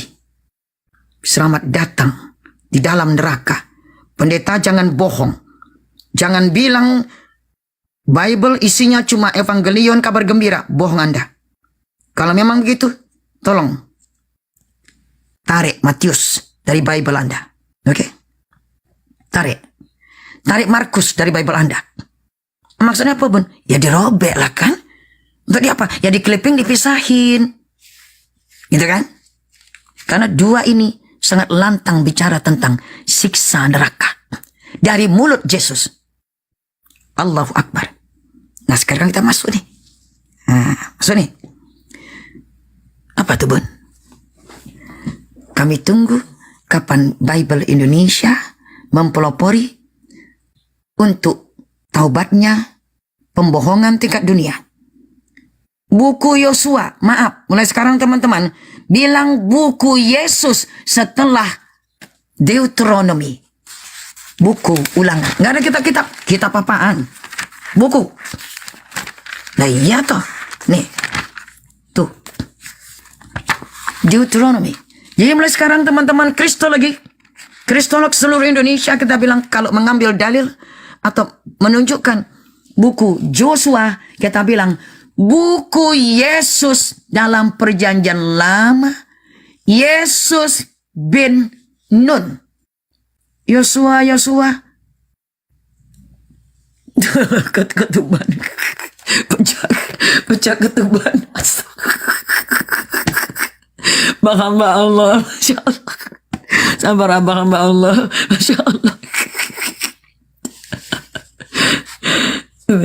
Oke, nanti saya tunjukkan. Jadi pesta itu hidangan untuk apa? Nah, ada gambarnya di sini. Siap teman-teman, siap? Oke. Gimana? Dibuka nggak? Nah, siap? Nah, tunggu setelah ini. Jadi teman-teman, kalau kita mengambil ini, menyebut ini, kita bilang Yesus bin Nun. Ya, Yesus bin Nun. Sekarang kita lanjutkan. Kita menuju. Teman-teman, saya minta ini mumpung Bang Santo Asidik ada, beliau punya bukti dalam bahasa Indonesia. Saya minta ditunjukkan, teman-teman. Apa itu? Man harus tahu bahwa yang namanya Markus, ya, Markus, Gospel Markus, itu ditemukan menurut Profesor Bart Ehrman sekitar tahun 70. Matius sekitar tahun 75. Antara 75 dan 80. Dekat-dekat dengan Lukas. Teman-teman, ge? Lukas. Ini duaan ini. Mereka berdekatan. Dan yang terakhir, Yohanes. Itu pada tahun 95 Masehi. Ya, hampir 1 abad ya. Sekarang saya tanya teman-teman. Carikan saya Bible yang urutannya kayak begini. Markus, mbah yang tertua. Matius dan Lukas ngambil dari Markus. Tetapi hebatnya, Markus ini terdiri 16 pasal. Bapak pendeta, betul kan? Tiba-tiba oleh Matius disulap. Berkembang biaklah ini buku ini. Inilah kitab, buku berkembang biak, kan segi kristologi berkembang biak ini, wah. Berkembang Jadi biak. 28. Berkembang biak teman-teman. Padahal pada mulanya adalah 16 pasal. Tiba-tiba Matius menjadi, waduh, berkembang biak ayo 28. Tiba di Lukas jadi berapa abang kami? 24. Lukas 24. Tiba Yohanes abang kami. Wah. 20. Ini panjang. Tapi halamannya panjang. Yang ini jadi 20. 21. Iya, 21. Saya ingat benar 21. Nah, kalau di sini di Bible Bunda yang tahun 2020, nih. Yang ini kita buka aja nih, Bapak Pendeta, nggak usah malu deh. Mana sih? Nih. Ini 20. Untuk ini NLT punya. NLT. New Living Translation. Yang ini lebih jujur. Kalau King James Version banyak ditutupi. Nah, saya mau bukakan kejujuran NLT karena ini dari orang-orang yang menaruh hormat kepada William Tyndale yang dibakar hidup-hidup di alun-alun London karena menerjemahkan Bible ke dalam bahasa Inggris. Setelah Raja Richard berhati singa dengan gelar Richard berhati singa kedua, Raja Richard kedua, setelah beliau pulang dari kemenangannya mengusir Salahuddin Al-Ayyubi, ya, maka dihukumlah ini, hukum mati, dibakar, ditelanjangi pakaiannya, lalu di depan alun-alun London dibakar orang ini. Sosok bangga, Bible ada banyak bahasa, banyak isanya. Teman ya, terlanjut. Oh, kok Bunda jadi makan malu Bunda nih, makan. Sebentar, kita ke sana. Jadi teman-teman, kalau Al-Quran berdasarkan kepada satu orang sang penerima wahyu, ya gampang, Anda tunjuk aja mana yang satu ini yang mau nambah. Mau yang Markus aja, baru kita bicarakan berhadapan Quran. Mau Matius aja. Karena kalau namanya Alkitab, itu dalam bahasa Arab Alkitab, gitu ya teman-teman ya. Nah, sebuah itu artinya sebiji buku teman-temanku. Jangan coleng dari Quran, buku Anda banyak berderet-deret, nggak pede. Ini aja menunjukkan bahwa orang-orang kekristenan tidak punya percaya diri. Markus nggak yakin, jangan-jangan Markus, aduh butuh yang lain lagi deh, dekingan lagi. Apa ini? Wahyu ini? Ya enggak lah. Belum lagi, Matius dan Markus yang berdua ini ambil dari Matius, Lukas ambil dari Markus. Mbak Markus tendang. Turun dia. Padahal dia duluan ditemukan. Turun. Kemana? Kalau menurut ahli lain, menurut pendeta, ini nomor 40, 50. Iyalah, bisa lah kalian sulap. Tapi Profesor Bart Ehrman nggak bisa kalian sulap. Beliau bilang, Markus itu tahun 70. Saya nggak mau ikut pendeta. Saya ikut apa yang diteliti. Karena Pak Pendeta tidak meneliti. Ini profesor itu bolak-balik ke Yerusalem, lihat naskah-naskah, manuskrip, wah, macam-macam. Meneliti 20 tahun. Kalau Pak Pendeta makan perpuluhan 20 tahun, Kang Sugi. Beda kan? Ya, ini 4 buku Abang Philo, you're right. Jadi 4 buku. Kalau Alkitab, Bu, sebiji buku. Mana nyali teman-teman Kristiani? Kalau Anda tetap memakai Alkitab, coret semuanya kecuali 1. Karena Alkitab artinya 1 buku. Jadi nggak bisa ada perjanjian lama. Ya nggak bisa. Banyak buku jadinya. Kalau banyak buku, ganti judul buku suci Anda. Kutubu. Kalau mau sok-sok juga pakai bahasa Arab. Kutubu. Banyak bukunya. Alkitab 1 bukunya. Nompleng dari Quran. Ya iya, Quran kan sebiji aja. Dari 1 nabi, 1 orang yang terima wahyu langsung. Jauh dong. Kalau Anda ngotot pakai Alkitab, ya gampang. Coret ini, coret ini, coret ini, coret ini, coret surat Paulus. Atau ambil surat Paulus aja. Saran saya ambil surat Paulus aja. Kenapa? Biar hancur sekalian gitu. Kok gitu, Bun? Karena surat Paulus itu menulis surat buku suci, kitab sucinya belum ada. Jor. Jadi inilah buku yang pemimpinnya ngarang, nggak pakai dasar wahyu. Bohong. Jadi surat Paulus dulu selesai baru 4 Biblos itu ya? Loh iya, keempat Biblos ini ditemukan. Ini buku nemu. Kagak ada namanya. Gak ada namanya teman-teman. Karena nggak ada namanya, nggak ada yang bertanggung jawab. Ya, barulah masuk abad kedua. Abad kedua teman-teman. 2 Masehi. Hah? Tahun 200-an pun. Ya iya. Abad 2 Masehi baru ditamplokkan nama ke sini. Ini kira-kira Markus ini. Ini ya raba ini Matius ini. Ini duga Lukas ini. Kalau ini ini pakai estimasi Yohanes. Ini diduga, ini dikira-kira, ini diraba-raba, ini diestimasi. Nggak adanya ini pakai nama. Ini mau kalian ikut? Kalau saya bicara sejarah, makanya mana mau orang Kristenos bicara sejarah dengan saya. Karena sebelum kita pergi ke segala sesuatu, nampak benda, kita harus lihat sejarahnya. Kan gitu. Ini apa ini? Siapa yang ngirim? Apa yang ngirim dia percaya? Kan gitu. Lanjut. Mau pilih surat Paulus, saran saya pilih aja surat Paulus. Biar jelas sekalian, kalau surat Paulus ternyata gambrong. Di mana gambrongnya, Bun? Kita lihat kan. Nih surat Paulus. Maaf nggak saya lo. Sudahlah orang tua, Mbah Markus kau tua. Pergi kau. Kemana? Kau runner up aja. Matius naik. Kenapa? Dia penghasil cukai, banyak uangnya. Oh gitu. Kau Mbah Markus, melorot kau. Jadi sekarang jadilah Bible dunia Matius nomor 1.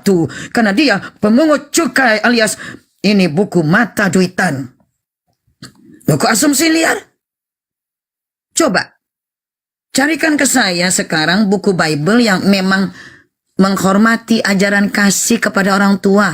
Markus, Mbak Markus, Matius sama Lukas kan ngambil dari Markus.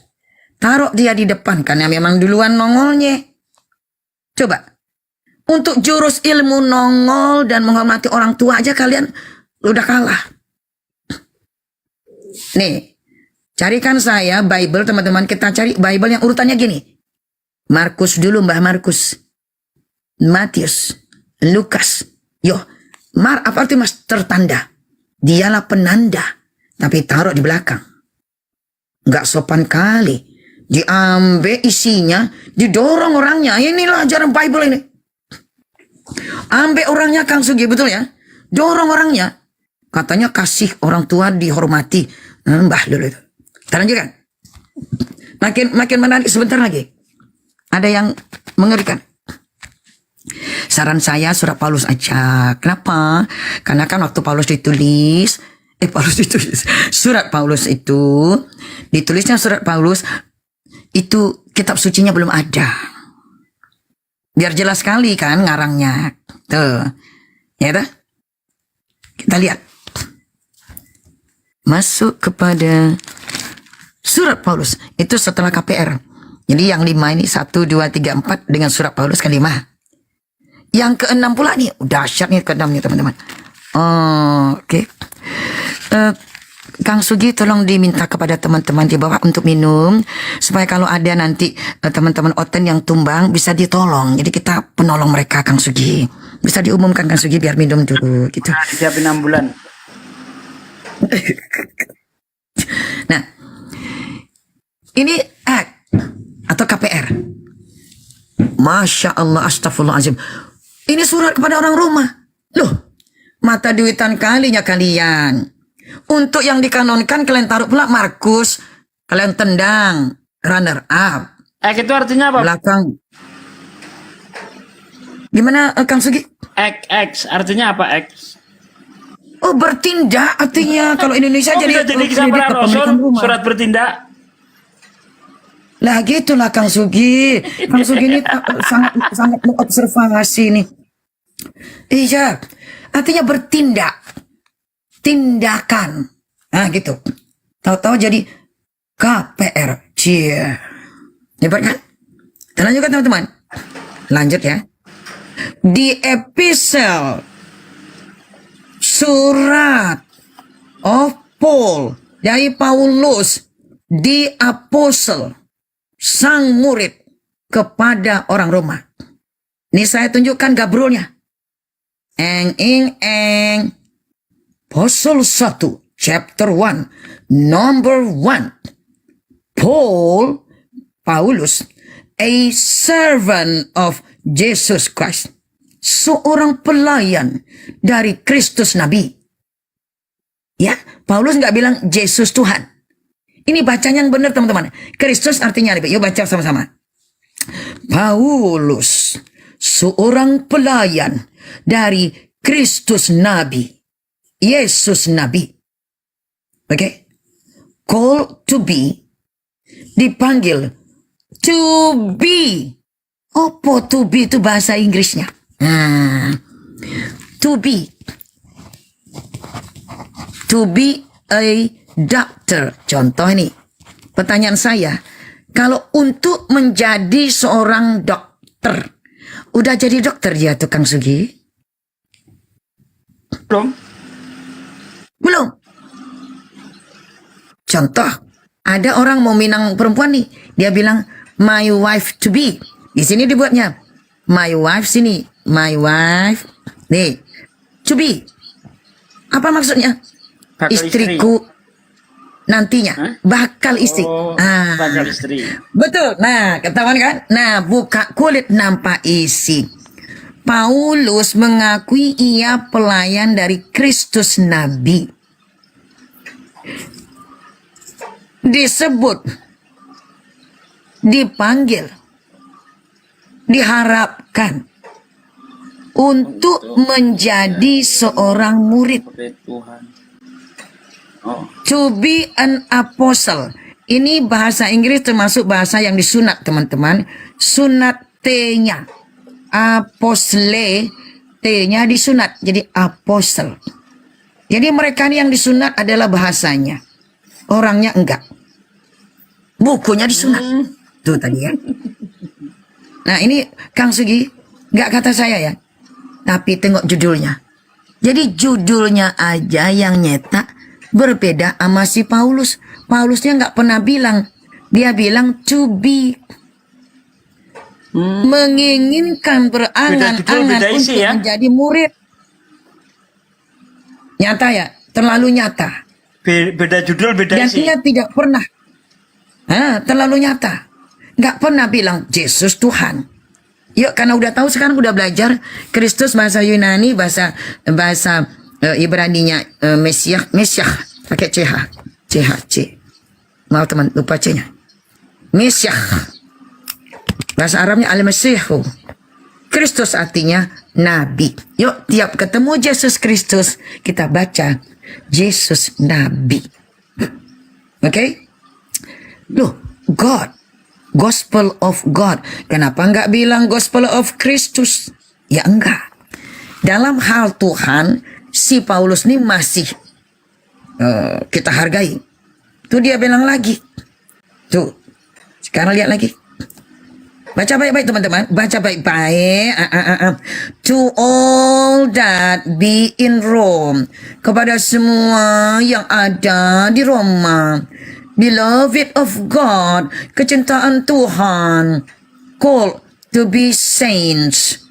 Untuk dipanggil menjadi orang-orang suci. Shalom Aleichem. Selamat. Grace to you. Kemuliaan untuk kalian dan kedamaian dari Tuhan. Our Father. Kenapa enggak bilang dari Tuhan Yesus Kristus? Sekali lagi, Paulus tidak pernah mengatakan Yesus Tuhan. Selalu kemuliaan datang dari our God, our Father. Dan ini pemain pembantu. Nomor satu adalah Tuhannya dan Bapaknya. Tuhan Bapaknya. Itu bagaimana dengan ucapan Paulus di 1 Korintus 8 ayat 6 itu? Nah, kita akan ke sana. Ya, itu kan mau tahu jangan-jangan Indonesia beda sama yang Inggris. Tuhan dan satu Tuhan Yesus itu. Ya. For God is my witness, bahwa Tuhan adalah saksiku. Ngapa enggak bilang Yesus adalah saksiku? Jadi ia tidak pernah. The will of God, kehendak Tuhan. Insya Allah. Paulus bilang insya Allah. Oke, bukan insya Yesus. Nggak ada. The will of Jesus nggak pernah. By the will of God. Lewat kehendak Tuhan. Insya Allah.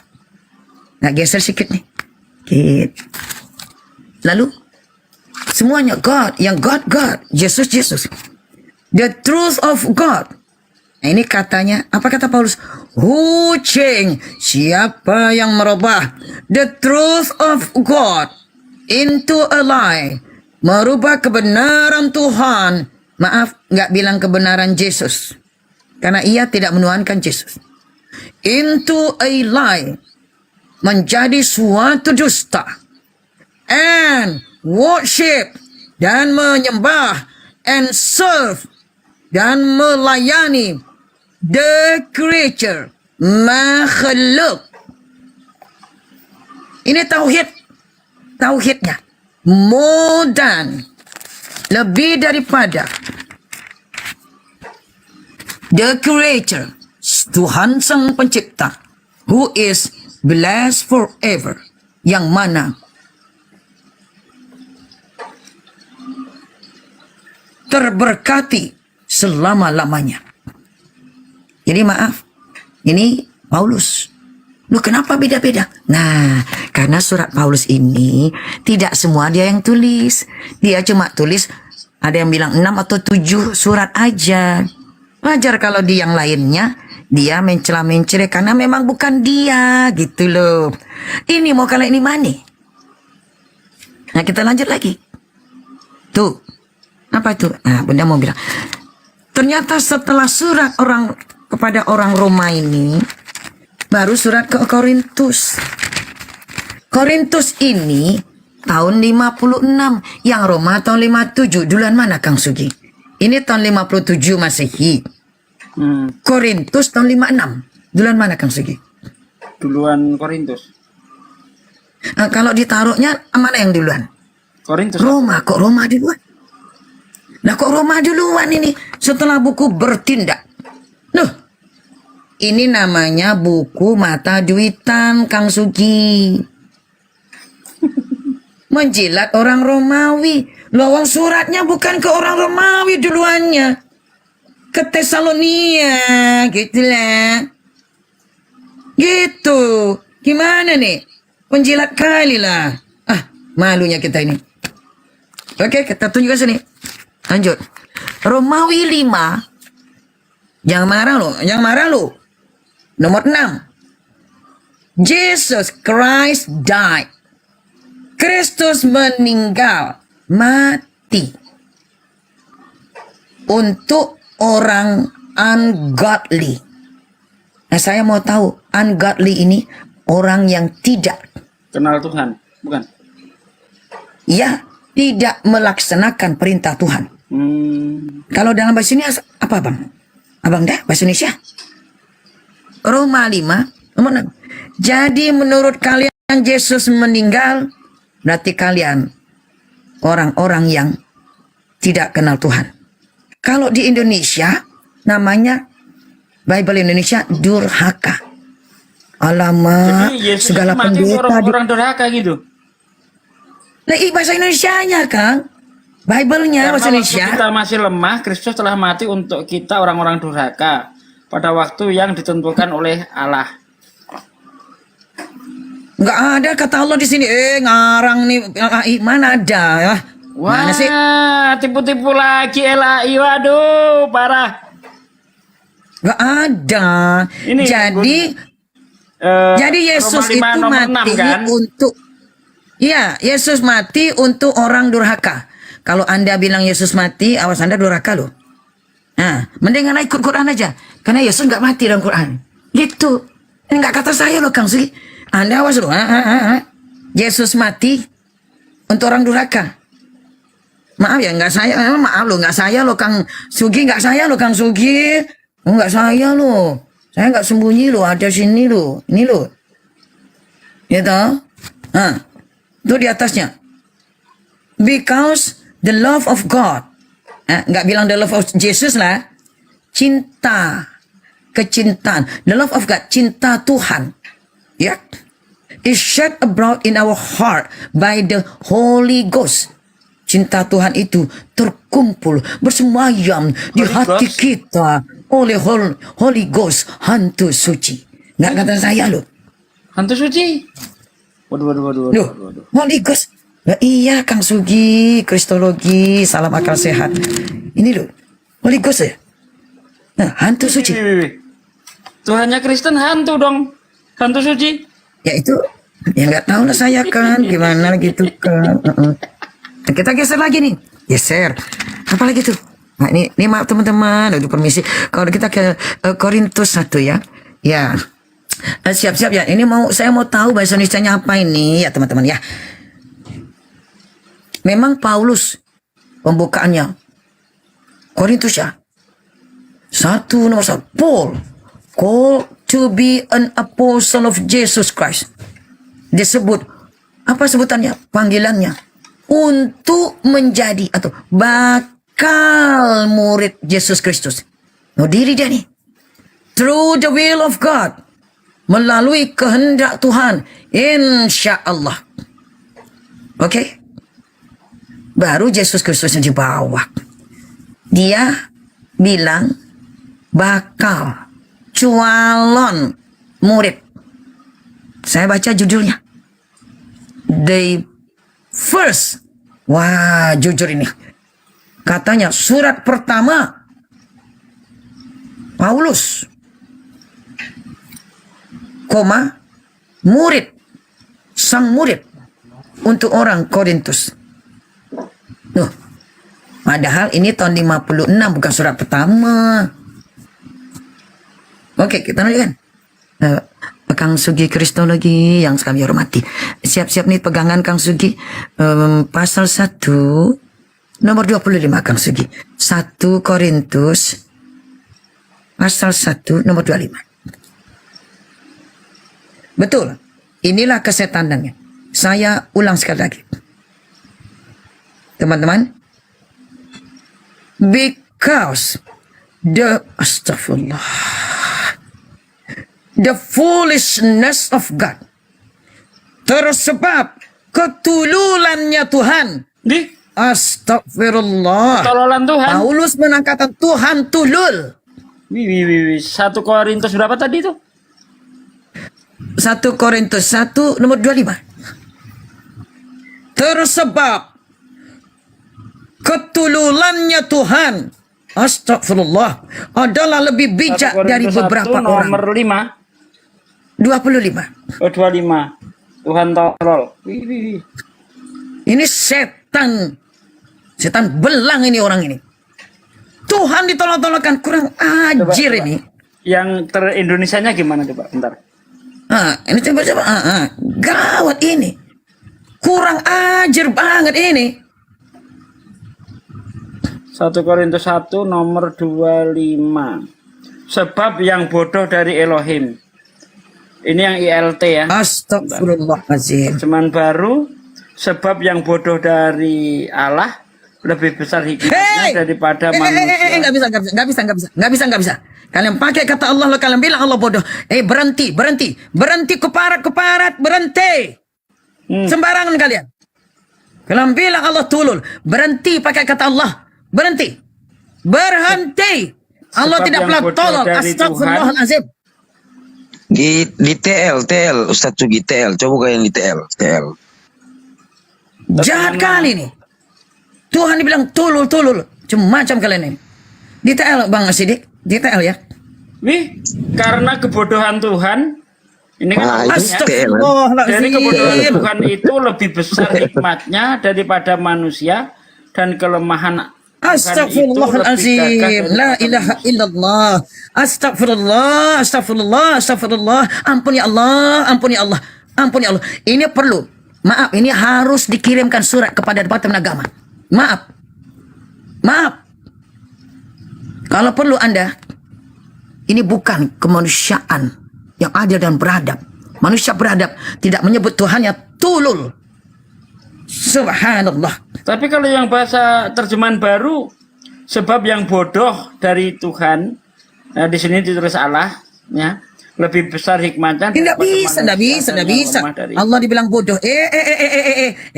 Sudah kalian mencuri dari Al-Quran. Kalian bodoh-bodohkan Allah. Pantas. Sekarang kita tahu. Patutlah mereka memandang Allah itu rendah. Kurang ajir kalian. Coba yang ini ya. Yang versi King James gimana bunyinya? Sama gimana dengan Kang Sugi Kristal? Coba sama enggak? Because the fools. Enak kali. Because the foolishness of God is within the man. Ketululan ya? Tuhan. Oh sama ya. Tulisannya sama, nggak ada beda. Astagfirullahaladzim. Kalian jangankan Tuhan kalian tulurkan. Baginda Nabi kalian tulurkan. Kami nggak terima teman-teman. Apalagi kalian memakai kata Allah di situ. Astagfirullahaladzim. Astagfirullah. Tapi kami masih sabar. Kami tidak akan membalas keburukan dengan keburukan. Saya tunjukkan Al-Quran yang elok. Ini gimana statusnya, namanya, gelar yang bisa kita pakai menyebut keadaan mereka nih, Abang Asidik. Kayak begini. Nah, gimana namanya nih Bang Sidik? Kalau kayak gini namanya manusia derajatnya nih. Si Saulus ini kan mengatakan bukan sebagai firman Tuhan. Jadi ya dia menghujat Tuhan di situ. Karena dia berkata kan bukan sebagai menurut firman Tuhan. Berarti ya, ada dua otoritas antara Tuhan dan iblis. Jadi saat dia sudah mengatakan Tuhan itu bodoh, berarti di saat Tuhan dikatakan dia bodoh, berarti dia mengikuti perkataan iblis, kan begitu. Nah, teman-teman, itu hukum di mana-mana semua negara. Kalau ada manusia mengatakan Tuhan bodoh, maka dia mengikuti iblis. Laknatullah. Jahat kali. Ini tahun ini kan tahun 1901. Kalau 2001 kan tuh 100 tuh Bang Asidik ya. Berarti sekarang 2024. Berarti berapa tahun tuh?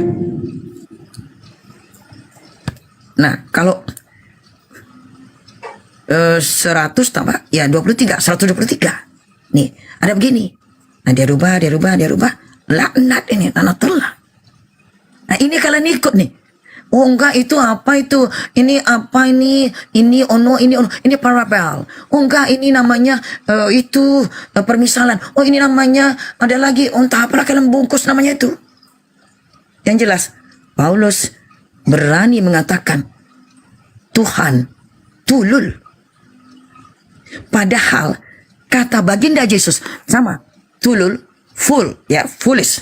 Kita lihat Matius. Nah, kata junjungan kalian, nih Matius. Apa katanya? Katanya, aduh. Bilang sama rakanya. Apa katanya? Nih, full. Kamu tulul. Thou full. Kamu tulul. Matius 5 nomor 22. Ngomong sama abangnya tulul. Abang, tulul abang. Kau tulul bang. Maka shall be in danger of hellfire. Tidak ada perkataan dimasuk ke mahkamah. Gak ada. Edisi Indonesia masuk ke mahkamah. Gambrolmu. Mana masuk mahkamah? Coba Kang Sugi dibuka ini Abang Sidik. Gak ada. Masuk ke mahkamah. Gak ada kata mahkamah. Masuk neraka menyala-nyala. Mahkamah. Doubtful, shall be in danger of hellfire. Pasti akan mendapatkan bahaya. Ngeri ya. Di dalam neraka menyala-nyala. Ini baru kepada abangnya bilang tulul. Nah kalau Tuhannya dibilang tulul. Kalian ini jahat.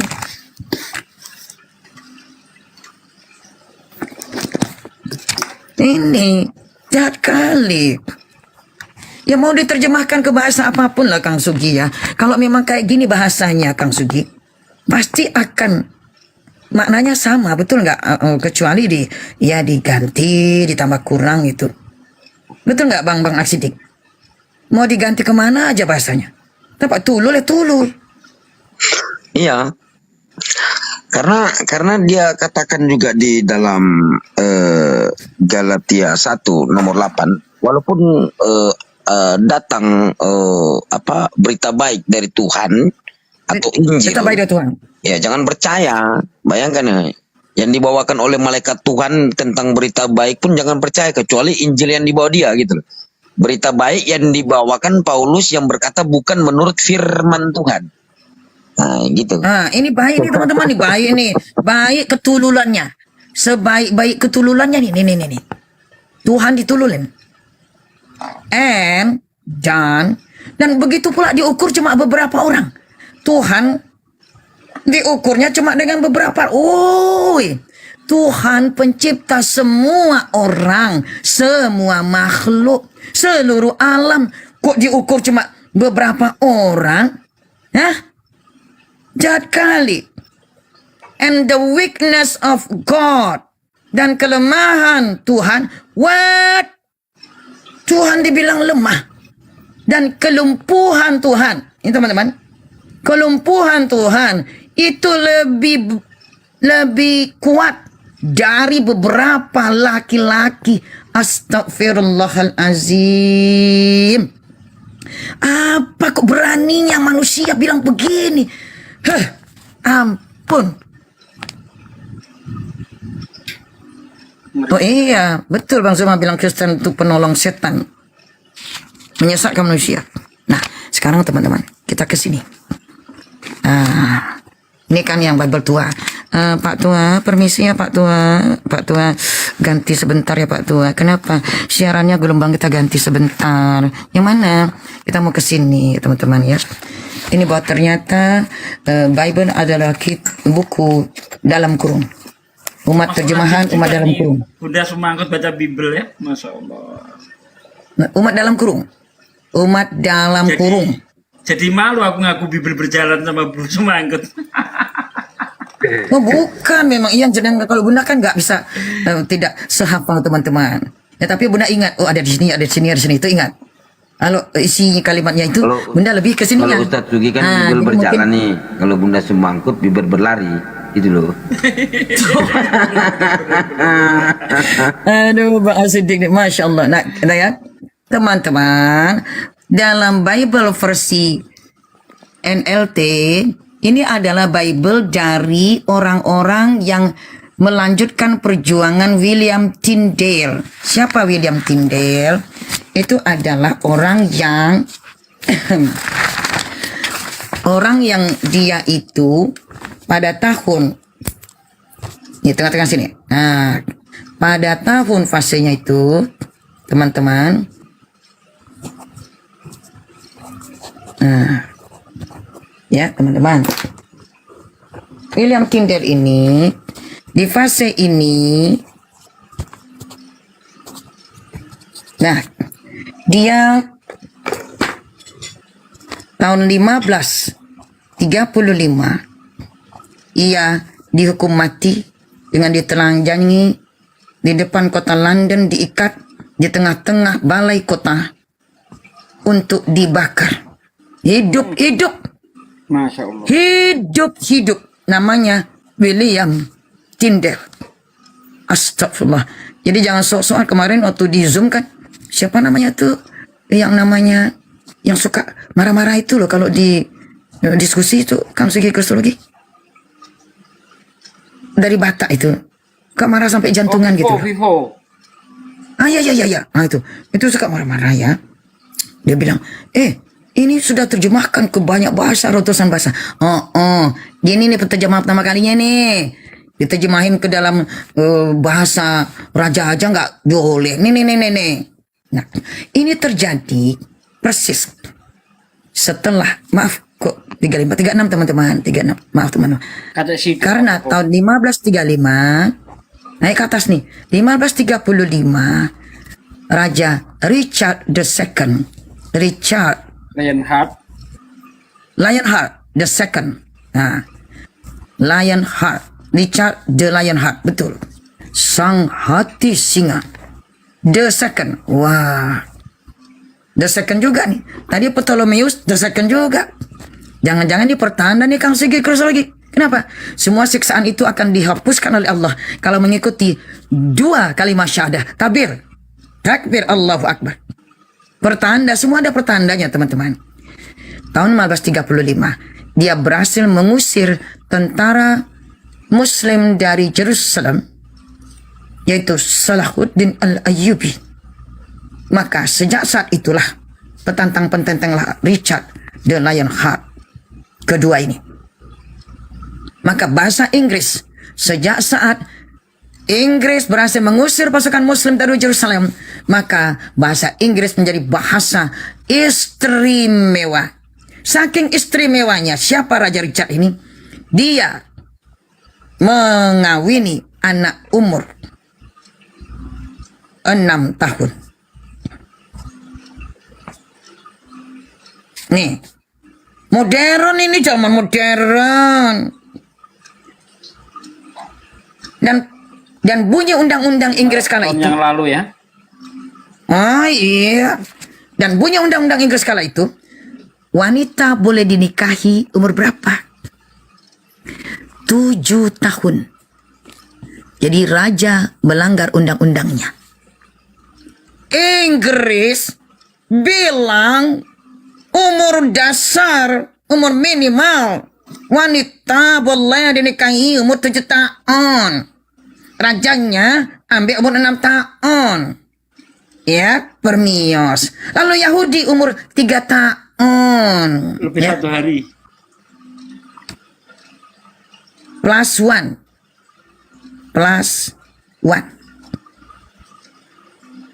Nah ini agama teman-teman nih begini, oke. Nah di atasnya lagi, pada tahun 1522, disinilah Apel sejarah, Masya Allah, udah semangat. orang yang bernama Dera, ada yang 2 kali D-nya, ada 1 kali boleh, mau berapa kali? Dera, ada yang menulis Deradius, ada yang diulang-ulang Deraderius, yang suka-suka mana lah teman-teman, terserah. Deraderius Erasmus. Nah yang ini ahli luar biasa ini orang ini. Edisi keduanya di sini. Edisi ini disebut edisi luar biasa. Yang sebelumnya 6 tahun sebelumnya 15. Coba lihat bagaimana Allah berbuat untuk sejarah Kristen. 15-16. Jaraknya berapa? 2 tahun. Sekarang saya tanya teman-teman, kapan Konstantin memprovokasi orang untuk Konsil Nicea? Ini kita ke Konsil Nicea. 325 ya. Oke. 325. 325 teman-teman. 325. Oke. Nih, 1500. stasiunnya 325. Konstantin memprakarsai konsili Nicaea. Oke, Nicea. Nicaea. Dan apakah kebetulan berikutnya? Berikutnya apa tuh Bun? Iya, berikutnya gitu loh. Berikutnya, kenapa? 6 tahun pula jaraknya Konstantin ini. Berarti tahun berapa kalau 6 tahun berikutnya? 331 Masehi. Ini Masehi ya, Masehi. Apain tuh Bun? Ia menulis surat kepada ahli sejarah masa itu bernama, ini pendeta tahu semuanya nih, Eusebius. Oh, Eusebius. Nulisnya gini nih, Eusebius. Ini termasuk katanya, ini bapak gereja tua, bapak gereja mbahmu. Nah aja semua. Oke. Karena makin banyak gereja tumbuh, tapi biasa kan, Paulus aja nggak punya Bible, bisa kesana kemari. Yang penting dapat surat sakti dari Romawi. Jadi Paulus itu membuat suatu bargaining dengan Romawi, diantaranya agar Tuhan di dalam kekristenan itu bisa diganti, agar keyakinan kepada Torah itu bisa berkurang. Maka Paulus melaksanakan apa yang diminta oleh orang Romawi itu. Sayangnya Romawi bilang kamu kelamaan. Masa Tuhannya masih Tuhan? Paulus nggak mau. Ya digoroklah Paulus ini. Gitu. Kalau perubahan yang lakukan Paulus dari Torah, udah jauh luar biasa. Tuhan dihina-hinanya kan tadi kita baca. Eusebius ini mendapat rezeki nomplok dapat surat dari Raja Konstantin.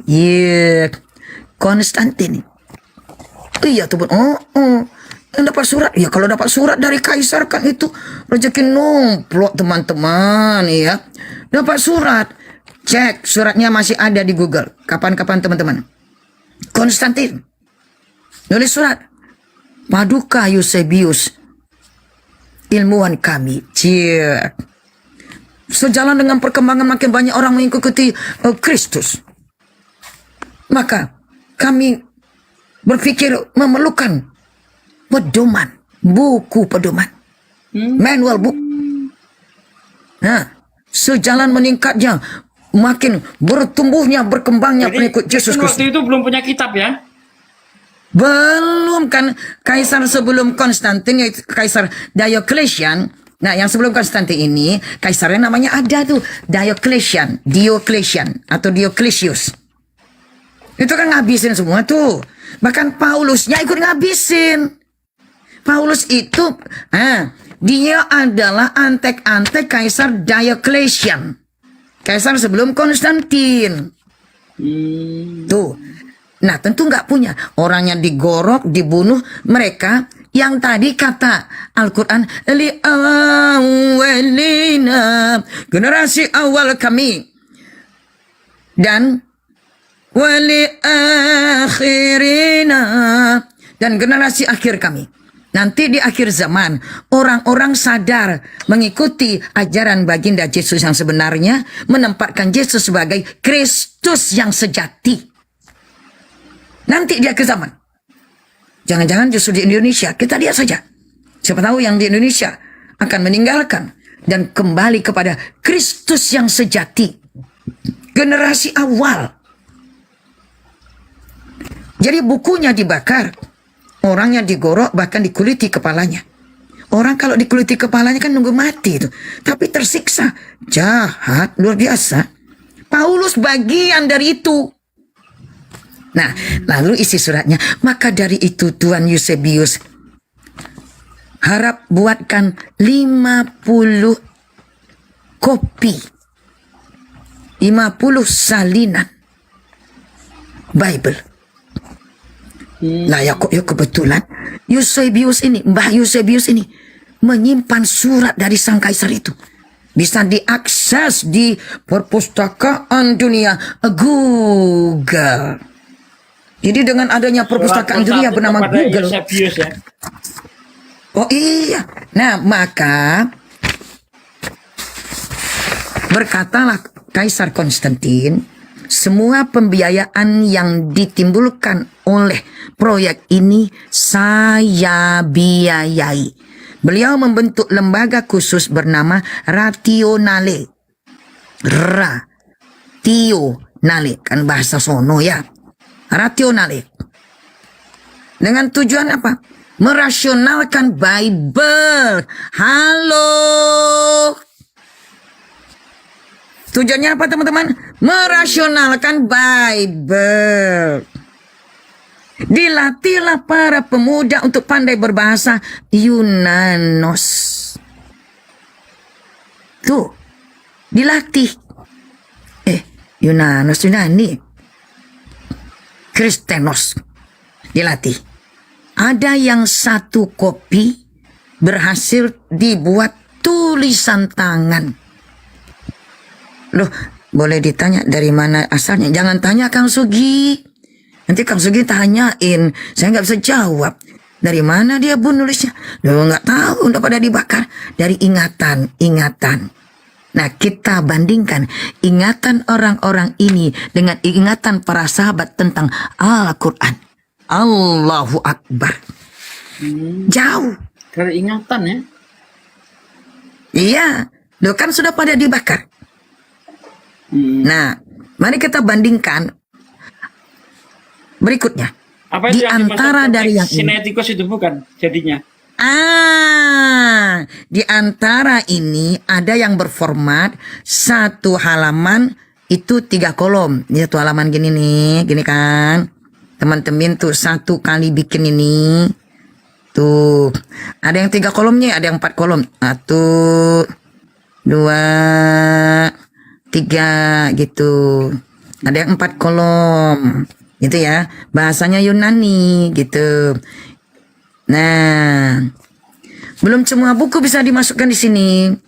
Pada tahun 500 Masehi masuk lagi buku lain lagi.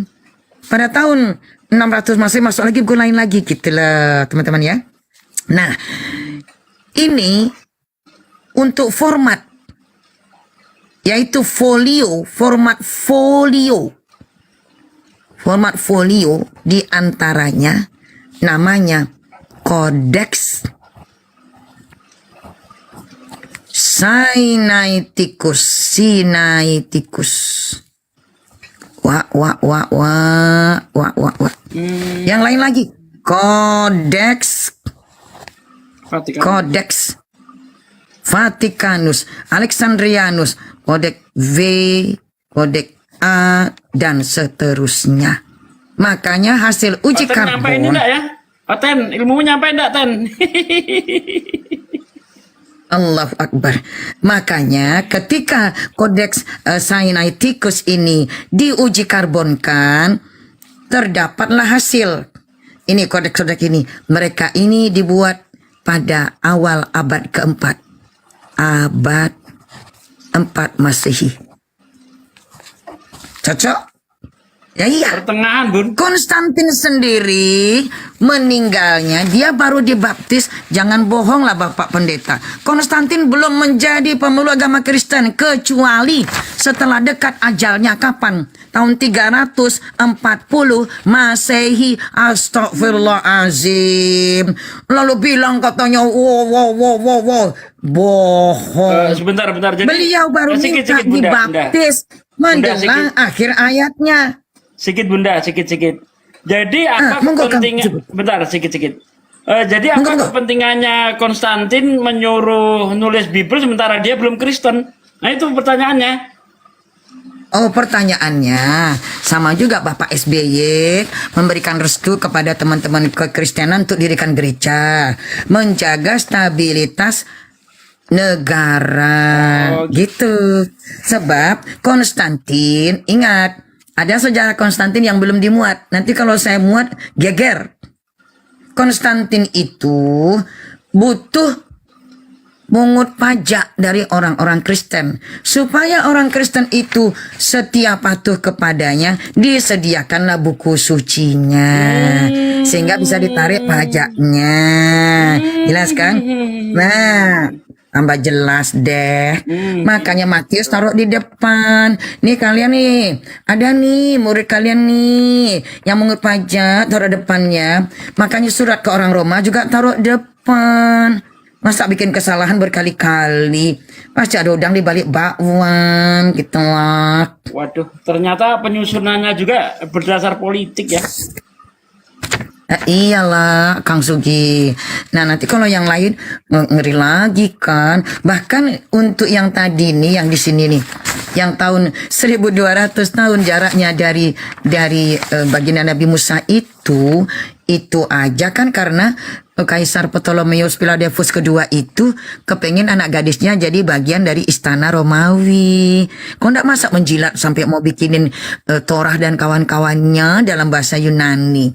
Sementara yang bahasa Hebrew, bahasa Ibrani baru nongol sesudah Masehi. Yang ini sebelum Masehi tahun 300 sebelum Masehi. Yang Torah dan kawan-kawannya dalam Torah dalam bahasa Ibrani itu disusun selama lebih kurang 3 abad, 8, 9, dan ke-10. Di situ pula lah disebutkan pembuatan gramar bahasa Ibrani. Gitu loh. Nah terus mana-mana yang mirip-mirip. Sikit Bun. Terkait perjanjian lama kan katanya ditulis sampai abad ke-10. Bagaimana dengan ini naskah Laut Mati? Naskah Laut Mati itu terjadinya pada saat kaisar sebelum Konstantin, yaitu Kaisar Diocletian. Itu kan ngejar-ngejar orang tuh. Jadi di antara mereka ada yang menyembunyikan naskahnya ke gunung-gunung, ke bukit-bukit. Gitu. Ya itu ditulis tahun berapa naskah Laut Mati itu? Kalau untuk naskah berbeda beberapa. Khusus untuk yang Yesaya itu memang tua sekali. Ya, buku Yesaya itu tua. Jadi semua peninggalan nenek moyang orang itu dia larikan ke gunung-gunung, ke gua-gua. Memang gitu. Yang paling lengkap itu kita bisa itu ya. Yang sebelum masih. Kalau yang khusus, ya untuk buku Yesaya itu sekitar 500 tahun sebelum Masehi. Sebelum Kaisar Ptolemeus Philadelphus. Nah, jadi luar biasa kan teman-teman ya. Nah, jadi teman-teman, Deradius Erasmus ini sarjana yang dia jenius. Dia menguasai bahasa Latin. Semua bahasa kitab suci dia kuasai. Buku suci. Semua bahasa buku suci dia kuasai. Satu, bahasa Latin. Kan Latin Vulgate. Yang dibuat oleh Mr. O ini. Origen. Mana tadi Mr. O? Kemana kertasnya? Origen. Di tahun 150 Masehi. Nah kan Latin Vulgate. Dia menguasai juga lagi apa? Bahasa Yunani. Menguasai bahasa Ibrani. Menguasai bahasa Perancis. Bahasa Belanda. Bahasa Jerman. Dan banyak bahasa. Ini cerdas sekali. Erasmus. Dia melakukan penerjemahan ulang. Karena menurutnya apa yang ada di kalangan itu yaitu dari Latin Vulgate. Berarti udah di sini nih. Sini nih. Dari awal itu sudah revisi-revisi ya Bun ya? Oh iya, betul. Latin Vulgata atau Vulgate, Vulgata atau Vulgate, Vulgata. Latin Vulgata ini menurut sang orang yang luar biasa pintar ini itu enggak real. Tidak mengikut akal sehat. Contoh, menurut dia, maka dia membuatkan pertama kali penerjemahan Bible 1 lembar itu berisi 2 bahasa. Ini pertama kalinya. Ini istilahnya namanya polyglot nih. Artinya 1 lembar ada beberapa bahasa. Yang sini tetap bahasa Latinnya, padahal dari bahasa Latin. Nah, yang sini bahasa Yunani. Gitu. Jadi 2 bahasa dalam 1 halaman. Ia mengatakan, maaf, menurutnya, lalu ia ini bishop atau uskup Katolik. Ya, lalu keluar dari kekatolikan. Katanya, kekatolikan telah salah kaprah dalam menerjemahkan taubat, yaitu repentance, pertobatan, diterjemahkan oleh orang Katolik di sini di Bible Vulgata. Apa terjemahnya? Penance. Ini biar tahu teman dari mana sejarah perpuluhan. Maaf ya, dalam kekatolikan. Itu bukan surat penebusan dosa, bukan? Iya. Tetapi yang kita lihat yang tertulis. Yang tertulis di dalam Bible bahasa Latin Vulgata. Ya. Itu oleh Jerome. Kalau ini Jerome atau Jerome. Atau dalam bahasa mereka Geronimo. Nih teman-teman ya. Jadi repentance artinya taubat. Diganti jadi penance. Penance itu artinya perpuluhan. Jauh kan? Jauh. Jadinya, jadi dia ingin mengingatkan. Nah, pada edisi pertama di tahun 1516 yang ia buat ini, itu meledak. Tapi Roma marah. Marah Roma. Pak Erasmus. Hei, Anda menerjemahkan dalam bahasa Latin, bahasa Yunani, bagus. Tapi tolong masukkan Trinitas. Di sini Trinitas belum masuk. Dipaksa masuklah Trinitas itu. Nah, di mana tuh? 1 Yohanes pasal 5 nomor 7. Betul. Sejak ini masuk nih Kang Sugi, jadilah yang ini menjadi naskah Raja di Raja nih. Ini dia nih. Orangnya memang orang pintar, kita akui. Deradius ini, baik D-nya double Deraderius atau Deradius, terserah lah. Kalau saya percaya itu mungkin nggak double. Saya suka ikut yang nggak double. Ada ahli yang mengatakan 2 D-nya, kalau saya nggak lah.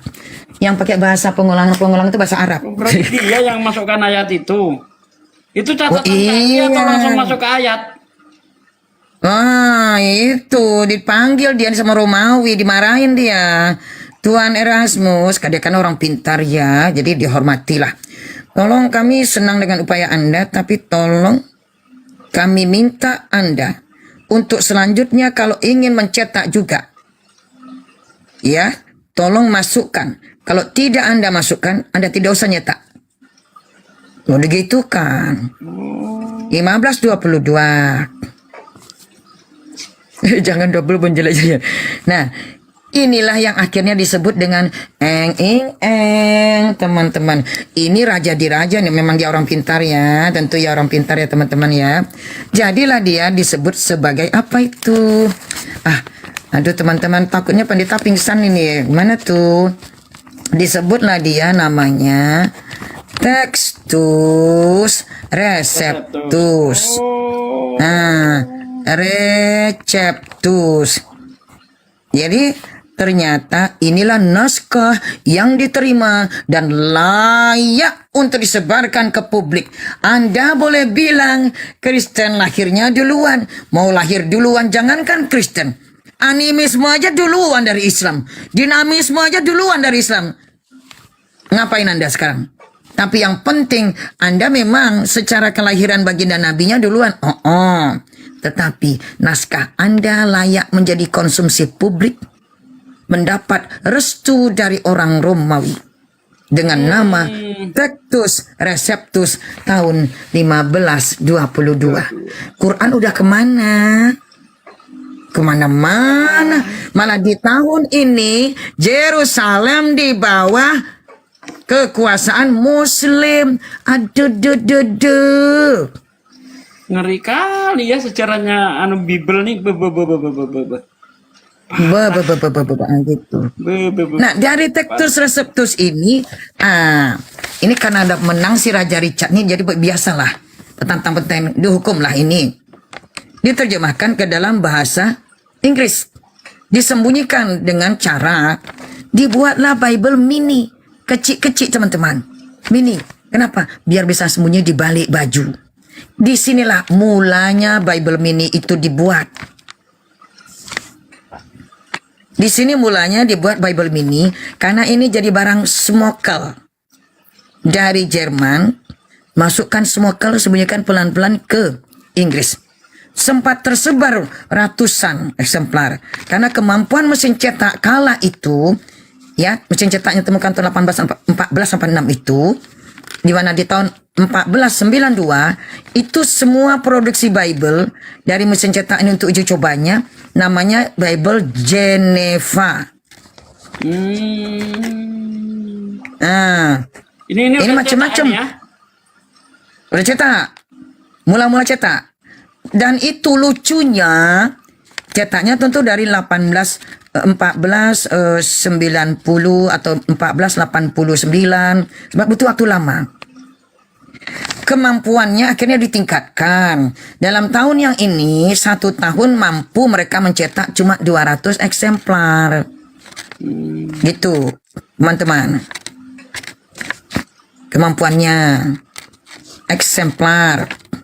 Nah, yang Geneva ini tiap uskup mempunyai otoritas untuk membuat Bible-nya sendiri. Aduh, Kristen jangan sembunyiin dong, mana sih? Ada uskup ada Bible-nya namanya Bible Bishop. Bible dari uskup di Inggris. Ada lagi namanya Geneva ini, Geneva itu, Geneva ini. Banyak Kang Sugi. Babak belur ini Bible nih.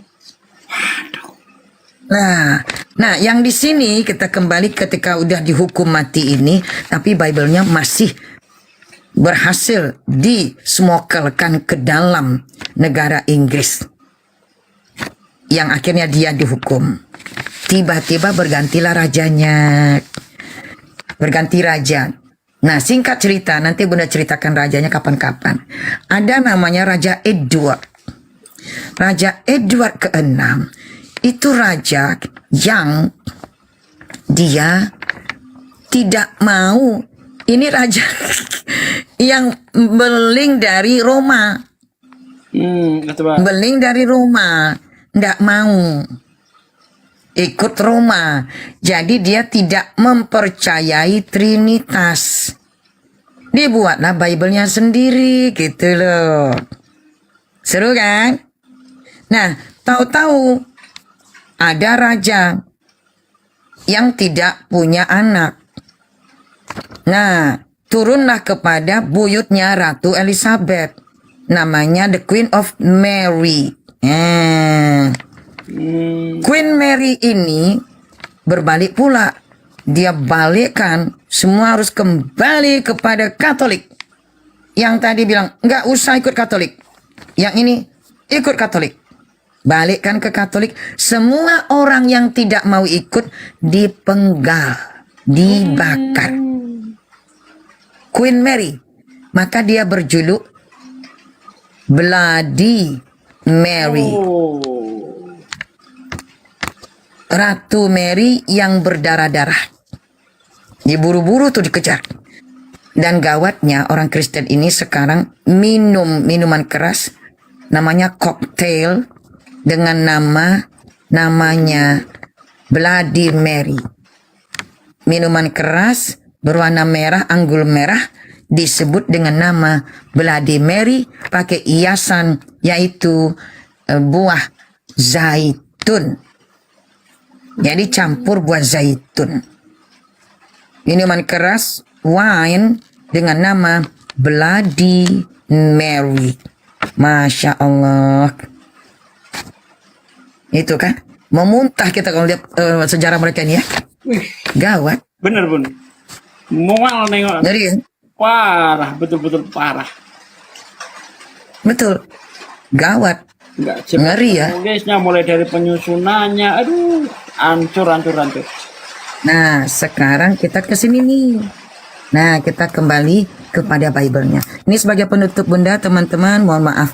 Ini penutup, tapi jangan marah, jangan ada yang marah, Bapak Pendeta, jangan marah kalau saya katakan buku Bible itu buku dengan terjemahan, ini buku tanda kurung. Ya, kenapa? Karena sudahlah Mbah Markus ini ya ditaruh paling belakang. Isinya kan punya Mbah Markus ini kan paling sedikit. Ini teman-teman, cuma 16. Coba kalau Kristen buku sucinya cuma Markus 16 pasal cuma teman-teman. Berapa halaman nih? 4 halaman teman-teman. Jadi jangan kalian ngejek-ngejek kok tipis bukunya. Emang buku kalian setebal apa? Makanya mereka ini serba salah. Mau ninggalin Torah karena ternyata kan bukan salahnya orang Kristen. Torahnya itu babak belur. Tapi teman-teman Kristen harus menanggung resikonya. Saya sendiri Anda tempelin ke New Testament Anda. Kan gitu. Nah, kita lihat sekarang. Ini saya nggak ngarang ya, Kang Sugi. Ini buka bukunya nampak ya, Kang Sugi ya, Pak ya. Nggak ngarang ya. Tuh, apa adanya ya. Jadi Mbah Markus ini, pada pasal terakhirnya Kang Sugi, ada tanda bintang Daud, Kang Sugi. Jadi generasi pertamanya itu berakhir pada pasal terakhir, pasal 16 di nomor 8 dikasih tanda bintang Daud, Kang Sugi. Nih, Bang Sidik, bintang Daud Kang Sidik. Tahu nggak apa makna bintang Daud? Artinya stop. Tulis teman-teman, apa artinya? Ya, teman-teman, ini jangan sembarang ya. Saya ini wanita bersuami. Kang Sugi ini pantarannya adik saya ini. Ya, saya jauh lebih tua dari Kang Sugi. Tolong mulut kotor itu siapa itu? Goku itu. Ya. Nah, kita lanjutkan. Jadi ternyata pada pasal terakhir, pada nomor 8, itu ada tanda bintang. Berakhir dengan tanda bintang. Artinya stop. Stop. Nah itu. Kita baca.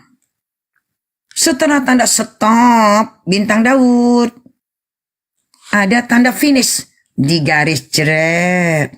Finish. Dan keterangan dalam tanda kurung. Kalau Al-Quran tanda kurungnya untuk menerangkan domir hu, domir na, karena nama orang dalam ayat itu tidak dicantumkan. Dia ada pada ayat di atasnya. Nah, kalau kita membacanya di ayat itu aja, kan nggak tahu itu hu-nya untuk siapa. Kata gantinya buat siapa. Maka dikasih tanda kurung. Nabi Muhammad dalam kurung. Allah Subhanahu wa ta'ala SWT. Kalau ini benar-benar berisikan tanda kurung penjelasan. Bukan asbabun nuzul pula tuh. Dalam kurung. Setelah tanda stop, kemudian tanda finish, garis finish, dalam kurung. The most ancient manuscripts of Mark, naskah-naskah yang paling tua, paling loh, ini most, paling. Oke, dari Gospel Mark, conclude, ingat kalau bilang konklusi, berakhir dengan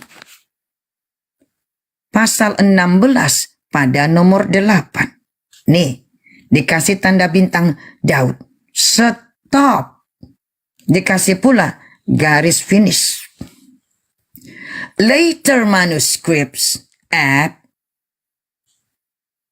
naskah-naskah kemudian menambahkan one or both, satu atau kedua-duanya. One or both, satu atau kedua-duanya. Dari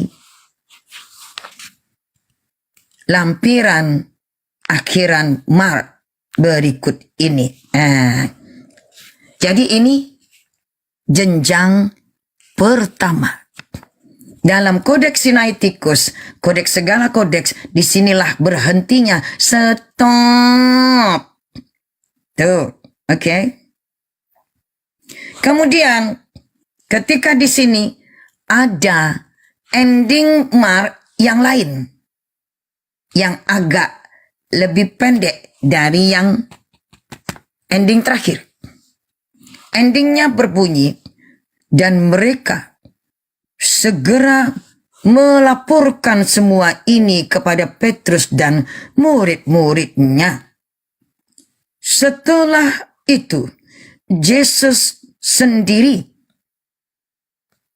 yang mengirimkan mereka keluar dari barat, dari daerah timur, kawasan timur, menuju barat dengan kesucian dan unfailing message, pesan yang tidak pernah gagal. Oh iya, semua nabi diturunkan pesan oleh Tuhannya tidak pernah gagal. Kalau enggak gitu enggak nabi. Dalam hal salvation, dalam hal keselamatan, semua nabi membawa keselamatan. Tapi kalau Anda menjadikan Yesus sebagai Tuhan, Anda tidak akan pernah selamat. Karena itu bukan pesan beliau. Yang akan memberikan kehidupan yang abadi. Amin. Longer ending. Akhir bab yang lebih panjang dari Markus. Setelah satu lusin. Jadi teman-teman sampai 20 nih 20 ya. Mikroskop time 20. Berarti nambahnya satu lusin. Bukan satu lusin plus. Satu lusin plus. Gitu loh. Jadi Markus tuh punya 3 level. Level pertama pakai bintang Daud, stop. Lalu garis finish. Tambahan kedua, revisi kedua, ditambah sampai sini. Edisi medium. Revisi ketiga, ditambahkan ini aja atau kedua-duanya. Tuh. Nah inilah jadi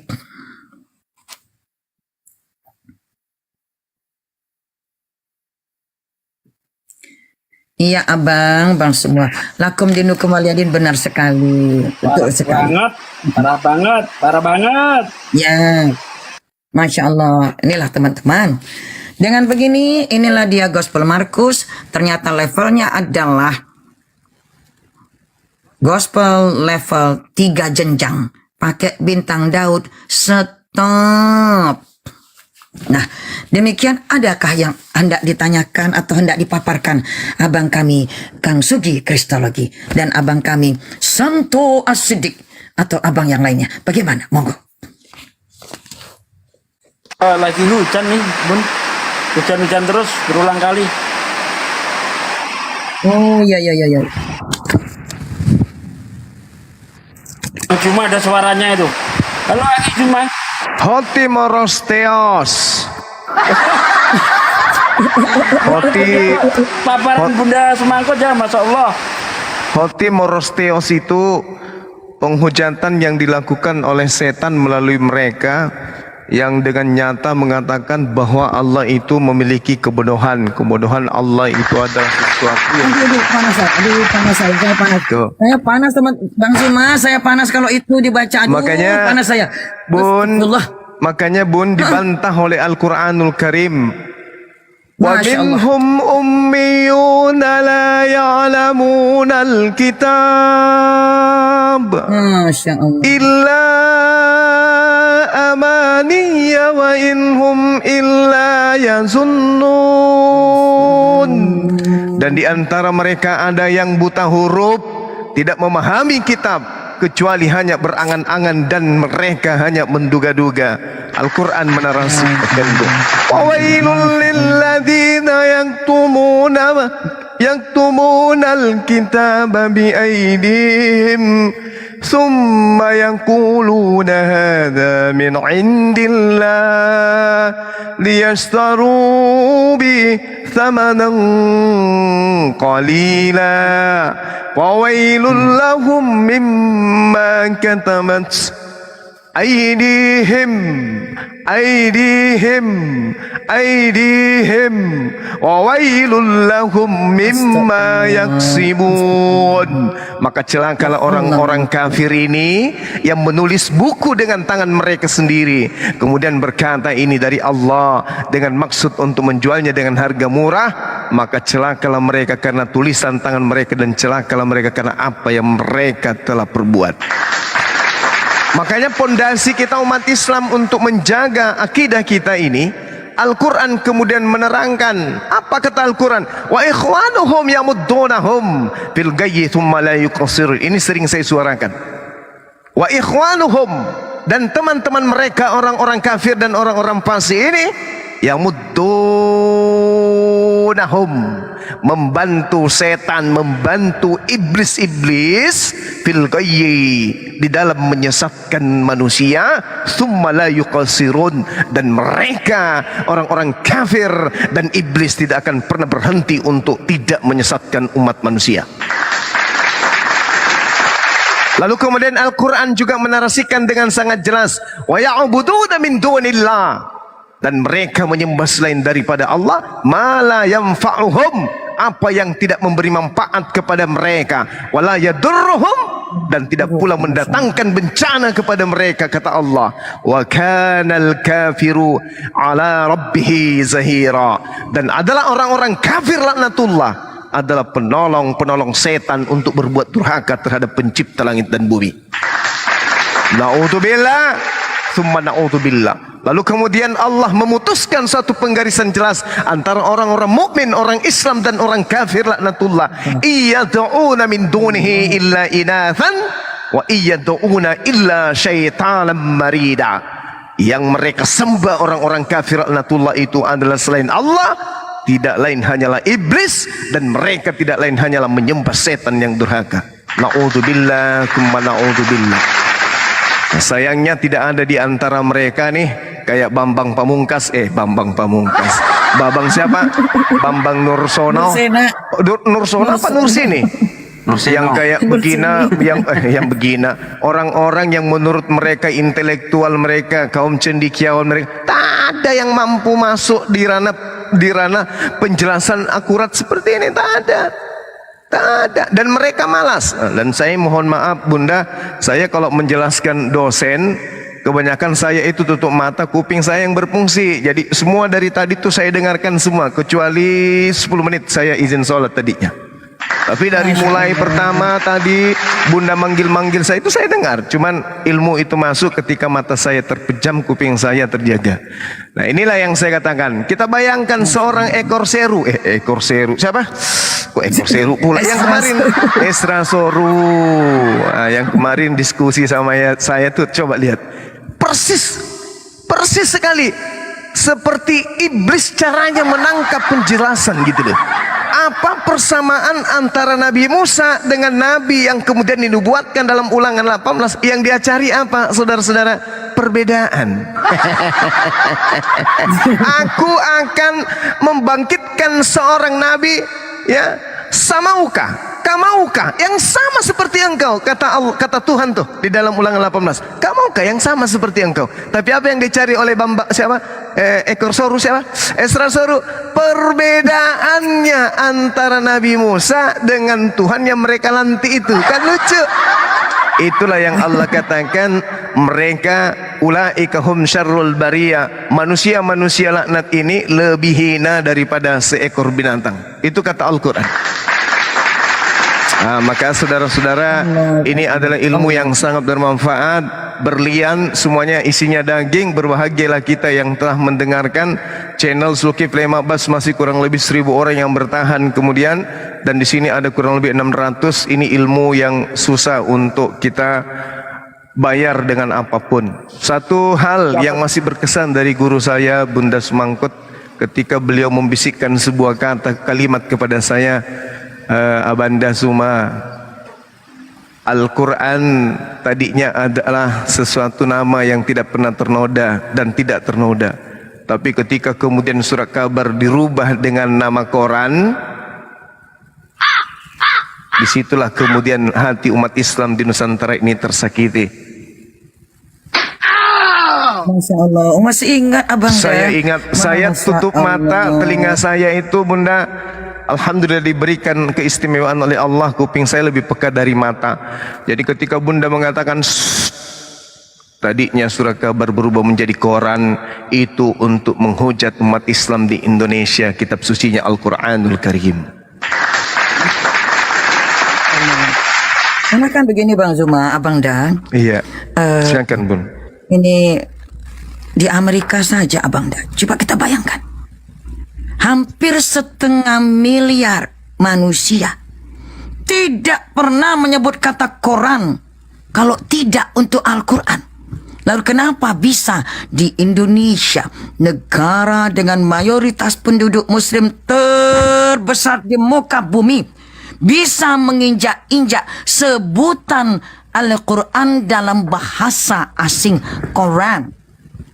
Karena orang barat, mau dari Amerika, mau dari Jerman, Denmark, Rusia, semua mereka bilangnya Quran, K-O-R-A-N. Tetapi Kompas Gramedia tahun 1885, 1886 itu mengganti slogan mereka menjadi Quran Masyarakat, entah apa lagi.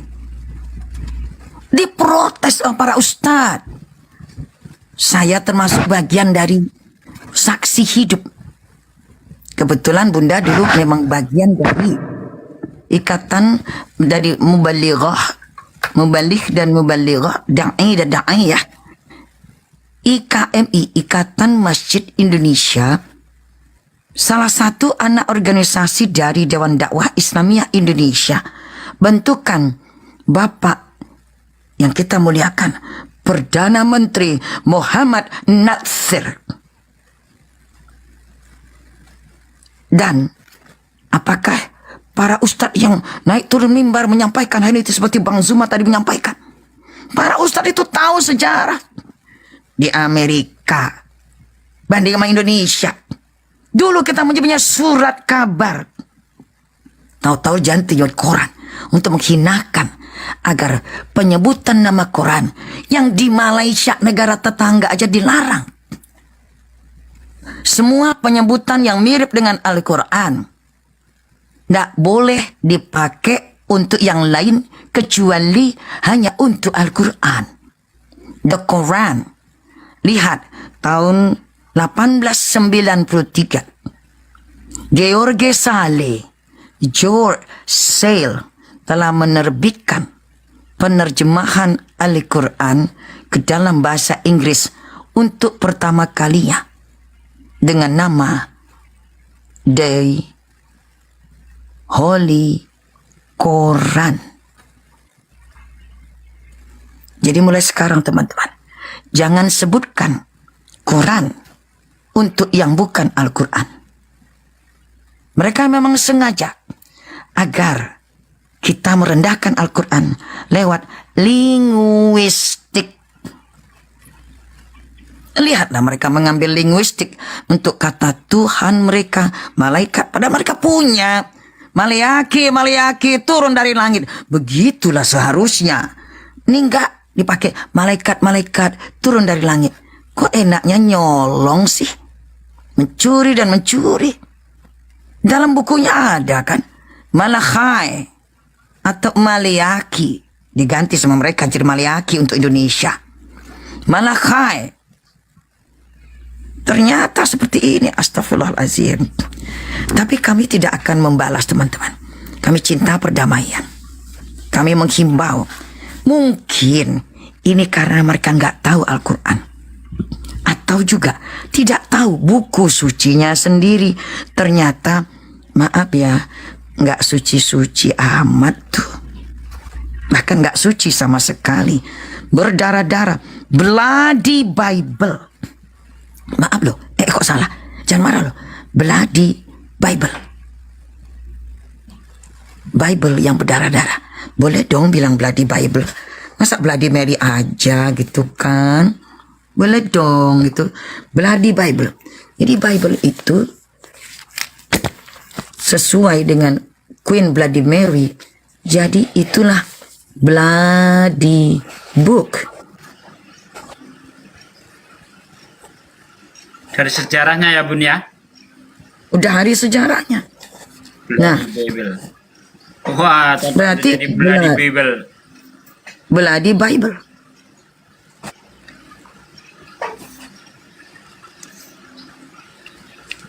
Nah, sesuai aja dengan bahasa Latinnya, Biblia artinya kumpulan catatan.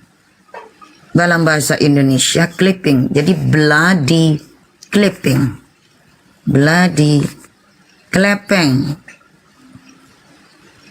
Clipping berdarah. Wih, keren, horor jadinya. clipping berdarah. Ya kan? Horor, iya. Horor. Bloody clipping. Nah, bahasa Inggrisnya kan? Clipping. Horor, bloody clipping. Wis, gawat nih. Ini harus saya tonton berulang-ulang. Ini saya rekam nih Bun dari awal Bun. Masya Allah. Kalau jenengan nih pinter mengedit-edit, sampaikan. Nanti saya ikut nonton, terus biar teman-teman kayak saya suka mutar apanya Bang Zuma, itu iklan-iklan tak biarin. Ini ada yang mengingatkan saya untuk subuh. Untuk Rio 5:10 subuh. Masih lama. Ngeribit angker betul Bang hamba Allah. Salam kembali Bang hamba Allah dari Qatar ya, Masya Allah. Masa saya harus subuh sebelum waktu subuh gimana sih? Iya betul-betul. 5:10 untuk Rio. Betul. Nah, jadi bloody Bible, bloody klepeng, bloody book. Oh, bisa sunnah betul Bang Goku, nggih matur nuwun Bang Goku ya. Nanti kapan-kapan di lain waktu kita akan buka Bible bahan denom ini. Mbak Atika, insya Allah ya kita akan buka ini. Jangan kaget, ternyata baginda Musa alaihissalam. Jadi dalam buku ini ada kalimat Mekah, ada kalimat Madinah, kata Madinah. Wow, ya. Sedikit ya Bun ya. Ini untuk mengingatkan saudaraku yang di bawah. Jadi jangan khawatir ya saudaraku. Insya Allah kita yang tiap hari membahas agama ini sholatnya terjaga. Insya Allah. Bagaimana mungkin tiap hari kita berbicara agama tapi nggak sholat? Ini azabnya lebih pedih daripada orang kafir. Karena dia fasik jatuhnya. Hati-hati ya, berani ngomong agama, tiap hari ngomong Quran, ngomong hadis, terus agama, tapi kita nggak sholat. Betapa memalukan. Itu loh azabnya lebih pedih daripada orang kafir. Jadi insya Allah kita terjaga sebab dakwah.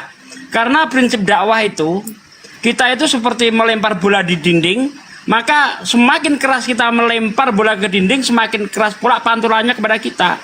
Jadi dakwah yang kita lakukan itu sebenarnya untuk mengingatkan kita. Insya Allah sholat kita terjaga. Ya, aman. Allah Subhanahu wa taala menjelaskan, ya ayyuhalladzina amanu lima taquluna ma la taf'alun.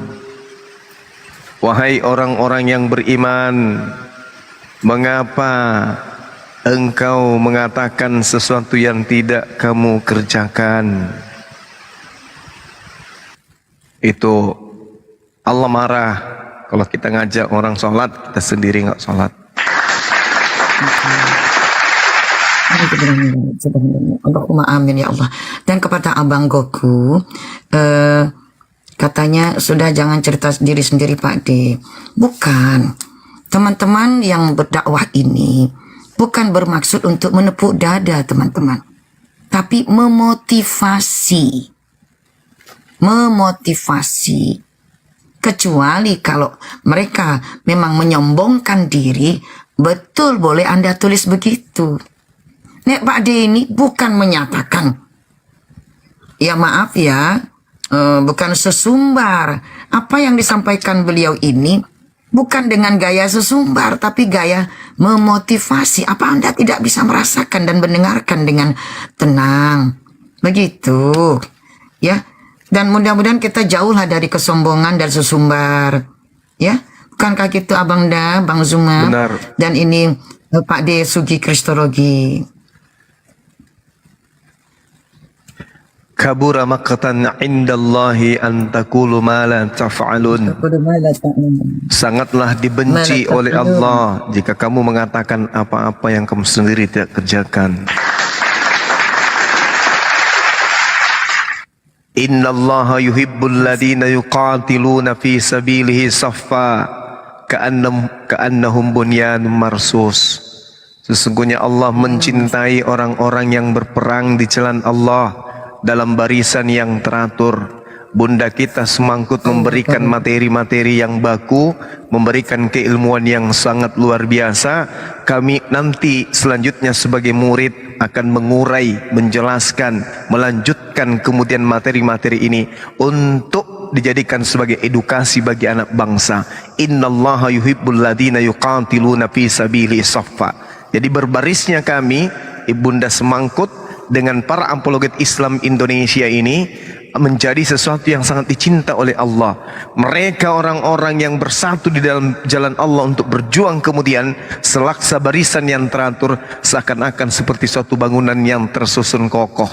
Jadi sejatinya orang yang lebih, guru yang lebih tahu, guru yang lebih senior mengajarkan kepada adik-adiknya, kepada anak-anaknya, kemudian ada anak dan murid-muridnya lah yang kemudian menyusun barisan untuk menyampaikan risalah keislaman ini kepada manusia.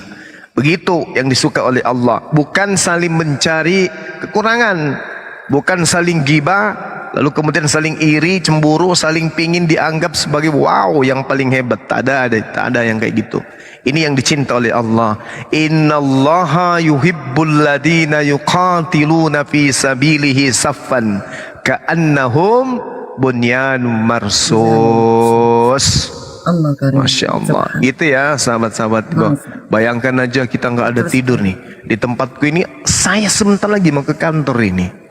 Ini udah pukul berapa di tempatku? Masya Allah, pukul 6 pagi lewat 6 menit. Tapi karena ilmu, saya di sini bersama kalian dari tadi. Allahu Akbar, Masya Allah. Sebetulnya bukan begitu juga. Teman-teman, sedulur dunsana yang dirahmati Allah, para pecinta agama Allah ini, para pecinta Rasulullah SAW, beliau ini hanya merendah saja. Sebetulnya ilmu beliau, Masya Allah, Alhamdulillah segudang. Namun, satu hal yang kita perlu catat. Beliau hadir untuk memberikan bayar utang akhlak kepada keelokan nama beliau. Ayo kita bayar pula utang akhlak kita masing-masing untuk keelokan nama atas jasa orang tua pada diri kita. Karena kalau kita elok akhlak kita, elok pula nama orang tua kita akan disebut. Tak perlu jauh-jauh lama-lama menunggu kapan membalas budi kepada orang tua. Jadilah anak yang berakhlak, berbudi. Maka orang tua kita akan disebut dengan indah dan manis. Itulah balasan langkah pertama untuk membuat orang tua sedemikian beruntungnya melahirkan kita. Karena kita berbalut akhlak kemana pergi. Abang Da, Bang Zuma, terima kasih atas akhlaknya. Masya Allah, sama-sama. Coba beliau, Masya Allah. mau beliau menunggu. Subhanallah. Jadi saya kasih kunci. Jika mau tahu ada orang yang mengamalkan kaidah usul fikih. Pertama, al-ilmu yu'ta wala yu'ti. Ilmu itu didatangi, bukan mendatangi. Ya Allah, berkahilah semua orang yang telah mendatangi room ini, ya Allah. Mereka datang untuk ilmu Engkau, ya Allah.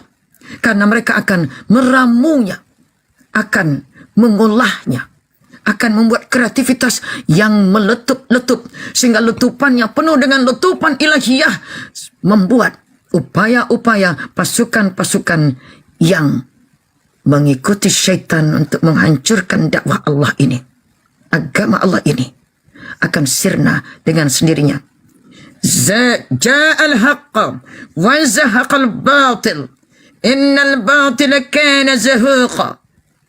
Telah datang kebenaran dan sirnalah kebatilan. Sesungguhnya kebatilan adalah sesuatu yang pasti akan lenyap. Masya Allah. Ini teman-teman, kita diberikan sajian akhlak oleh beliau. Kaidah usul fiqh kedua. Dan ini yang puncaknya. Al-ilm, ilmu penting, betul. Tetapi al-akhlaq fawqa ilm, adab, tindak tanduk, akhlak adalah di atas melampaui segala ilmu yang Anda mungkin bisa punya sebanyak apapun itu. Ternyata akhlak adalah di atas segala ilmu pengetahuan yang kita punya. Dan inilah mari kita tetap pegang. Teman-teman, kita boleh jadi marah dengan bahan yang saya tadi telah berikan. Hamba mohon kemaafan kalau membuat teman-teman marah. Saya pribadi benar-benar marah kalau Allah dibilang tulul, Tuhan dibilang tulul. Wallahi, tallahi, billahi, saya memang marah kalau menghina Tuhan. Lebih melampaui ketika mendengarkan orang menghina Kanjeng Nabi. Tuhan dihina, astagfirullahaladzim. Tetapi marahnya kita ini marah dalam koridor ketaatan kepada junjungan sallallahu alaihi wasallam, Sayyidina wa Maulana Habibina Muhammad sallallahu Rasulullah sallallahu alaihi wasallam, Muhammad Rasulullah sallallahu alaihi wasallam. Disitulah yang membungkus kemarahan kita. Tidak akan bertindak anarkis, tidak akan bertindak sembarangan, tidak akan. Kenapa? Tujuan kita dakwah, bukan marah. Kalau tujuan dakwah, kemarahan kita cukup di sini saja.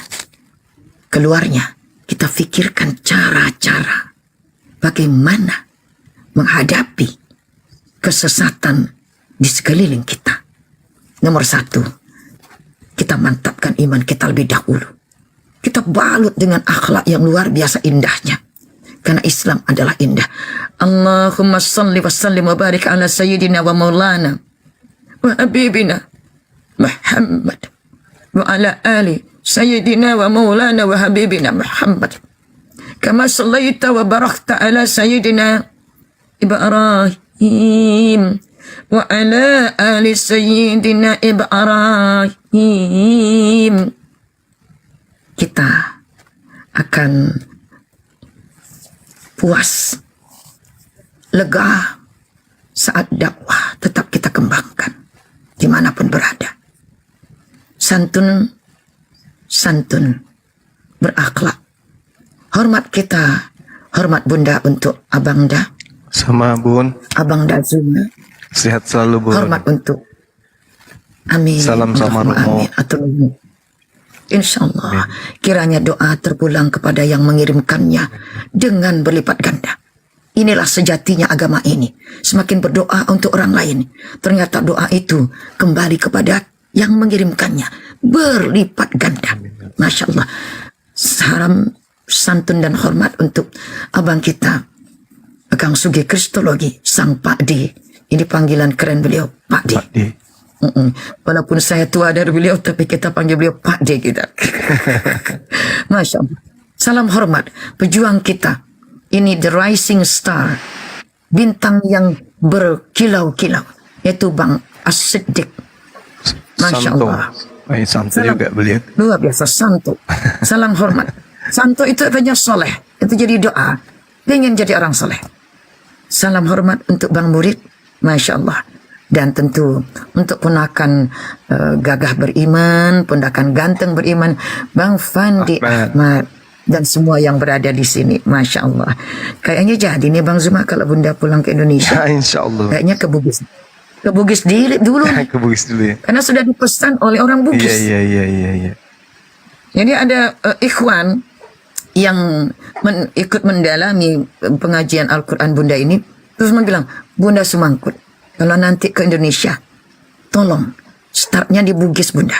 Kami membutuhkan. Saya dan teman-teman membutuhkan ilmu Bunda. Ke Bugis dulu Bun, apa setahun 2 tahun, setelah itu Bunda silakan ke kota lain. Bikin kader dulu Bun. Ini dulu untuk orang-orang cinta Quran, supaya melihat bagaimana ini.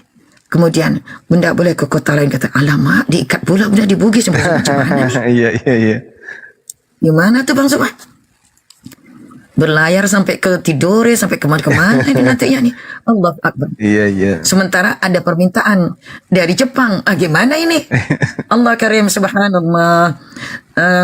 Yaudah Pancina, I am now the very fortunate thing. I am now in United States. Jadi Abang gini, hamba Bu. Allah kebetulan.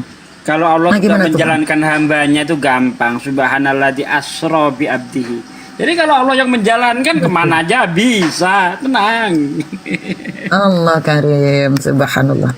Ya, tapi kita berharap tidak loncat-loncat. Dengan ini saya ingin sampaikan kepada teman-teman, kiranya ada yang meneruskan Bang Zuma, tentu tidak mungkin seperti beliau. Karena beliau itu keunikan yang Allah berikan pada sosok pemuda pejuang Islam.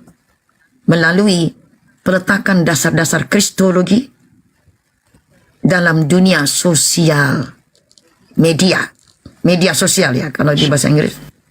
Social media. Dalam social media, bahasa Indonesianya, media sosial. Seperti ini. Nah, ayo, kenapa? Saya berharap, teman-teman, karena Bunda ini adalah periset, jadi memang kalau periset itu jagonya kan membuat planning, membuat kertas kerja. Insya Allah bersedia untuk bagaimana kertas kerjanya Bang Zuma bisa kita adakan, datang untuk organisasi-organisasi Islam agar ada pembelajaran kristologi, yaitu dari misalnya Muhammadiyah, Nahdlatul Ulama, rumah sakit Islam. Kita buat kelas-kelas, datang ke sana, adakan para dokter-dokter di rumah sakit Muhammadiyah. Karena itu banyak di Indonesia. Setelah itu, kampus-kampus. Sehingga Bang Zuma tidak diikat hanya saja di TikTok saja. Saatnya mengembangkan dakwah lebih besar dan besar lagi. Lalu universitas-universitas. Kita mulai dulu dengan universitas-universitas Islam yang ada. Untuk mengkader. Karena banyak kaum muslimin tidak tahu kristologi. Padahal bahaya mengancam di segala lini. Kita mengira bahwa orang-orang yang mereka berkedok kristenisasi datang ke kampung-kampung, kita kira mereka tuh baik-baik saja. Tidak, mereka bukanlah baik-baik saja. Jadi ada semacam target tahun ini universitas mana, tahun ini rumah sakit mana, sehingga terus. Nah untuk tahun ini siapa yang mendampingi Abang Zuma, untuk tahun ini siapa, dan ini berkelanjutan, sehingga berapa persen yang akan diberikan ke TikTok, berapa persen yang akan diberikan ke sosial media yang lain. Ada sosial media. Insya Allah. Sekaligus yang dunia real. Nah gitu, subhanallah. Saatnya nih, karena Indonesia ini dinantikan orang tentang kebangkitan Islam dari Indonesia. Amin ya rabbal Takbir alamin. Allahu untuk Akbar. Indonesia. Masya Allah. Allahu Akbar. Indonesia merah darahku, putih tulangku, bersatu dalam semangatmu. Kebiar ke langit cingkai. Masya Allah. Subhanaka rabbika rabbil izzati amma yasifun. Wassalam. Saya pamit dulu subuhan. Wassalamun alal mursalin. Bang Zuma. Ya akhi. Saya standby dulu. Walhamdulillah. Apa itu abang dah? Beliau pamit salat subuh, Bun. Kita juga pamit. Oh, Saya Masya juga Allah. mau Siap, siap, kantor, siap. Insya Allah. Jadi Bunda mau pamit juga Ya, ini Bun. asar di Sehat sini. terus ya, Bunda ya. Ya. Dan menyiapkan dinner untuk Romo, insya Allah. Insya Allah. Karena dinner kami makan itu 1 kali sehari semalam saja. 1 kali saja.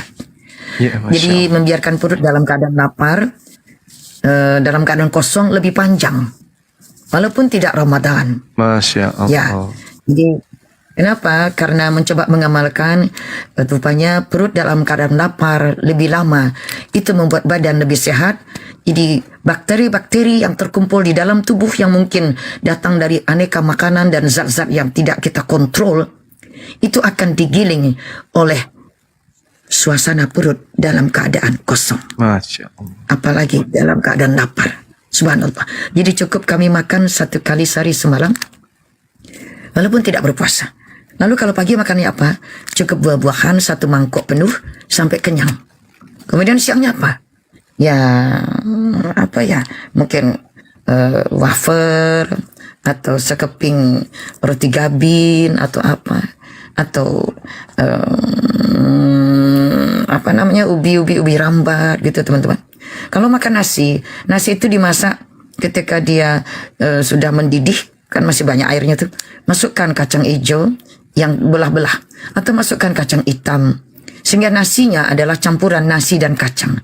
Belajar dari teman-teman kita, para profesor di Jepang yang ternyata mereka lebih sehat dari kita sebab Allah lebih cinta kepada kaum muslimin yang sehat. Jadi ayo, pejuang harus sehat. Masya Allah. Masya Allah. Subhanallah. Ini ada yang mau naik ini. Sebatang kara. Kakak akun baru boleh naik enggak? Apa? Oh tentu. Tapi mungkin Siapa yang melarang? hostnya Cuman kayaknya host udah kita ini sedang jauh dari perangkat gitu, abang dan kakak sebatang kara. Kalau akun baru boleh naik enggak? Tentu boleh. Hanya saja ini hostnya sedang tidak di tempat. Gitu. Jadi kami pun sedang bersiap-siap untuk undur diri nih semuanya Iya, ini. betul. Bukankah begitu abang datang? Siap, Bunda. Iya ya. Akhirul kalam billahi taufik wal hidayah. 10 tangan kami katupkan. 10 jari kami tutupkan. Memohon segala kemaafan. Andai kata selama pemaparan penuh dengan kesalahan dan kekhilafan. Maaf lahir batin. Maaf lahir batin. Assalamualaikum warahmatullahi wabarakatuh. Waalaikumsalam warahmatullahi wabarakatuh. Masya Allah. Ya, kita tutup sahabat-sahabat sekalian. Subhanakallahumma bihamdi asyhadu an la ilaha illa anta astaghfiruka wa atubu ilaik. Salam tauhid, salam satu Tuhan, jayalah Islamku, jayalah Indonesiaku. Assalamualaikum warahmatullahi